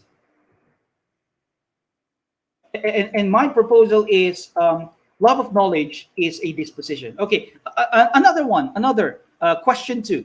Is LOK the only thing important for fostering the love of reading and eventually in the economy of education and learning? Now, this is another thesis statement. I think you might be complaining already. Oh, why is it that John keeps on introducing a lot of concepts? But okay, another thesis statement here is this: the disposition, we just argued reasonably that it's a disposition, right? So the disposition of LOK serves as the prerequisite for the advent of the intellectual virtues. Now, what are the intellectual virtues? Now, according to Jason Bayer in this book, these are the 9 intellectual virtues. Now, what do I mean that the disposition of LOK serves as the prerequisite, as the precondition for the happening, for the coming to be, for the advent of other intellectual virtues? Again, let's kindly borrow Jerome here. So let's say that Jerome, because of our particular pedagogical practice, that Jerome is able to develop the disposition of love of knowledge. So let's say that he's already a genuine lover of knowledge. Now, we just said that a genuine lover of knowledge is someone who is really concerned about the truth of his beliefs, right? The truths, the truth, like a concern about ensuring that what he believes in are true, and ensuring that what he believes in are not false, right? So that's a lover of knowledge. Now, if he is a lover of knowledge, if Jerome is a lover of knowledge, what he would do is he would not only look at his idea, but he would also look at the strengths and weaknesses of other people's ideas. Because by looking at the strengths and weaknesses of other people's ideas, he would be able to assess the strengths and weaknesses of his own ideas and beliefs. Now, isn't that open-mindedness? As you can see, because he possesses love of knowledge, he is already gravitating naturally toward another virtue, another intellectual virtue, which is open-mindedness. And another thing, if Jerome is so concerned about truth, let's say that he's given a book by his teacher, like a book written by Aristotle, Nicomachean Ethics. Oh, that's a very difficult book. But let's just say, it's just an example, all right? So Jerome has been given a book written by Aristotle, the philosopher, the Greek philosopher, Nicomachean Ethics, and it's very difficult. But because Jerome is so concerned about the truth, because the truth stipulated in the book, because Jerome is so desirous of understanding what is in the book, he would strive, even though it's difficult, he would strive to understand it. Now, isn't that intellectual tenacity? That is being intellectually tenacious. That even though you are experiencing difficulties, you would strive to do that, right? So I think I have already proven the point.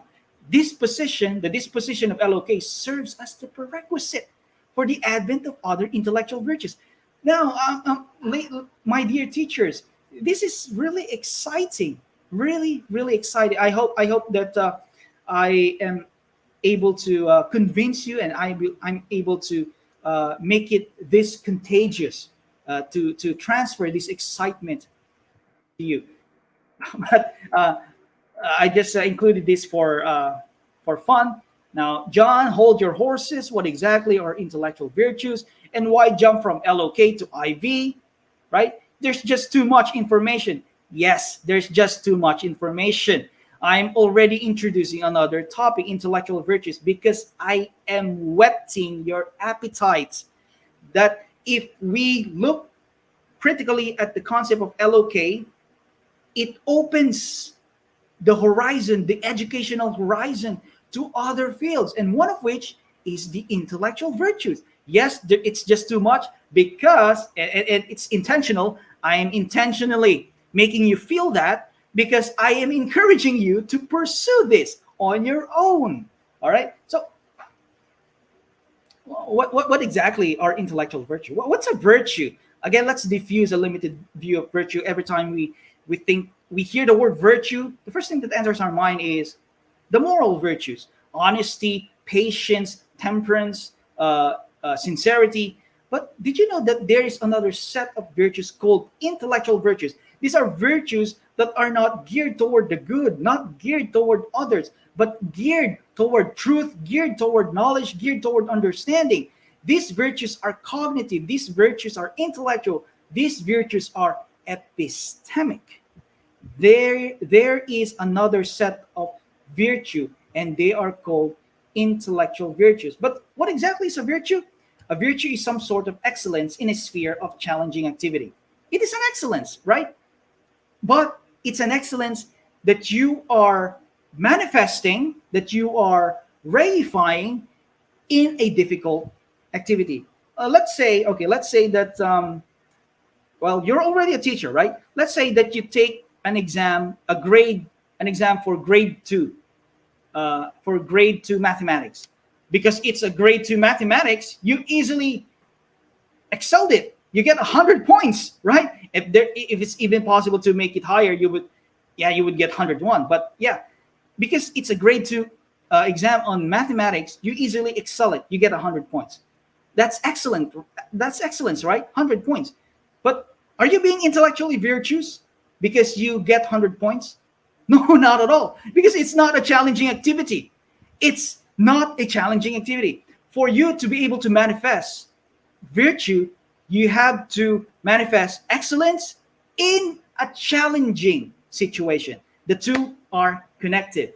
So what are intellectual virtues? These are intellectual excellences in a sphere of an intellectually challenging activity. All right. So again, these are just books that you can consult. We have a lot actually. And again, just imagine with me. Just imagine with me here. What if Jerome is being educated in an educational system that is not only concerned with a myopic view of knowledge? Let's forget Bloom. With our proposed view of knowledge, and let's just say that Jerome is being educated in an educational system that explicitly focuses on the intellectual virtues. What do you think would be the kind of citizen? What do you think would be the kind of student that our educational system is producing? Well, I will be amazed. And this is something that we can really be hopeful for, my dear teachers. That's why I am whetting your appetite for intellectual virtues. So did I whet your appetite? I hope I did. All right. And then lastly, is LOK even in the Philippine educational system? Oh, John, you've been mentioning a lot about love of knowledge, but if it's not in our Philippine educational system, why even bother, right? I would prove to you that it is in our Philippine educational system. It is actually implicit in the Republic Act 10533, which is the legal basis for our K-12 program. Now, it's there if you're going to check it. Now, one of the aims, the fundamental aims of the Philippine educational system is to produce a graduate who has learned what? The foundations for learning throughout life. Now, if you're going to look at it philosophically, what exactly does it mean that someone has learned the foundations for learning throughout life? Now, I suggest that this is it. Someone who possesses the 5 characteristics of LOK, they are the same. So if you're convinced, that these 5 characteristics are actually present in the foundations for learning throughout life, then I'm able to convince you that LOK is even present in our Philippine educational system. So these are the 3 additional remarks. LOK is not only an ability, it's a disposition. It serves as a prerequisite for the advent of intellectual virtues, and the cultivation of LOK is explicitly present in our system. That is in the foundations for learning throughout life. Okay, all right. I don't have time anymore, so really quickly. Really quickly. So I'm done with the theoretical aspect. Okay, so just take note. The thesis statement is genuine lovers of reading are first and foremost genuine lovers of knowledge. Now let's do the practical side. This will only take very few minutes. So I'm borrowing from the idea of Jason Baer. He's a philosopher from Loyola Marymount University. So in his book, he suggests that there are 2 ways of fostering a disposition. Remember, we just argued and we have just stated that love of knowledge is a disposition. And Bayer suggests that there are 2 ways. One is outside the classroom and another is inside the classroom. I don't have time to itemize them. He suggests 7 practical steps on how to foster, how to cultivate, how to instill a disposition outside the classroom. And we can use that. We can utilize that because LOK is a disposition, right? So there are seven, and then inside the classroom, there are 15. So let me just pinpoint two. For inside the classroom, he suggests that we do direct instruction. And what do we mean by that? We do direct instruction on LOK and its five characteristics. We actually teach that to students. So what are we doing in homeroom? What exactly are we doing in homeroom? Maybe we can include this. We do a direct instruction for our students and to our students on the LOK so that they would know it. Because, of course, if they don't propositionally know what these things are, what LOK stands for and its five characteristics, they wouldn't be able to manifest it. So knowledge, again, knowledge of the LOK is necessary. And another, which I think is the most important thing, authentic modeling of the five characteristics of LOK by the teacher, by you, my dear teachers. If you want, and I'm really convinced that modeling is still one of the best ways that our students learn. And you know what? Our students look up to us. They really look up to us. So if you, the teachers, would model this, the five characteristics, I'm not going to itemize them anymore, but if you model inside the class every day, LOK, irrespective of what subject you are handling, then I do think that your students would capture that. Probably not with awareness, well, but because you combine your authentic modeling with direct instruction, your student will be able to cultivate the disposition of love of knowledge. And last one, I would want to suggest something that Bayer did not propose on a national level.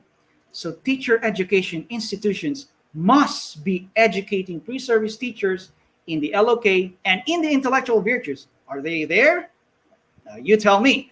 You tell me. And educational administrators must be providing in-service trainings to their teachers on the LOK and intellectual virtues.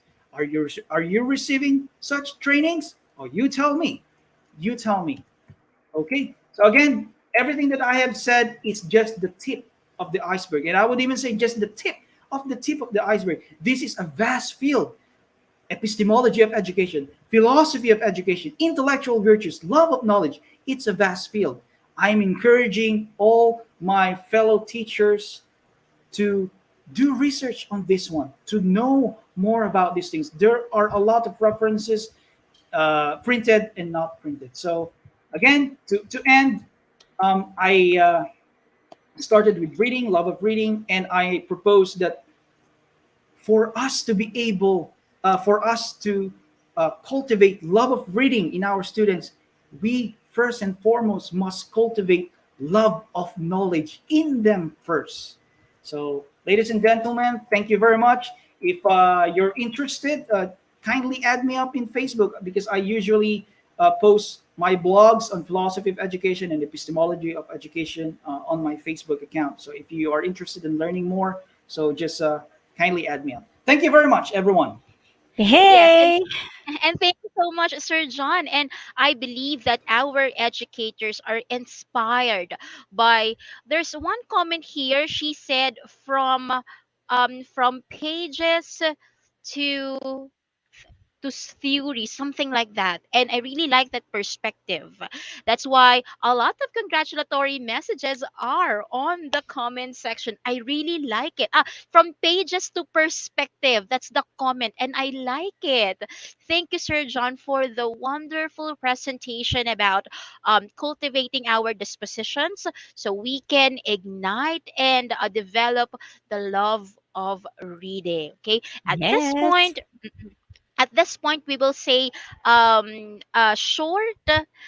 We will have we will post how to evaluate our speakers for this Saturday. So we have four speakers. We started with Ma'am Elisa Alma Orencia, then we have Sir uh, Dino Danao, then Ma'am Vicky, are you there?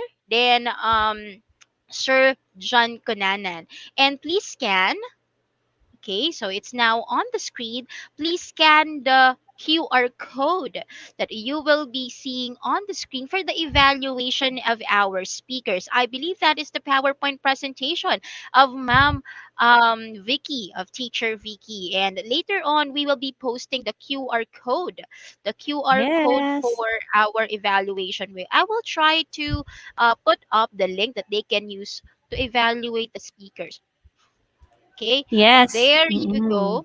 There. So as we are waiting for the QR code, I think it's here already. While we are waiting for the QR code to be presented on the screen, dear participants, you can use the URL that you can see on the ticker. The one that is running on your screen. A while ago, we have some issue with the evaluation form because it's only exclusive for those who are using DepEd email addresses. But Mm-mm. now you can also do evaluation using your personal image. Okay, so before we award the certificates of recognition to our dear speakers for today, let me call on to our virtual stage the head of the Department of Educational Technology Unit, because this event will not come into fruition without his presence, Sir Mark Anthony CC. Ayan, welcome and good noon, Sir Mark. Hello, Sir good Mark. afternoon. Hi, Miss May, and hi, Ma'am Rubilin, and to all of our teachers currently watching, good afternoon. Ako ay lubos talagang natutuwa dahil ang ating ginawang pagsasani sa araw na ito, it will really help a lot, especially for our teachers. Because when we consider the love for reading, it should not be at the upper level. Nagsisimula talaga yan sa lower level. And I personally handled kinder students, grade 1 students. Mm. Yun nga lang, ito Wow. po ay nasa private school. Alam niyo po ba na kami ay may tinatawag na reading and study time, which is included as part of their regular schedule. Mm-mm. With this Mm-mm. period, these kids are actually having their free time to read a specific storybook, a specific book that they like, and through that, you will be shocked because they know how to interpret and how to retell these stories. Sa pamamagitan po nito, the love for reading is really there. At bukod po doon ay natututunan nilang paano ang comprehension at paano matutuhan ang mga bagay na ito. It should be a constant practice because that practice will be the character itself of each and every learner. At kapag naging character po nila yon, madadala po nila yon hanggang sa kanilang professional life. Remember, the love for reading should start at the early level. At kinakailangan tayong mga guro ay yakapin natin na sila ay matutong bumasa. Ang pagsisimula sa matutong bumasa ang makakatulong sa kanila para magtagumpay sa buhay. And that is actually a gift from our teachers. Bakit po? Nakakaluha talaga kapag nagsimula sa iyo ang bata na hindi pa marunong bumasa. Pero pag Mm-mm. nagtapos ang taon na sila ay marunong ng bumasa, masasabi mo na meron ka ng ticket papuntang langit dahil nagawa mo ang iyong best bilang isang guro. Kaya naman sa ating mga kaburo na nagawa ang bahaging yan, congratulations, you are really, masasabi natin na mga bayani ng ating mga bagong panahon. Kaya maraming salamat po. Meron pa tayong mga susunod na activities. Every Saturday po, please support at for sure marami po kayong matutuhan. And thank you to all of our resource speakers. God bless us all. Yay! Thank you so much, Sir Mark. Ano, napaka-meaty. Malaman talaga, no, bagay sa lunchtime. Miss May yung message ni Sir Mark. Yay, thank you so Tama much po. po. Thank you, Sir Mm-mm. Mark. And alam natin na busy si Sir Mark because Mm. he has his DICT class pero hindi talaga tayo Mm-mm. pinababayaan ni Sir Mark, 'di ba? Talagang he gave his time for us para magbigay ng message, okay? So again, we would like to put up on the screen the QR QR code for week one's Yes. evaluation. So if you cannot access the QR code, you can also type the link that you can see on the ticker. So what's the ticker? That's the message po that you are seeing that runs on the screen. That's the ticker. So please evaluate our speakers. Ma'am Orensia, Sir Danao, Ma'am, are you there? And Sir John. So they would have insights on how they helped you learn about reading and to ignite your passion about reading. So to award the certificates of recognition to our dear speakers, let us have or let us show the virtual certificate that we will be conferring to our speakers for today. May I ask the technical director to please put it on the screen? All right. So here it is. I Okay. So, medyo maliit lang yung ating text, but I will try uh to open the actual file so I can read it properly. Okay. So let us begin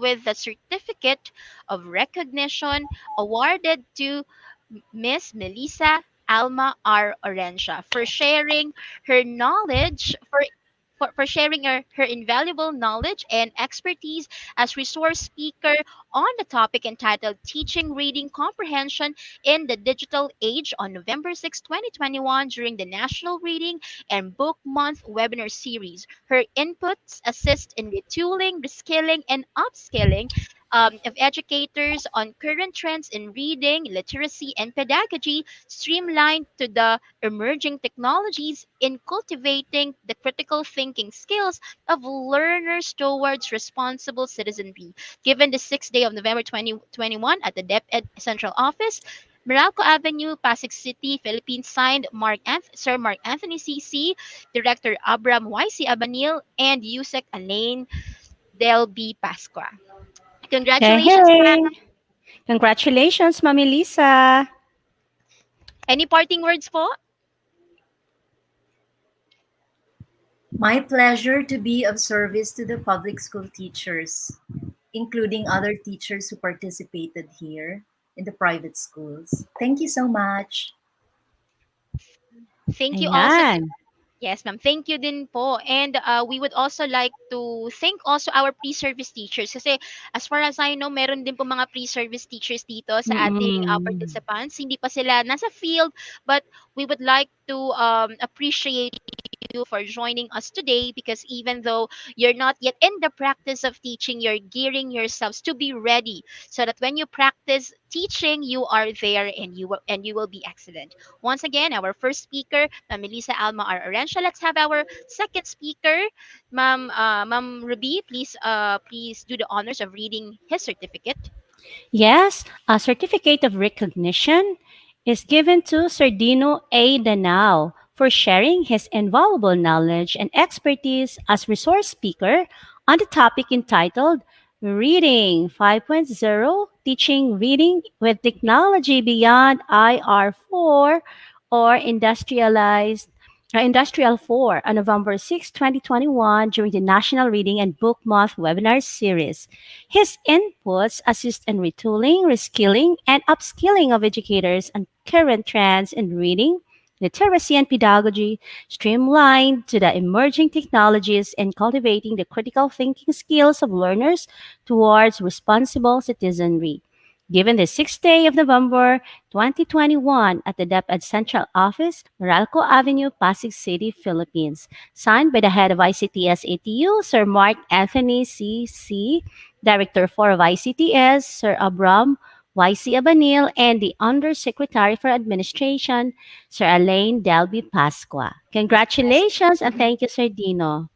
Yes, and currently he is now on his online class for his Mm-mm. graduate school. So we will be sending this certificate of recognition to Sir Danao later on. Now let's proceed to our third speaker, Ma'am Veronica. Are you there?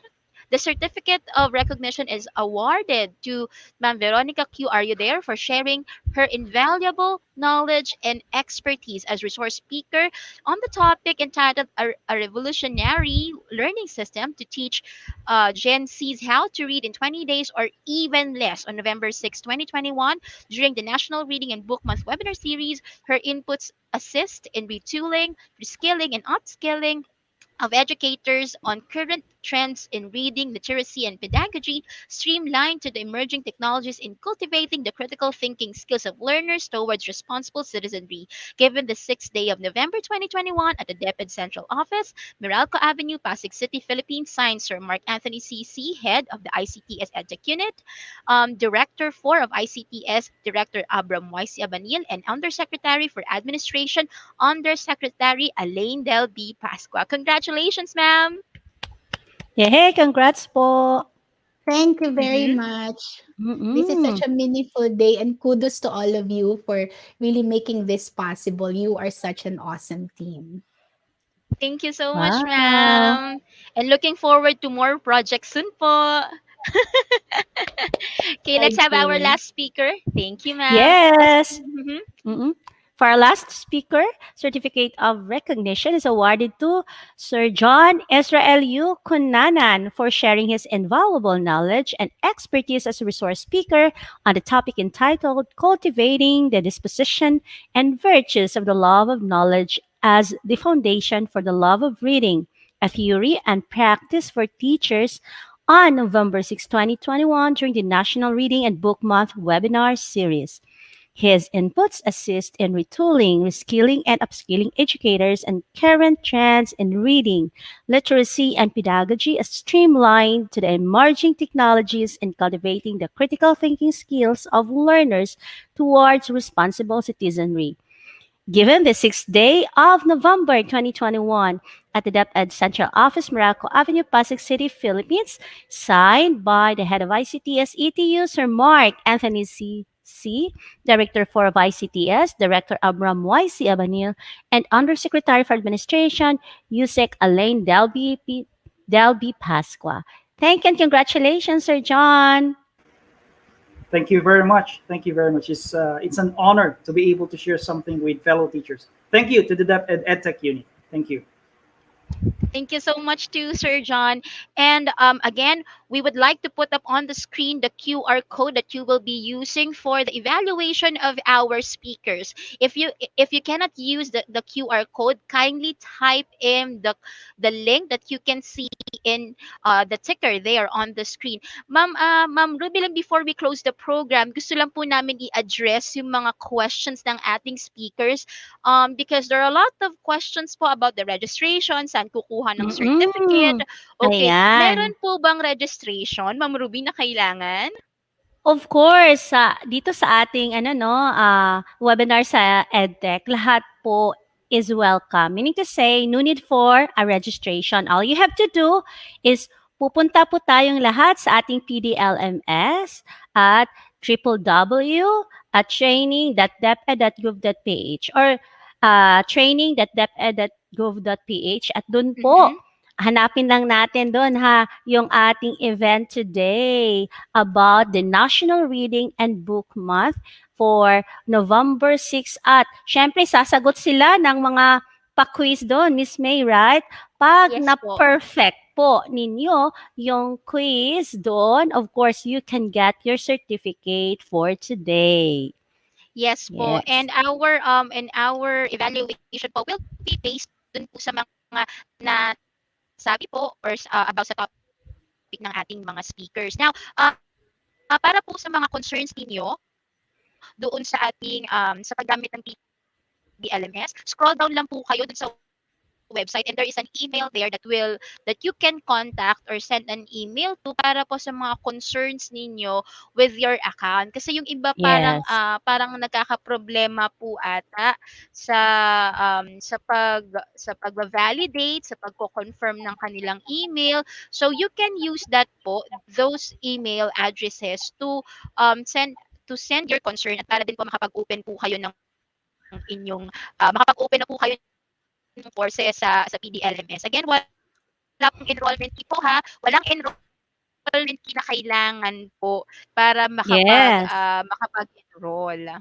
Yes, since meron tayong mga participants, Teacher May, na hindi taga DepEd, no? Mhm. So, dapat ipaliwanag natin that you need to sign up po. Any email will Mhm. do, but make sure po na ma-verify po ninyo. Balik po kayo doon sa inboxes ninyo, sa email po. Hanapin nyo doon, baka need i-verify. Kasi yung iba nga, nagkakaproblema, hindi nila nakikita, di ba? So, ayan. Pag okay na Yes. po yung registration nyo, naka-sign up na kayo doon, for sure po, makapunta na po kayo sa ating event. Lalo na po, yung hindi nakapag-join sa atin live. Today, wag po kayo mag-alala kasi po pwede nyo pong balikan yung session natin. 24/7 po yun. Pwede kayong pumunta doon at you will join asynchronously. Para makuha niyo yung Yes po, and sa certificate.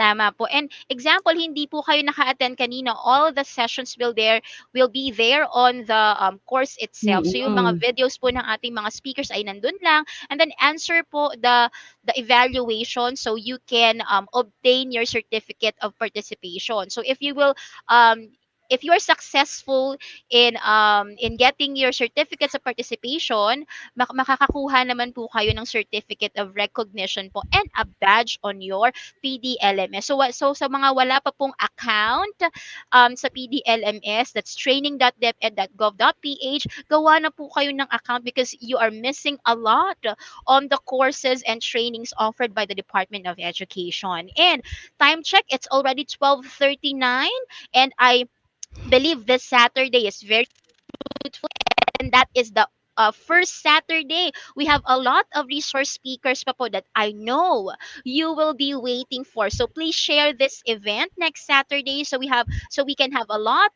of participants that we will learn with us. This has been Teacher May, And I'm Teacher Rubilin. and we will see each other next Sunday. Bye! See you next Saturday. God bless everyone. Shout out po